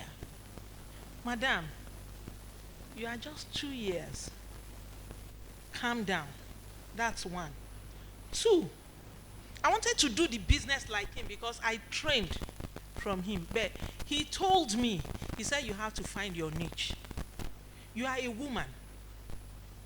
You are in so many associations as a businesswoman. Why don't you focus on women? From there, I now sat down. What can I do? So today, if I tell you that I'm a digital empowerment strategist, I'll tell you, narrowed down to women from age 25 to 65. So I will tell them that even though you are 50, whenever you wake up is your time. So when you see me, I did lots of trainings last year. And do you know this has gotten me job with the American Embassy, with GIZ, and the likes. Because nobody wants to train old women. But I train them with joy. So find your niche. Right? So I wanted to speak to the natural hair stylist. Are you a student? Okay. Do you have a friend or family member that is really good with money, that can hold you accountable? Fantastic. Everybody there's one person within your circle that you know can save for Africa. So leverage that person. For me, it's my sister. My sister is fantastic with money. She's also a business owner. And so she keeps me accountable with my finances. So if you need someone, you can't do life without people. You can't do business, especially without a community of, whether it's peer mentors, whether it's much older mentors, people that can hold you accountable, people that you can bounce ideas off of. So get that friend. Tell your friend, this is what I'm trying to achieve with my business. While you are writing your vision and making it plain and getting a business plan, tell that person, I want to stop eating my business money. Do you understand? So when I make X amount of money, I'm going to remove this amount and give it to you. Don't go and meet somebody that will chop your money. You know the person is disciplined. So start with that. That person will rub off on you. You won't always, not mismanage your money. There's hope. So start first of all with getting accountability and get that person to check in with you every so often. So as often as you make sales, maybe at the end of a week, at the end of the month, you guys sit down and say, okay, how much? And then that person can even say, oh, you've not sent me anything this week. How far? Do you understand? So having that level of accountability will help you to, be more financially responsible. Yeah. So to the man that asked about finding his audience, I'm going to go into a bit of audience psychology now, because when you do marketing 101, there's a lot of audience psychology. And I need to see a level of obsession. You have to be some sort of a mad scientist when it comes to figuring out your audience. So there's this exercise we used to do in my CIM class. We used to say, when you wake up in the morning, greet your audience. You find their age, of course, you know the age level or age group of your audience. Like you said, 25 to 50 was our target audience. So when you know the age group of your audience, you wake up in the morning, you greet your audience. Audience, you give your audience a name. Okafor, Mr. Okafor, good morning, sir. After waking up in the bed, what's the first thing you do, sir? Okay, pick my phone, I pray. Okay, write it down. I pick my phone, I read Punch. Okay, Punch, write it down. I drink coffee. Okay, write it down. I open my laptop. You need to break down your audience's day, step by step, from what they do when they wake up to the last thing they do before they go to bed. And then in those activities they do, you find where they call an area of congregation. So for instance, our wonderful Gen Zs, I salute you now. When they wake up in the morning at TikTok, till they go to bed in TikTok. So if you are selling a product for Gen Zs and you are going to Facebook to advertise, or you're on your own. So you know that area of congregation for your audience. If you want to talk about Jesus is Lord, you know where to go, right? If you want to talk about Allah Akbar, you know where to go.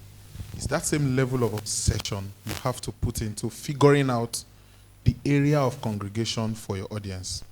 Because when you figured out their name, in fact, there's the things we call the pain points. So when you figure out where they congregate, then you now figure out what's that thing that makes Mr. Okafor's blood pressure rise. When you figure out what makes his blood pressure rise, does my product solve it? Trust me, the day you figure this out, that's the day you become a multimillionaire. Period. Zuckerberg figured it out. Elon Musk have figured it out. All of the richest people on earth have figured out. Do you think Elon Musk buying Twitter was just because he has so much money? The man is not stupid. Tesla has not spent a dime on marketing in years because they do all the marketing on Twitter. So what's the most logical thing for the CEO of Tesla to do? Buy up the platform and own the medium, the channel, distribution. You can see the man distributes his Tesla, SpaceX, shamelessly. There's an analysis I saw that it said Elon Musk tweets on an average of 300 times in one day. And most of it is, of course, minus the political banter, most of it is tweeting about SpaceX, about Tesla. Bro is the richest man on earth, and he's shamelessly hawking his product. He has figured out his audience, and he's shamelessly reaching out to them. So you have to figure out your audience. You have to give them a name. You have to figure out where they congregate. You have to figure out what makes them sad, and then position your product to fix that problem, and you become rich. That's my answer to him. Then to the natural hairstylist, thank you. I'm going to give you a very practical solution to search engine optimization. Pick up your phone and search for natural hairstylist and let Google complete the location for you. For every time Google completes that location, for every location Google adds to the end of that query, means that an average of 1,000 people a month are searching for your product in that location. So the more you, and because you are for small businesses, I would not say invest in SEO now. I'm very honest about it. I get a flood of small businesses come to my LinkedIn saying, I want to work with you. I'm like, hey, sorry. Because I don't want to take your money and then at the end of the day, you start dragging me on Twitter that I didn't get the results. So I have to, of course, I have to find my target audience. I can't be preaching it and not practicing it. So what I would advise you to do is find aggregators. And one of the biggest aggregator in Nigeria is Gigi. You have to be on Gigi, positioned as the best natural hairstylist in Lagos. If you are not there right now, you should do that at the end of this class.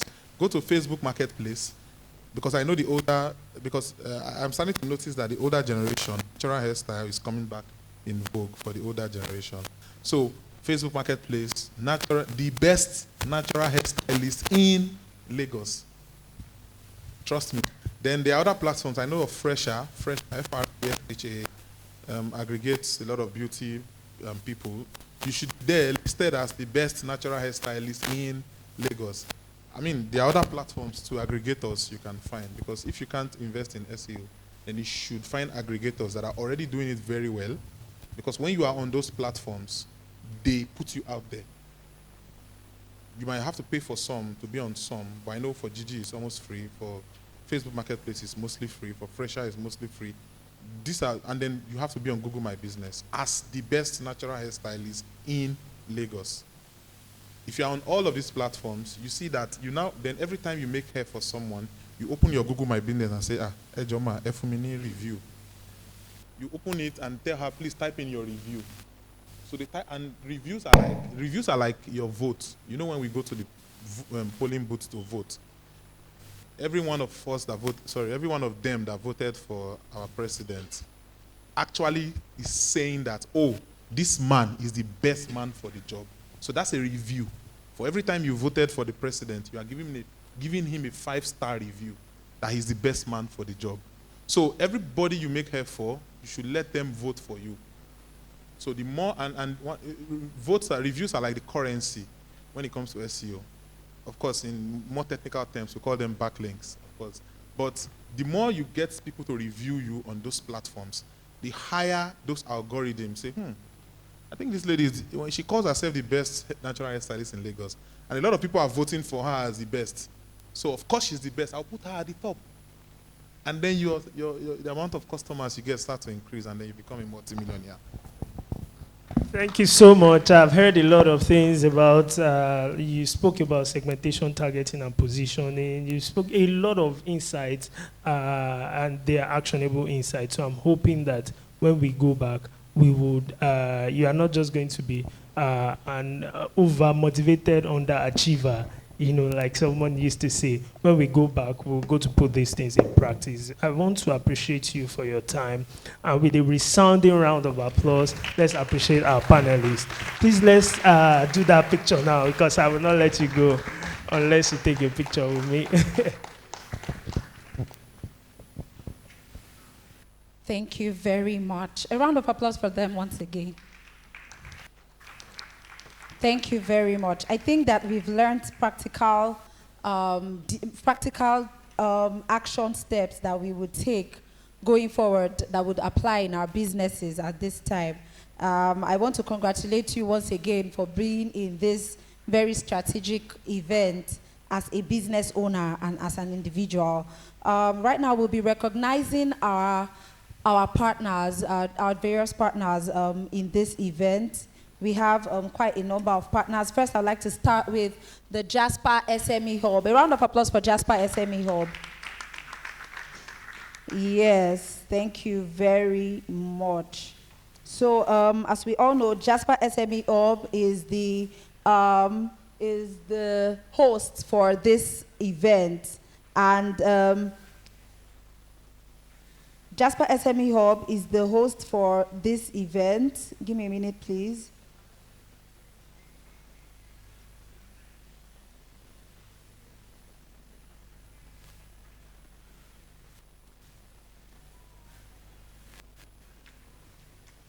Okay, the Jasper SME Hub is an SME accelerator and business school supporting the growth of thousands of emerging businesses through the 3 pillars: products, programs, and partnerships for SME growth. It will interest you to know that one of the speakers mentioned some of the products that you need as a small business owner, and you need some account keeping and e-commerce services, and Jasper SME Hub offers those products to help you manage your account and manage your books. So this is very important for us as business owners. I remember that one of the facilitators in the first panel session mentioned the importance of keeping your books, and this is one of the things that Jasper SME Hub does. They also offer trainings for businesses and small-scale businesses. Other partners we have here are United Capital, UCEE Microfinance Bank, NITHUB, VC4A, and WeFlow. I believe that their representatives are here, and they would have 1 or 2 things to say to us. Yes, I'd just like to speak to, while our partners are coming up, I'd just like to speak to some of the services and some of the remarkable things that I identified as some of the services that our various partners offer. One that stands out for me is VC4A. I actually did check their website, and I see that actually they have quite a number of trainings that business owners would need to know or need to take up. A lot of courses, legal courses. As a business owner, sometimes you are literally the alpha and the omega of your business, and you need to know from things relating to finance, to legal, tech, and all of that. And they have that for you. So please, our partners, you could just come over and sit down here so that we could hand over the mic to you to give your presentation. We also have NIT Hub, NITDA IT Hub in Unilag. It drives tech innovations by being the bridge between academia, industry, startups, and investors interested in enhancing the digital economy of the nation, promoting IT for industrialization. VC4A and Partners is a startup academy that offers direct access to expertise proven to work for entrepreneurs. It will also interest you to know that the Jasper SME Hub has its bookkeeping app that is, okay, so we have our, yes, you could just give them a mic. All right, thank you very much. Yeah, while that is going on, I just want to mention that the Jasper SME Hub has its bookkeeping app, and you could also check that on your Play Store to download it. So I'd just like to yield the floor to United Capital. You have the floor. Yeah, thank you. 1 minute. You have 1 minute to tell us about your business and how we can work with you. Thank you.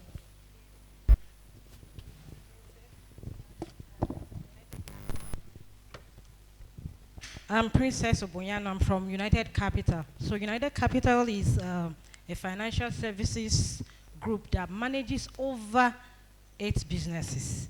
And these businesses are asset management, security trading, trustees, wealth management, investment banking, consumer finance, and our sister company, UC Microfinance Bank. United Capital as a group is managing over 2 trillion naira and more. United Capital is also the best, in fact, the second known asset management company in Nigeria. We've been around for over 60 years. We've been so much around over 60 years. So we have several products that we manage under our asset management, and we have about 9 mutual funds. So these 9 mutual funds, we have what we call money market, global fixed income fund, stable income fund, United Capital Sukuk fund, United Capital Eurobond fund, United Capital Equity fund, the Capital Balance fund, the Capital Wealth for Women fund, and all of that. But I want to throw more light on one of our products, which is the money market. And I want to draw a more concise and a more elaborate understanding and throwing more light on this money market so that we all can benefit from this. You know, our panelists, they spoke more on how we're going to do on how we're going to, you know, pick up in our businesses and make it much more availability for our audience. So one of the things United Capital can do for you when you invest in our money market, one of the things we do for you is that we help you to achieve a savings culture. And this savings culture, for instance, if you open our money market account, let's say for instance, because basically you can open this money market account with just 10,000 naira. Once you open this account as a business owner and you want to save up maybe a capital for another project, or maybe to, you know, make sure that this your business grows more than what you have at the moment. What happens to this account? When you open this money market account, you have a minimum of 20 to 22% interest on your money. And this interest is spread out over a year. We have a dividend payout for every 90 days. Which means we pay this dividend 4 times in a year. Every quarter there's a dividend payout. And you can leverage on this our dividend payout by when you invest every 90 days, the accrued interest can either be rolled over on your capital. What I mean by that is, for instance, I have 10,000 naira, and in 3 months, I have an accrued interest maybe of 1,000 naira, and I'm rolling over. If I add that 1,000 naira on my 10,000, I'm having 11,000 for the next quarter, right? So imagine when you save up like that for a whole year. I believe with this, few explanations, you will do well to invest in our money market. And trust me, with all that we have heard here today, you will do well. Thank you.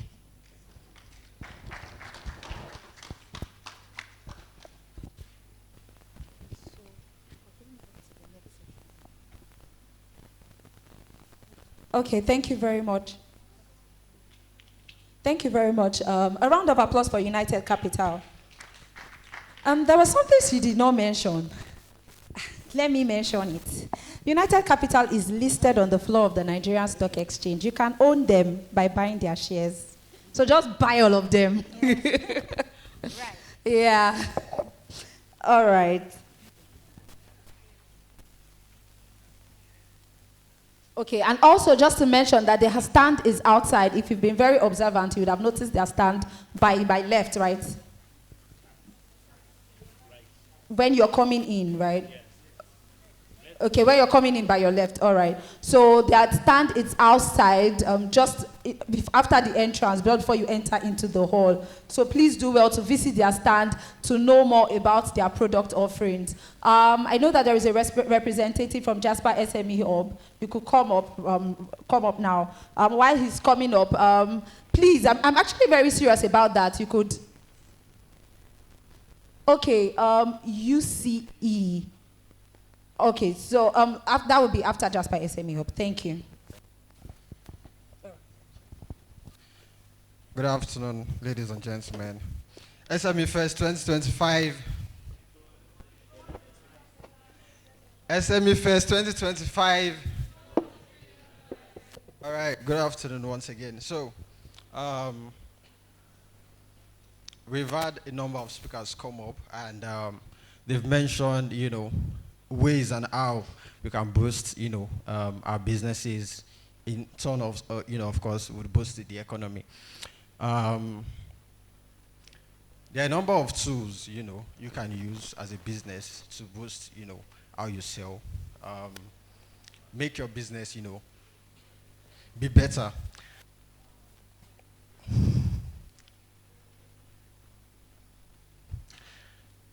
Say, for example, I sell drinks, right? I sell Coke, or let me use, for example, fruit juice, right?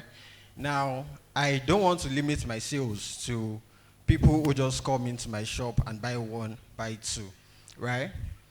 Now, I can look at other ways of selling my, fruit juice, and I want to look at organizations, right? I know of some organizations who would, they provide, for their staffs, say drinks when they come into the office, or fruits. I want to look at ways I can sell to these people, right? Rather than waiting for people to come to my store to buy one, to buy two. I want to go, into organizations, lock contracts, and look at how and ways I can sell, in bulk, rather than selling one and twos. Now, you want to sell to people like that, you don't just go and you sell the same way you're selling to somebody who's walking to your store.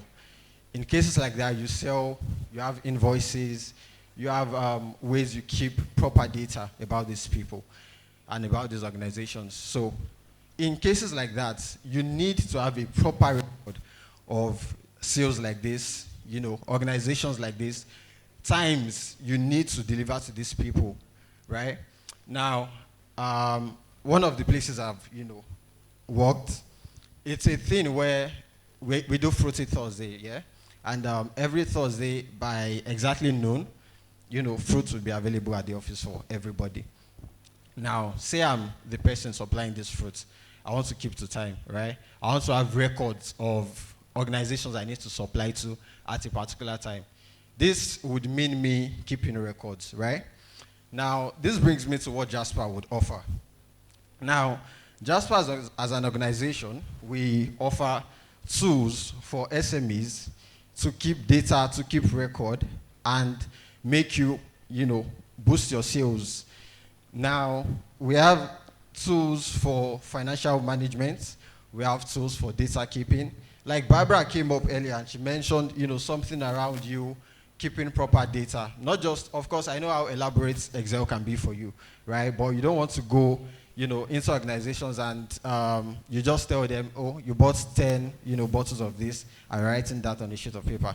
You need to do that properly on, proper documentation, right? You give them invoice, you give them receipt of sales, and it sometimes also would include maybe them raising POs, right? Purchase orders. Now you have to keep that. There are proper ways of having your POs. You don't just write these things with paper and biro. Now these are the tools Jasper SME would offer to you. Now we have financial management tools, like I mentioned. You have inventory and supply chain tools, which of course would help you keep proper data of these organizations. We have sales and customer relationship tools.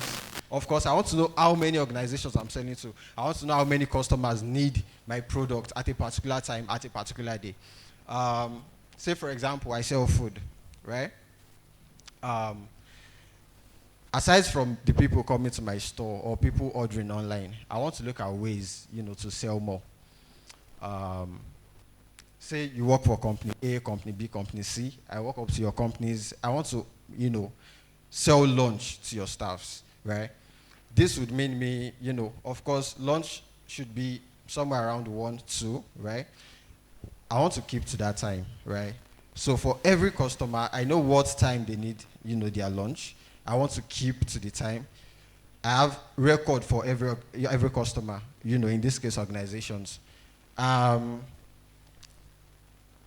me to keep, a very good relationship with you, I need to, before your lunchtime, have your food ready at the office. For the next company, I want to do the same thing.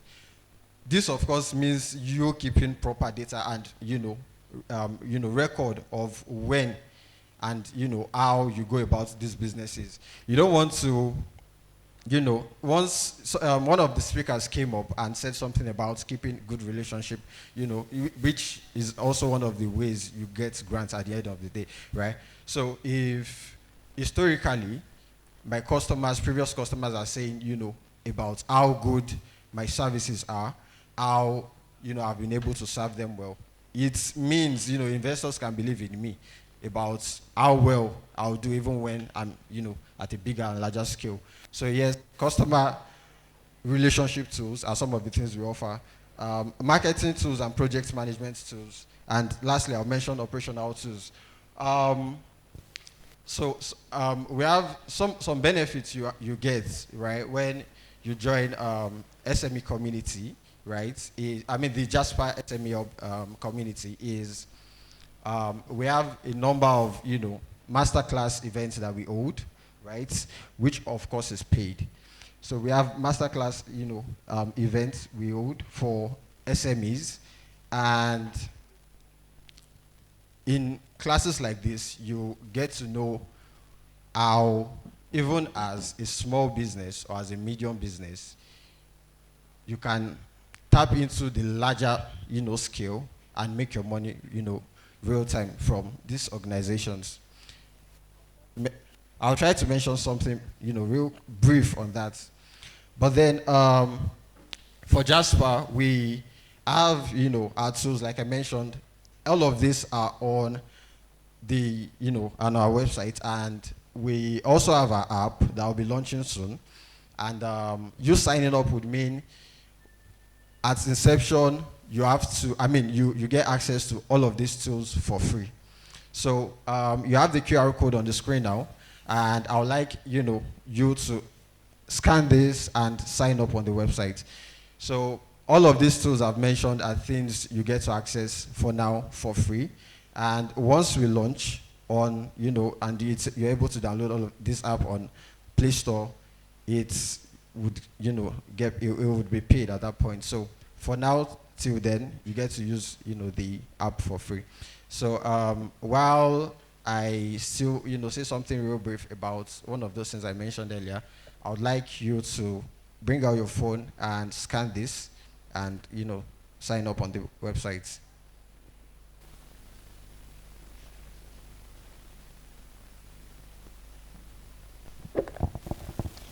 Please let's all scan the code that is being shared now. We can register. This is what Jasper does. We don't only organize SME Fest. There are particular services you can enjoy as a growing business. So you can just put in your details there, sign in right now, and then you can get the conversation rolling afterwards. You guys are doing very well. Please, more persons, bring out your phone, scan the code. So while you scan the code and while you set up your account, I want to say, real brief, why this would help and some of the benefits you get from this. Firstly, this is cost effective. It doesn't cost an arm and a leg, trust me. You don't need to pay so much to get access to all of these tools I've mentioned, right? And secondly is it is customizable. If there's a thing your business need, you can always mention this to us and we look for ways to implement for you, right? And it suits your business need. And of course, lastly is accessibility. This is accessible, across all of your devices, of course, which the same thing your customers would, use their devices. This is very much accessible. So that, and one of the things I wanted to mention, some of the benefits you get in, the Jasper SME community is, say for example, there's this thing about small businesses, small business owners, right? Or medium scale business owners. Sometimes you, say for example, sell, do we have any SME business person here? Of course we should. I just need 1 or 2 persons. Anybody? Yeah, what do you do? Okay. You sell spices? Okay, so I'll go after. Yeah. What spice, please, ma'am? Spice. What type of spice? Okay, natural hairstylist. Sorry, she's also saying something. Pardon me. Ma'am? Okay, for cooking, right? Okay. Now, say for example, I sell that. I want to look at ways, I don't just wait for a neighbor who is cooking, to come buy from me, which of course they would come.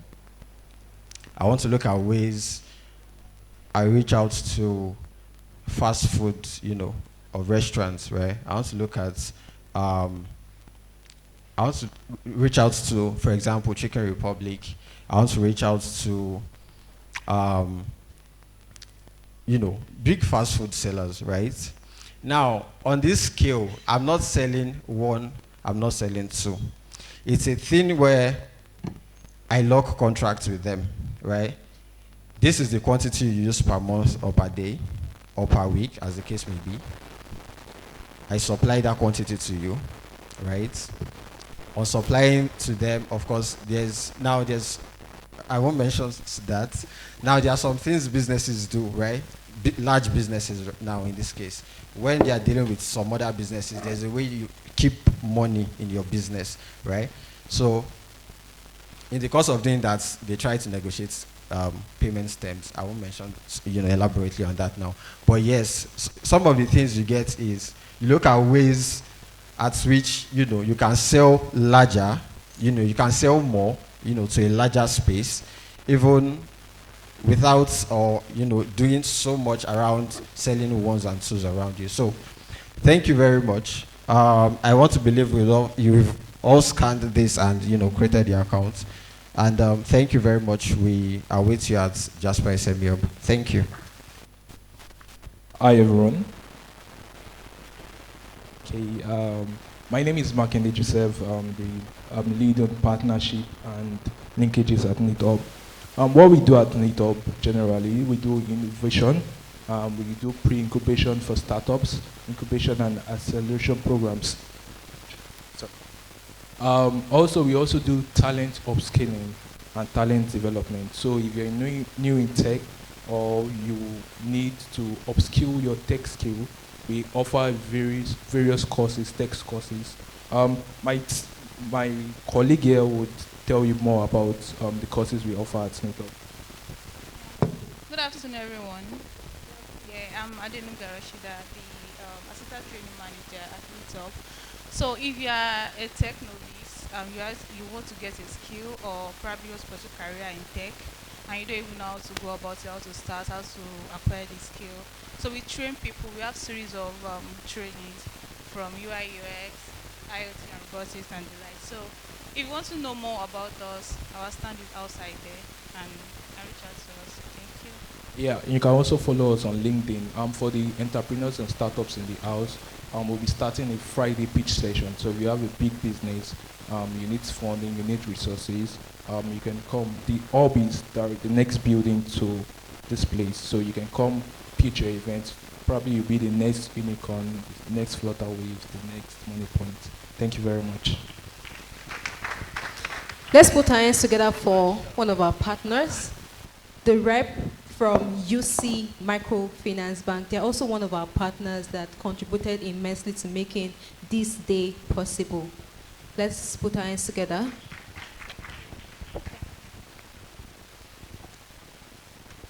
Good afternoon. I'm Obianuju Taiwo. Somebody say ha. I'm from Anambra State, but I'm married to Yoruba, so I've explained. Would you clap for me? Is it not? It's not easy now. Okay, so I'm representing UC MFB. In UC, everybody will know, yes, microfinance bank, but I think most people who understand microfinance bank is all about, they are not professional, but maybe we are a digital microfinance bank. At least you know our mother company is a big company. So in UCMFB, we give loan, we do savings. The type of loan we have SME loan for people doing business. We do private sector for those people working, you need a salary loan, you want to buy something. Then we do public sector for those working with government parasitals. Then we do savings. We have two types of savings. We have Galaxy savings and Marcos savings. So somebody will say, what is the Galaxy savings?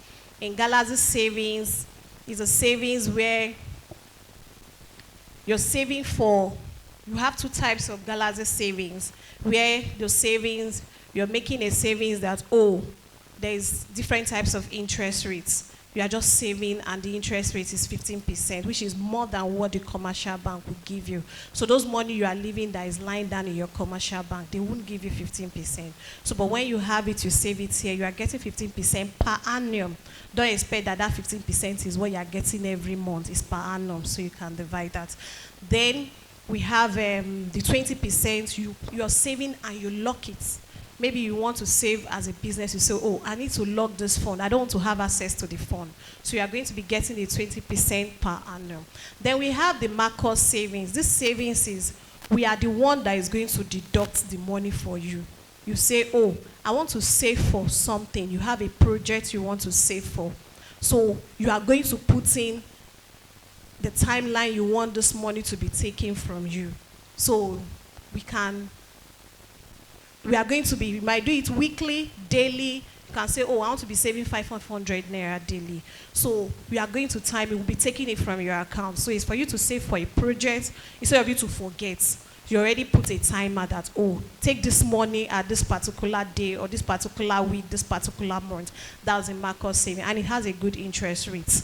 So you are saving for a certain period of time, but the minimum is 30 days, which is 1 month. You can save for 1 year, you can save for 60 days, you can save for how many days you want it. And I think that's all we have. Thank you very much. Thank you very much, UC Microfinance Bank. So they have 5 minutes each to sell their idea to us. So the floor is officially open. So let's make welcome again Elijah Moses. Hello. Hope you can hear me. If you can hear me, say, I can hear you. Okay, that's nice. Okay, so yeah, my name is Elijah Moses. I'm hearing two people's name. We're just waiting for them to make the presentation slide. So I made a slide for everybody so you can see what I'm trying to say and you can connect with what I'm trying to say. So media, I'm ready when you're ready. Okay, let's just slide. So I'm pleased, while I'll be presenting, what I'm presenting is actually a company that's already active, right? So you can check us out as well and see the things we're doing. You can also check us out on LinkedIn. I believe everybody here is on LinkedIn, right? Either representing yourself or representing your business. And I would tell you the amazing stuff about everything today. I'm here to collect your money. So by the time I'm done presenting, you can actually reach out to me and say, take my money for your business, and I'll receive it. I will not say no. All right, so media, please, let's have this up and running. Or can I just start with my device? Hey, okay, so I'm going to tell a story. I'll tell a story before, before we start. So in 2021, my dad lost his job. And, well, I actually we have 5 at home, so 5 siblings. But 4 of us stay at home, and then I have an elder brother that stays in a different state. And the 4 of us were all in school, in university. And this awesome Bobo, I call my dad Bobo, he lost his job. For some reason, it was quite tough. Believe me, it was quite tough because he also had to take care of certain responsibility for every one of us in school. And I saw everything he had to go through just to try to raise us, and then I decided to make a difference. So in 2022 and 2023, I took up a number of odd jobs. In fact, there's nothing in this world I'm not selling this life to raise money, except human parts, right? And I was able to raise a certain amount of fund, about $4,500, thereabout. And the reason why I had to raise the funds is because nobody actually wanted to give me money for my idea. And every one of you here can relate. When you meet that uncle or that brother or that sister and say, I have this awesome idea, they'll look at you and say, don't worry, God help you, God bless you. We'll pray for you. I saw that as well. But I was able to raise $4,500 doing a number of jobs. At a certain time, I had 10 jobs I was doing. And it had a dawning on my mind to a very great extent. But after raising the money, I used the money to build an MVP. So an MVP is just a minimum representation of that idea, your idea in the most simplest form. What are you trying to say? So I built an MVP out of this idea specifically to address 2 things. A solution that can address unemployment and address underemployment. We have a large number of people who are either in school, who we graduate and face the harsh reality of the fact that there's no job out there, but in reality there's a job. Or you have a large number of people who are in school and who are trying to either build something out of their passion or out of their interest as a business. So this led me to come up with an initiative called Veronex, which is what I'm wearing here, right? So what is Veronex? So Veronex basically is an education technology, job technology platform. Now, education tech means it is a solution that brings learning and a solution that brings earning merged up together so people are able to get access to resources for themselves and for their business and for them to stand out. And we are on the move to basically help people connect with real jobs and help people to create jobs. So we're not just only connecting you to jobs in terms of either internship opportunities, certain volunteering opportunities, or certain key things that can give you an advantage in your career. But we're also very interested, most especially, in helping people to create jobs. And to create jobs, either starting from an idea point into building a product to connect with the market and ultimately to get funding. So there's a way for you to get funded. And I've been privileged to get funded in some of the initiatives I've run in the past. And so far, we have a traction. As I did mention, we're able to raise some funds to build a product. We've been currently serving about 500 customers. We launched officially in December 7th, 2024. So we had a launch. And we are serving about 500 customers at the moment, 500 people who are using our solution, right? Yeah, you can clap better, man. You can clap better, right? And we're very excited, and we're a group of young people. I'm very young, though. Forget the BS. Right. Okay, yes, okay. Okay, so thank you. I just had to tell you guys that from the heart. So, yeah, that's me there, and that's our COO, who is also here, Mr. Boluwatife. So Verinex, connecting you to real jobs and helping you to create jobs. You can go to our website, verinex.com. It's actually live, and check out the things we do. Next slide, please. So, yes, I told you guys about the harsh reality. I know if you here have brothers who they are done with school for over 3 years, 5 years, 2 years, 1 year. They're still looking for jobs. Hands up if you know someone like that. Be sincere with yourself. Or you know a friend who you are even praying for them as a prayer point. You take it to Shiloh, say, God, help this guy. Hands up. Yes, let us be. Thank you very much, and everybody who is sincere. So, to get a job is a job. So, job hunting stress is some of the pain points. Limited number of jobs, some of the pain points. Mismatch between the skills. Some of the things you're learning here cannot be applied in the industry. Some of the major things you learn in school cannot be applied in the industry, and that's why most companies will tell you we employ for skills, not for certificate. That is a problem. Then lastly, there is a big gap in opportunity knowledge. The opportunities are there, but how do you get it? That's the problem. Next slide. So we came up with a solution that can do 4 key things, as I mentioned. The solution actually has an AI-driven tool, so set of tools that can help you define a career path for yourself.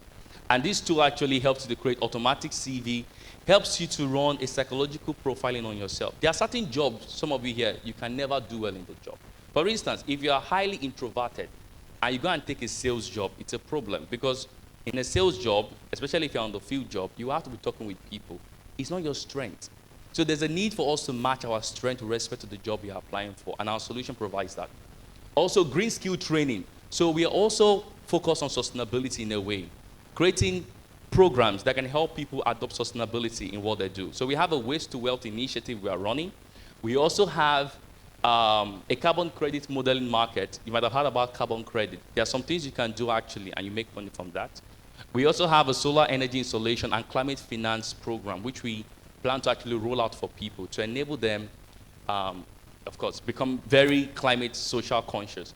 Then we have an education data platform to help people see the real impact of what their learning is doing. And lastly, we have skills as a service, where we train people, which I mentioned, either training you to learn how to connect with real jobs or training you to learn how to create real jobs. Next slide, please. So this market is large. By the way, if you're unemployed, you're not alone. So you have hope, right? So currently in Africa, the total available market, 140 million people are unemployed and still counting. In Nigeria alone, 64 million people are unemployed and still counting, and we know most of them. This current market we're looking at addressing, if we're able to capture them, is 20 million. But the current number of people we are launching with is 500,000. Next slide, please. One thing we mentioned in the open content is that unemployment is an open opportunity, not a vice. We just need to create a way in which we can connect those who are unemployed, converting them to real human resource that can solve a problem out there. Next slide, please. So who are our target audience? Look at these guys. By the way, this was a story that happened in 2010. Up to me. In 2010, where over 10,000, where over a stadium capacity that could accommodate 40,000 people had over 100,000 people crowding it. And more than 600 people lost their life looking for federal job. Yes, so that's why you see them there. Our target audience are the graduate, non-formal persons and mid-level professionals, meaning everybody basically that's looking for a job or want to create a job. We are here for you. Next slide. How do we make money? Very simple. Skills as a service, consulting. So currently we have 2 clients we are working with who are paying us money. So we offer consulting as a service between 100,000 to 800,000. So there are organizations who want to solve the same kind of problem, and they come to us and say, how are you doing it? And we'll work with them. We also have skills as a service where we charge people a certain amount of money, 10,000 naira, to learn certain things, and we train them. Subscription fee, if you're using the technology platform itself, we charge you a little amount of money to use our solution.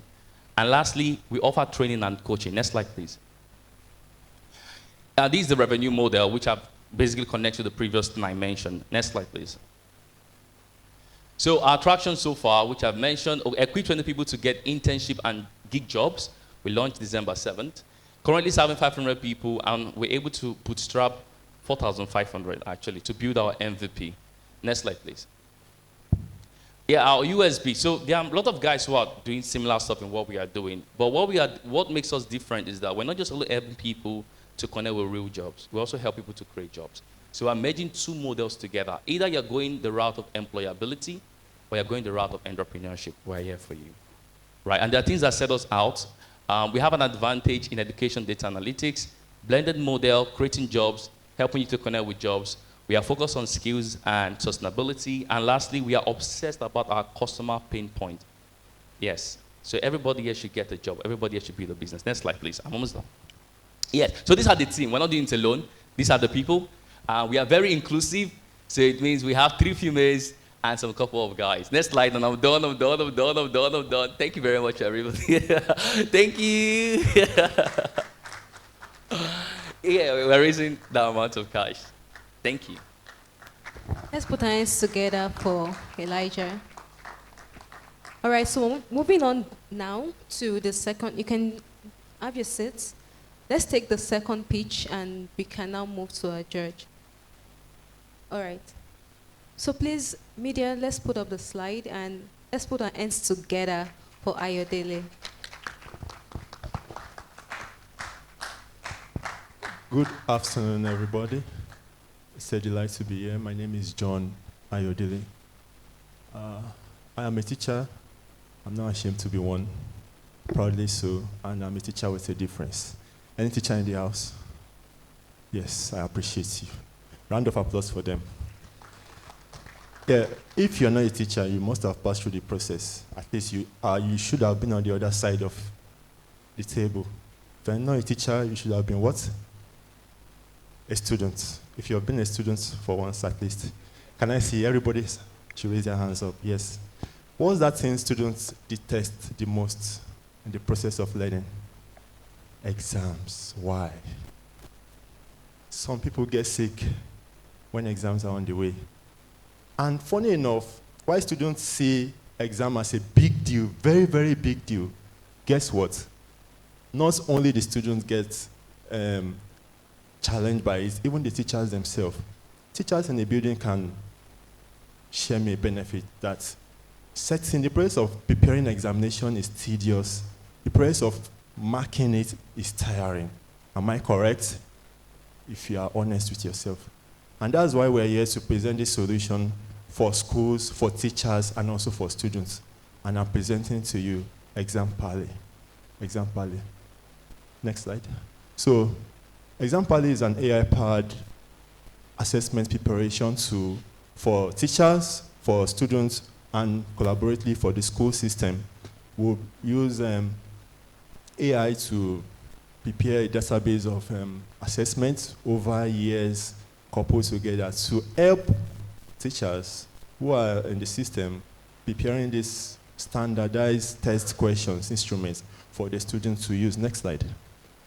The challenge, what's the challenge? Some of you may not know. Only teachers here may relate to this. An average teacher spends about 5 hours weekly preparing assessment questions.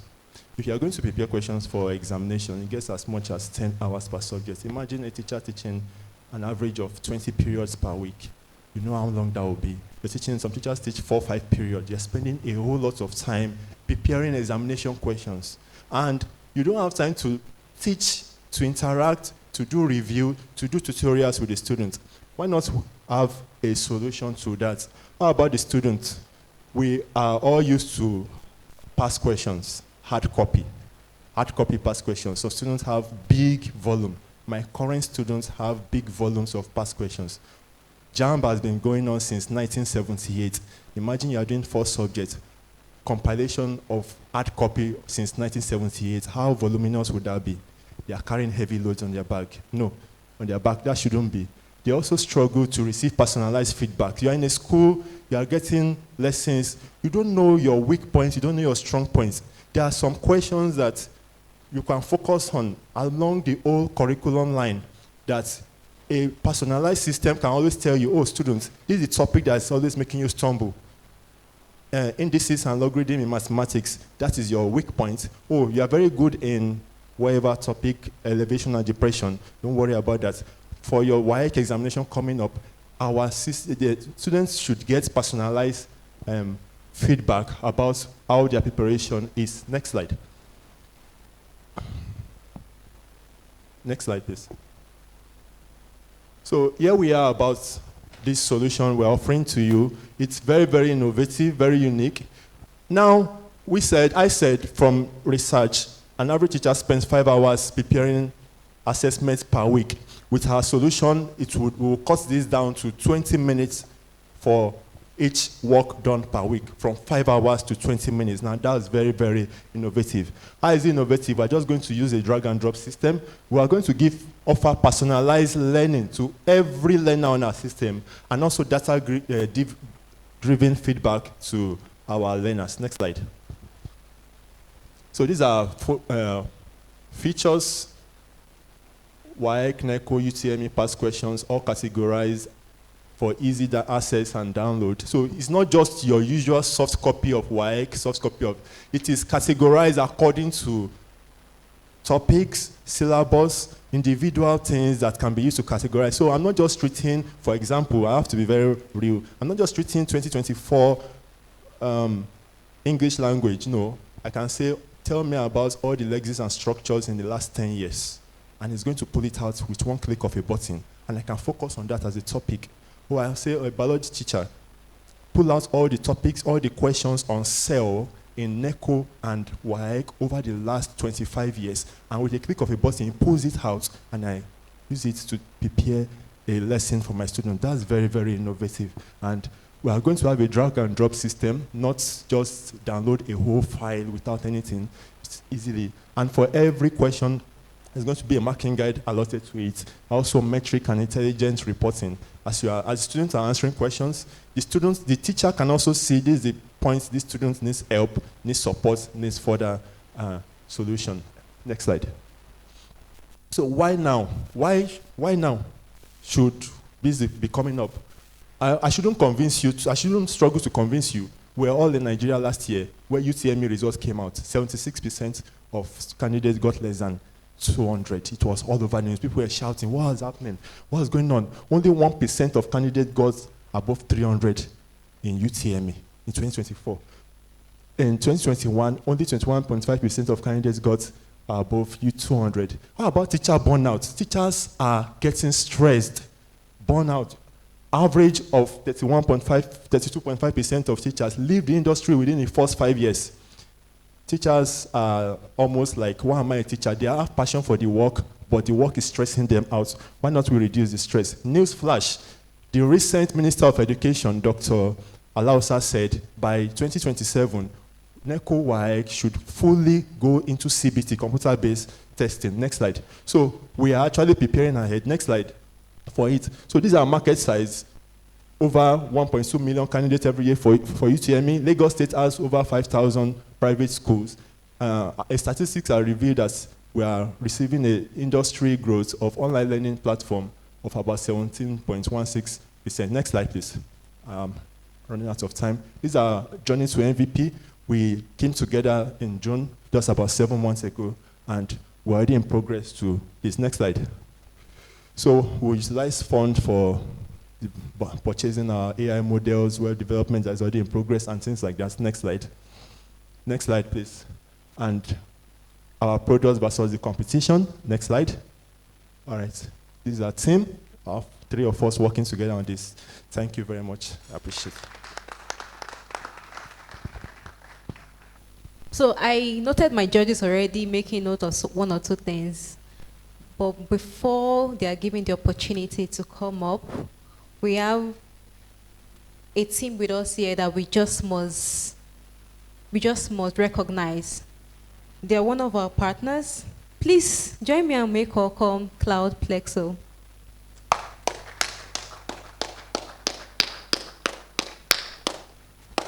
Good afternoon, everyone. Yeah, already I can identify 2 people here with tech-enabled product and company, I would say. So I'd like to know more. Can you just wave your hands if you're building something in tech space and already you are thinking of, where do you want to host it, or how do I go about it, and all those stuff. Or thinking about how do I pay for my infrastructure. Yep. That's great. That's great. So can we have a slide up, please? Thank you. So before I go there, I would like to talk about Cloud Pexel, who we are, what we do, and how we do it as well. Cloud Pexel, we are a cloud native company. When I mean cloud native, like I tell everybody, I'll just say that, we live, we breathe, we eat, sleep on the cloud, basically. All right? So everything about us is regarding the cloud. And we actually have a focus, which is AWS. As we all know, AWS is, when it comes to startups, AWS is very, very useful to the startups community. With all the funding and everything that they do and all that, well, AWS is actually the key. They are the forerunner of this infrastructure thing and all that. So we are an advanced tier partner with AWS, and also a global startup partner with them, meaning that AWS supports us to go into community like this to preach the gospel of AWS and talk about how we support them. Cloud Pexel, I said earlier, we're a cloud native company. We're also a startup, so we understand the integrations that startups go through when they're setting up companies. So next slide. We actually started up in 2021. We've got branches. We started out in the UK, and majority of our operations is here in Nigeria. We also have an office in the UK, in Nairobi, Kenya, and we spread our tentacles everywhere, basically, in Africa as well as Europe and America. So this is who we are, and as well, can you go to the next step? So next slide, yes. So I'll more focus on this. So our partnership with AWS, which is the global startup partners of AWS, out of that partnership, we've come up with this, all right, with a service which is known as Cloud Maturity Service, AWS Cloud Maturity Service. And these are the features of this service, right? AWS credit. Cloud Pexel would offer you an onboarding credit for starters if you come on board our Cloud Maturity Service. And as well, we're also leveraging our partnership with AWS to get you more funding in the form of AWS credit.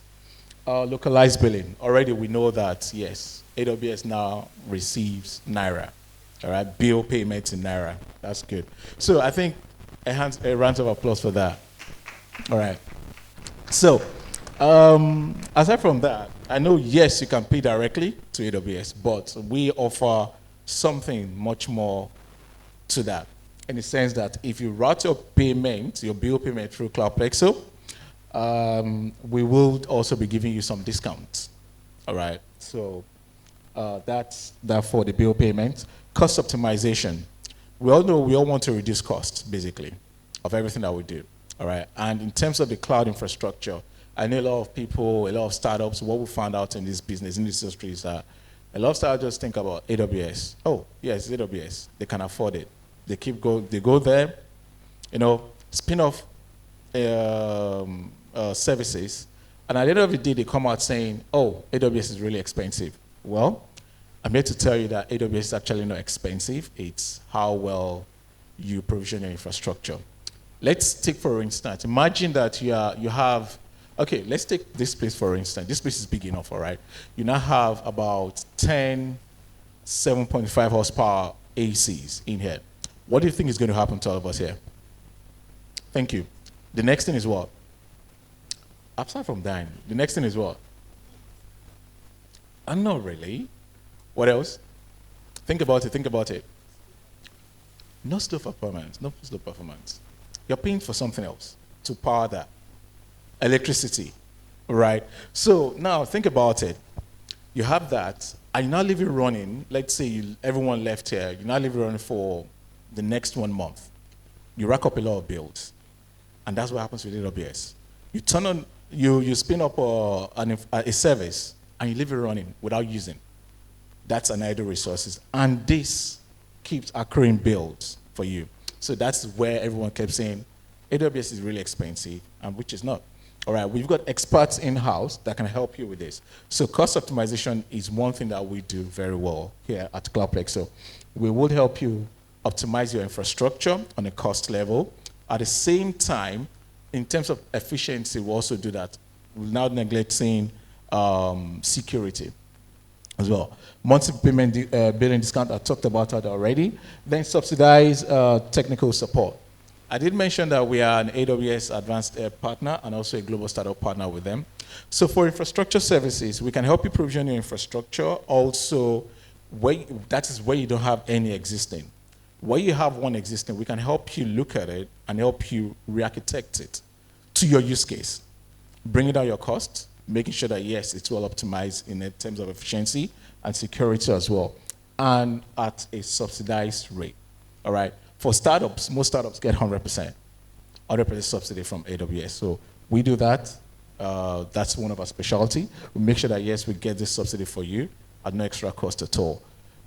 Then reduce upskilling cycle. Yes, our team are going to work with your team to make sure that, yes, where you don't have the team, the skills to deploy AWS services, our team will really work with your team to make sure that, yes, everything progresses very well. And yeah, we also have our own online learning platform known as iLearn Cloud, where we will also onboard your team members to learn more about AWS services. We'll give access to them for a couple of months for them to upskill themselves. GenAI, data analytics, and ML integration. I know that's a buzzword right now. All through last year, GenAI, AI. Okay, so I don't want to really ask questions, I'll just go ahead. For GenAI and data analytics, we've got a team in-house. We've got specialists in-house that can help you deploy this. You have an idea, you want to test it out, you want to prove that, okay, you want to validate the concept. Reach out to us, we are there to help you. We can help you deploy GenAI services and also recommend the best approach to that for you as well. This kind of stuff, I think I'm going to skip all this, but I'm going to go and focus more on the infrastructure due diligence. I believe, yeah, Ayodele and Elijah, they're both looking for funds, right? Right? Yes, you get to a product and you're looking for funds. And I know part of what you're going to be submitting to your investors is due diligence report. Yes, we can help you do that. All right.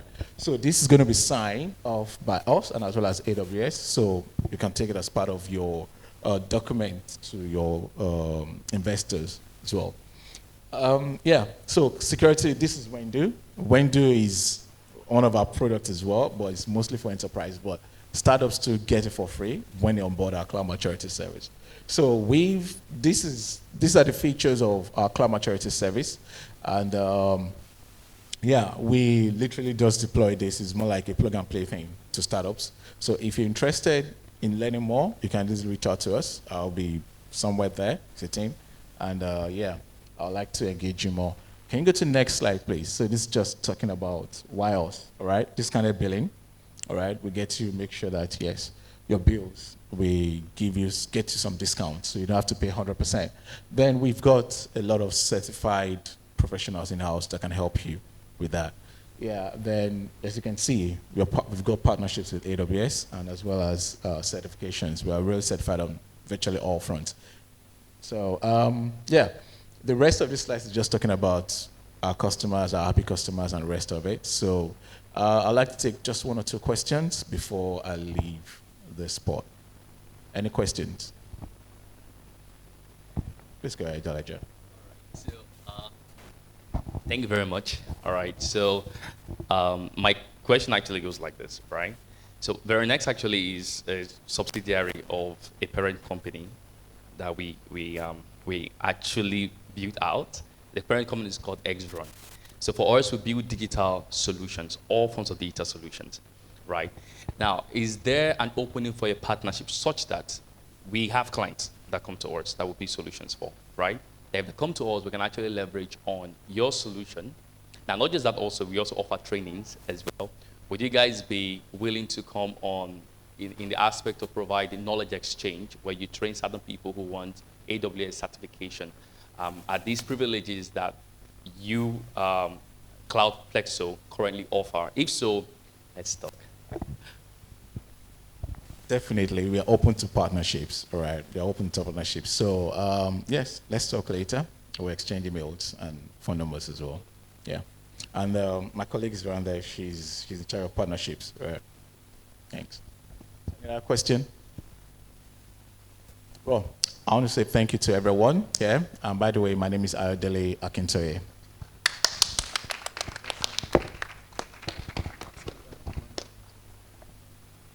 So at this time, I'm going to give the mic to George, Mr. Ibrahim Ogundeko, to share his comments on the pitches that we had some minutes ago. Let's put our hands together for him. Thank you very much. Thank you to the team from Veronix. Verion X. Oh, where is the X? Oh, now I see it. Okay. And Exampali, right? Elijah Moses and John Ayodele. Sometimes it's not very easy for you to, convince people whether you're selling something good or something, whether you're selling something sellable, marketable or not. Sometimes some people are very hard to convince. The people that are most difficult to convince, someone who's going to bring money from his pocket, you understand? So pitching sometimes can be a daunting challenge. So let's celebrate these guys for putting together business ideas and coming to sell the ideas. So I have a few comments. I listened very rapidly to your presentations. So usually if you're doing a business pitch, you should be, when we had the small, what would we call it? I think we didn't have lunch. Where we just went outside and we were having a chat. So I was talking to someone and I said to him that I remember when I was doing my MBA in the US, in San Francisco, very close to Silicon Valley. So everybody is pitching. Everybody pitches like we pitch up and down. So I was saying to him that you got to know your business. You have to know your market. So your market, on one hand, a market is very complex. So you have to know what the actual market size is, but you have to clearly define your addressable market, which I think that, and I'm sure that you would appreciate to get very candid feedback, which I think that Elijah Moses did, because I took the numbers down, because as a potential investor, I want to know your market size, and I want to know which one you want to address, because you cannot start from all of the market. So I think that, John, you have to be very clear with that. I think the numbers you put there are just like the, maybe I think 1.9 million, the number of people doing jam, and those are potential customers, but is that the market you want to address? That could be the number for the whole Nigeria. Do you want to start from Lagos, that kind of thing? That's your addressable market size, very important. Also, I need to, a number of times we want to understand, not a number of times, all the time, you want to start a business. So, oh, fantastic, you have a business that you already started. Is it a blue ocean idea or red ocean idea? So blue ocean idea, a blue ocean market is basically a market that, you are creating new demand, you are creating a new market. A red ocean market, which is what we're all familiar with, is a market where you have everybody, you have competitors here and there. Most business ideas are red ocean ideas. So competitor analysis is very important. So when you are doing your pitch, at least I need to be able to know that, okay, there are like 1, 2, 3 businesses that, offering these services, and they are doing it to this scale. And at that point, you quickly let me know what are your USPs, what is your differentiation. That's what sets you. So I need, because these are the things that, the investor is thinking, because you're telling me to come and invest in a business that other people are doing. am I sure that you will be able to? I'm very, and the investor is thinking, is genuinely thinking that, am I sure that if I give my money, maybe the competition is too much, you might not be able to survive. So let us know your differentiation. Now, it's very important to clearly communicate your digital strategies, right? And I think that because your business for John is how old now? Yeah, yes, 7 months, right? And your business says about 5 years, or how many? 2 years. Okay. So as usually you should do this at the beginning of your business, but as you grow also, right now I need to be able to see the, I need to have clarity on your digital footprint. What digital channels do you have? Do you have a website? Can I see the, do you have an MVP, you know, for what, so are you building an app or like a website? Can we see a demo? You know, that kind of thing. Because you were doing a presentation, I would have at least loved to, you know, just see the user interface. You understand, to see how interesting it looks. Now, also, I need you to be able to communicate. 7 months at least is some time. You have done business with 1 or 2 persons, so you should clearly communicate your customer, existing customer database, which I think you said, that's Elijah, you said that you are, you have about 500 people. So I need to be able to know how many, you know, like, so I can be able to project that in my mind that if within 2 years you already have 500 people, okay, maybe in 5 years you should be able to reach this number of people. Because the algorithm going on in my brain as an investor, I'm calculating if maybe 200,000 naira can be made in 1 year, it means 1 million can be made in 5 years, that kind of thing. And you are asking me to give you 10 million naira, because I'm jumping to your last slide, which is Elijah Moses. You had said that your ask is, it was 10 million, right? And for 10% equity.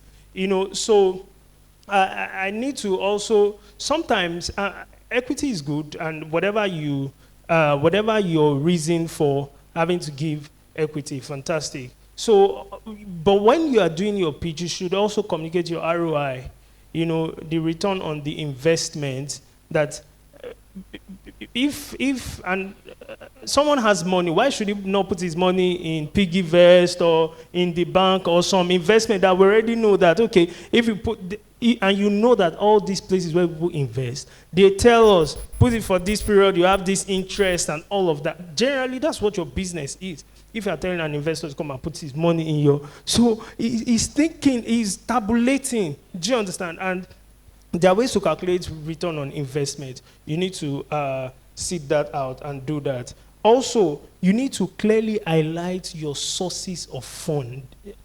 So I'm running a business, and you did very well on that. You had said that your sources of funds are consulting as a service, skill as a service, training, subscription. So when you are doing a business, and both of your businesses are edutech related, right? So fantastic, by the way. The industry that you are, if you remember during the panel session, I had asked a question to the panelists that, are there industries like that you are interested in, you know, that you want SMS to? So generally what people are doing these days, they are integrating tech. You know, there's fintech, edutech, like what you are doing, there's telemedicine and so on. So amazing industry, right? So I just think that you need to be able to outline, and this is standard, you must be able to say that our primary core services are this, or is this. But we now have these other services.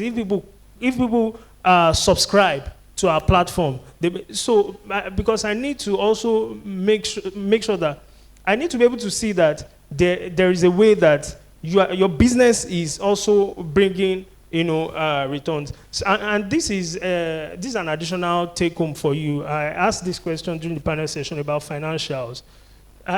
If you are not able to do it, I think you should get the service of a finance person that really knows how to, you know, you need to prepare your accounts, your projected account statements, you know, your projected balance sheet, and, you know, for 3 years, usually it's 3 years, where all the you can see income, revenue, you can see all the, you see everything, every cost center. You understand? You must be able to do that. When you do that calculation, and this is usually what they make us do in business school, when you are doing a capstone project or you are pitching an idea, you will prepare, your personal income statement, and all the numbers are very clear to you. So I think you guys should work on that.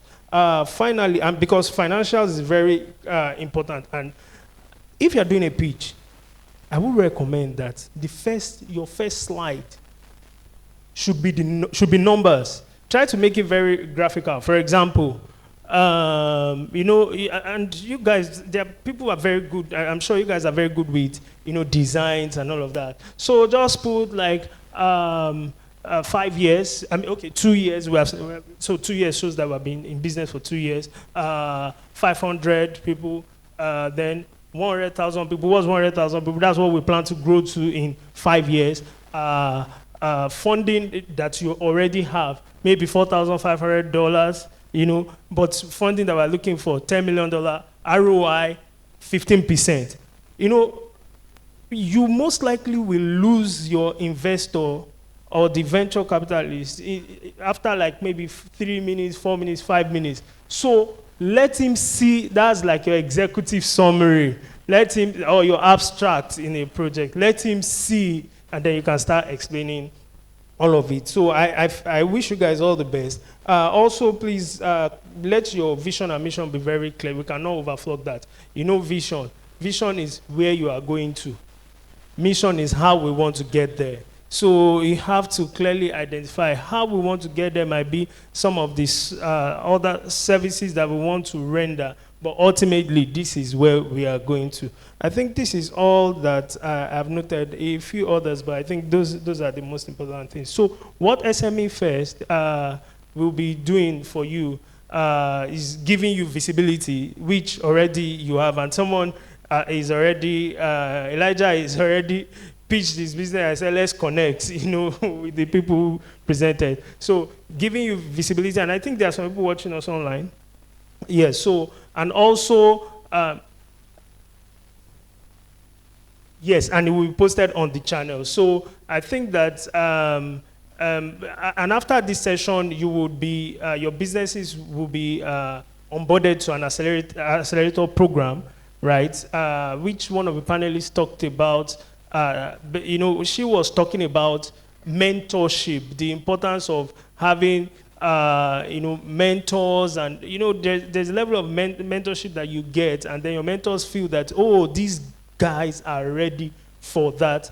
It's 10 million naira looking for, but these guys are ready for that $10 million, you understand? So I think that after this time out, they'll communicate to you and let you know how to go about it. So please implement some of these feedbacks, and the sky is the starting point. Thank you all, and I wish you all the best. That was so beautiful. Thank you so much for all the learning points. Yes, let's put hands together for our pictures. Thank you, my amazing audience. Thank you for waiting till this time. To close up this event, we're going to be watching a video from our host himself. Hello, good afternoon. My name is Emmanuel, CEO at Jasper. I'm super excited to have you join us at the SMEFest2025.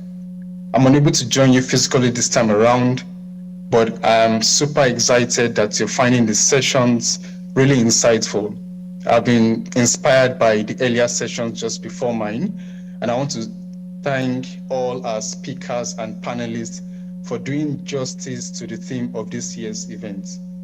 I also want to thank our sponsors, United Capital Group, for their support throughout the course of these projects. Thank you so much to our keynote speaker also. I'll be speaking to you very quickly about the African competitive advantage. And that's simply because of what we bring to the table within the global economy as Africans. I'm privileged to have worked and run a couple of businesses in Nigeria and in the diaspora, and I can tell that Africans have a different level of playbook when it comes to running and scaling business. Like we'd always say, particularly for those of us who are Nigerians, Nigerians have tenacity, grit, resilience, and that has been one differentiating factor between an African founder and many other founders. Now, I'm going to be speaking to you about a couple of things, including how building confidence as a founder is very important. Just like the keynote speaker mentioned, there has to be a paradigm shift in the way Africans and African SMEs particularly consider themselves. Remember that last year we spoke about building to scale, and in the session we had during the SMEFest 2024, we spoke about the need for African SME founders to build with the long term in view. I'll also speak to you very quickly about what we do at Jasper and how you can be a part of these 2025 initiatives, which you really must be a part of, and a few takeaways. Now, in one moment, one of the things that differentiates successful founders, successful SME entrepreneurs from many others is the confidence they bring to what they do. It's great to have a lot of skill and competence. It's great to have access to funding and capital, but the confidence you have around what you can do, around the fact that you're not limited by the resources or by the economy, is a differentiating factor around whether your product or your service or your business will go global. I say this all the time, that as an SME founder, ensure you do not think like an SME. You should begin to think like a multinational, a large corporate. You should begin to think like a unicorn, and consequently take decisions that would help your business scale very fast. So my first point around our conversation today is you need to build, you need to run your business with a lot of confidence, because lots of other economies, a lot of other sectors, a lot of other markets consider Africa's market as fast-growing with a lot of opportunities. So it is important for you in the same vein to think about how much you can contribute to the national and global GDP. This also informed why we chose the theme towards $1 trillion SME economy, because we believe that SMEs contribute very significantly to building $1 trillion economy, right? Like the keynote speaker had mentioned, SMEs account for about 50% of the GDP of Nigeria, and indeed supports about 96% of operating businesses. So from the young lady who sells on Instagram to the small shop by the side of the road, you all are contributing about half of Nigeria's GDP and account for over 96% of businesses that are operating in Nigeria. So there is a lot to bring to the table, and this mindset will shape how you run your business and how you take up your operations, consider who should be your co-founder, and begin to scale beyond your local environment to the international environment. Now, there are a few things that stand out for African founders. Number one is resilience, and I've seen this a whole lot around the world, right? African SMEs, founders do not take a no for an answer. There is always the belief that there is an opportunity somewhere and they can scale. Recently, I was speaking to a couple of colleagues, and they mentioned how you would find Nigerians in every part of the world. In the southern part of Africa, in the eastern part of Africa, you go to Brazil, Australia, in the UK, everywhere, Nigerians are thriving. And yes, while it may seem as though there are a crop of Nigerians who paint us bad, but the majority of Africans in these countries, particularly African SME owners and founders, are doing great job of the resilience they have. So if you're an SME founder in this conference, there is a lot you bring to the table, and this comes by understanding resilience, consistency, excellent execution, right? It is important to also note that because we have an expanding youth demographic, there is a lot of innovation that young people bring to the table, which would in turn contribute to the GDP of Nigeria, of Africa, and the world at large. I've seen also young founders and SME founders have an obsession for making impact. And this does not necessarily have to do with making very huge profit at the start, but making key impacts. For the businesses we support at Jasper, I've seen also tens and hundreds of business owners who are developing solutions to help others get better at their operations, reduce food crises, reduce carbon emission, and do so many important things. So this is indeed a competitive advantage that we bring to the table. Of course, there is a lot of potential within the market. Many other markets have almost saturated or almost climaxing economies, right? So the growth is not as steep. But for Africa, there are so many opportunities that we can harness and we can create for ourselves. Okay? Of course, we always need to maintain great posture when we find ourselves within the larger community, tell our stories better, and ensure we control the narrative. All right. Now, I'll speak to us very quickly about what we do at Jasper, and we can progress around how you can be a part of this also. At Jasper, we are very committed to supporting the growth of small and medium enterprises within and beyond Nigeria. We've done this over the last couple of years with supporting businesses scale. We are committed to boosting Africa's SME GDP by our programs, by our products and partnership, just as we mentioned during the opening presentation. Now, we also have developed a number of initiatives within the hub to see that businesses, particularly SMEs, understand certain concepts. For example, business continuity. A lot of times people do not talk about business continuity for SMEs, do not talk about cybersecurity for SMEs, talk about risk for SMEs. And maybe what most people are concerned about is building solutions for SMEs.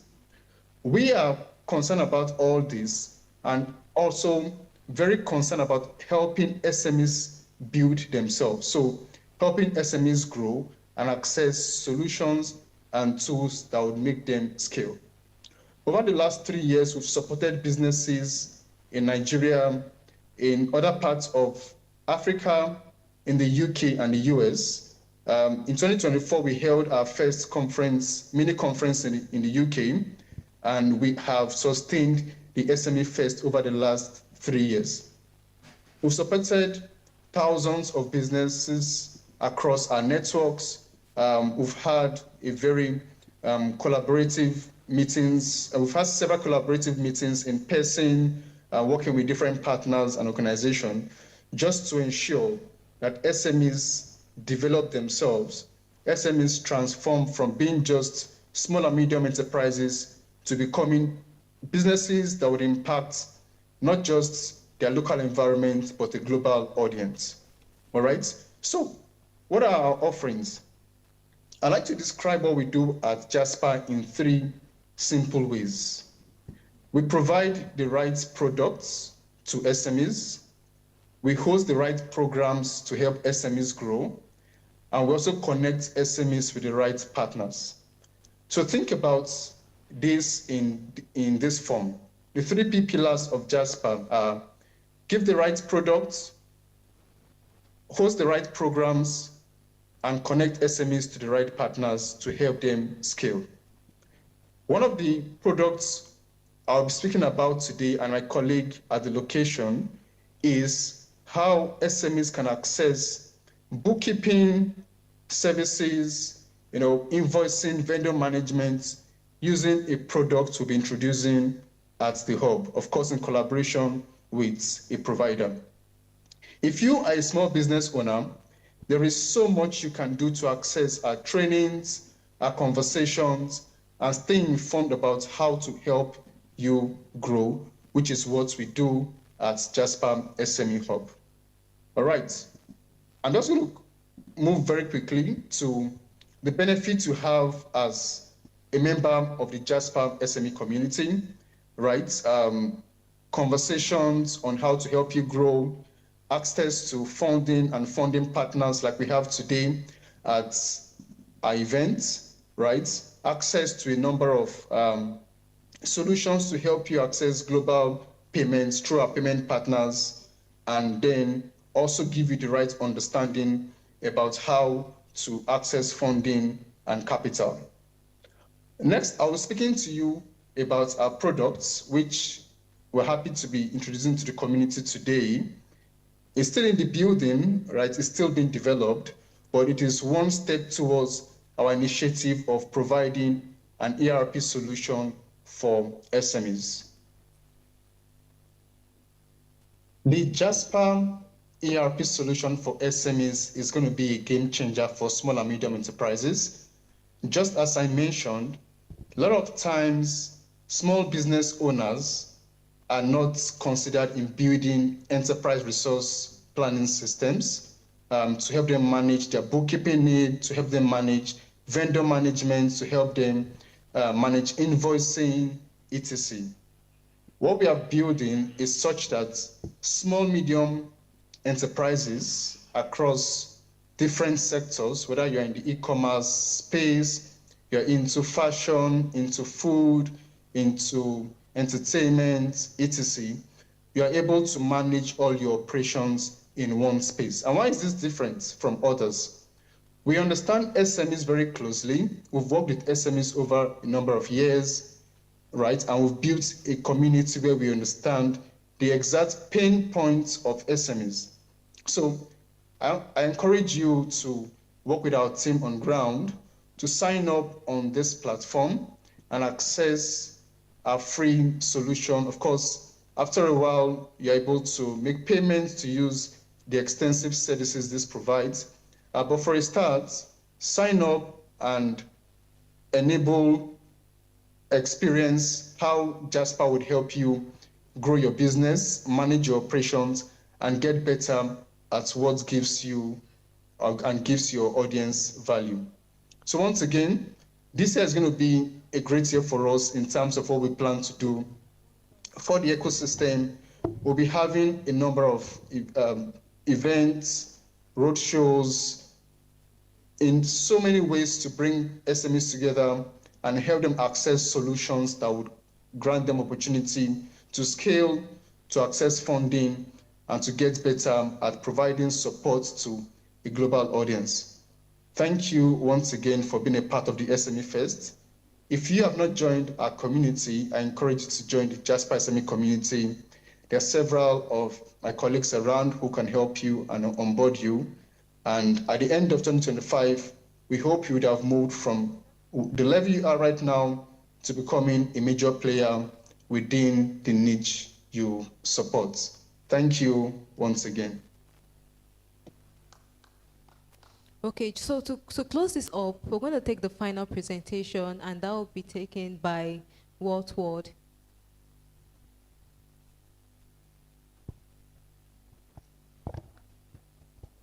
Good evening, everyone. So I won't take much of your time. I'll be as brief as possible. So I'll be talking briefly around Jasper solution in collaboration with Wealth World, right? So Wealth World is an ERP solution that will help small businesses to be able to,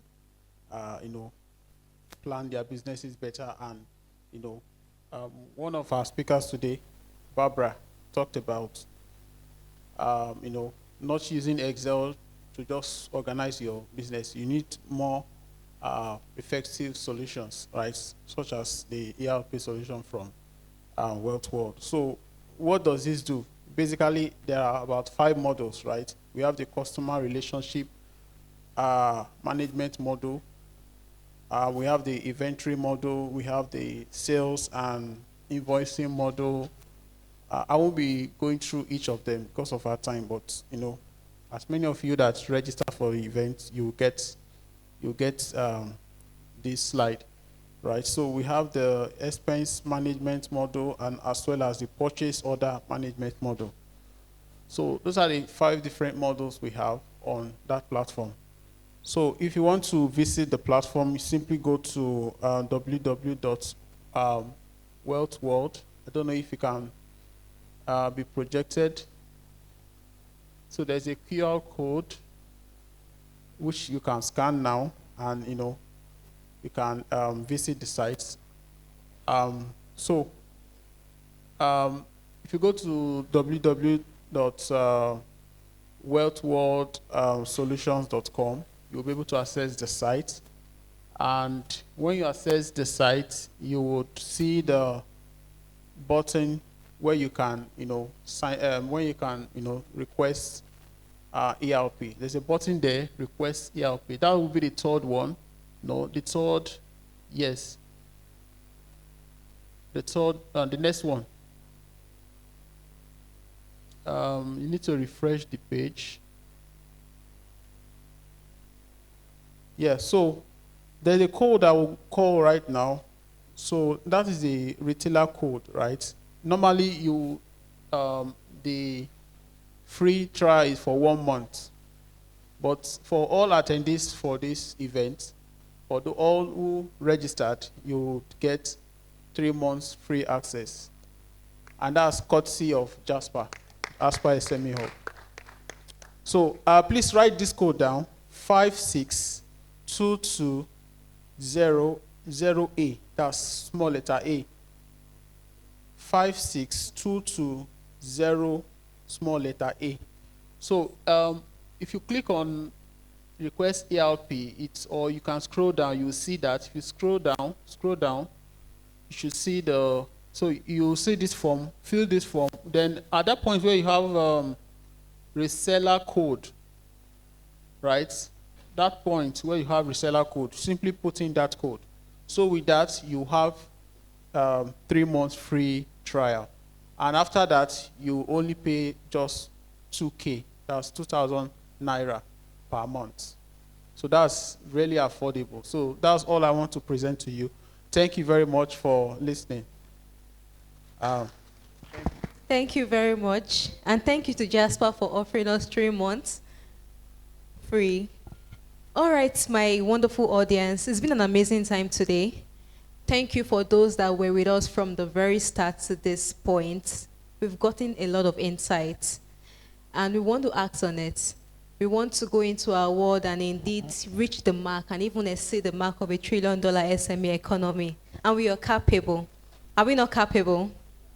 Some people are not certain. They still need some extra push. Are we not capable? We are capable. And this year, 2025, we're going to achieve resounding results. And I'm looking out for you. I'm looking out for myself also.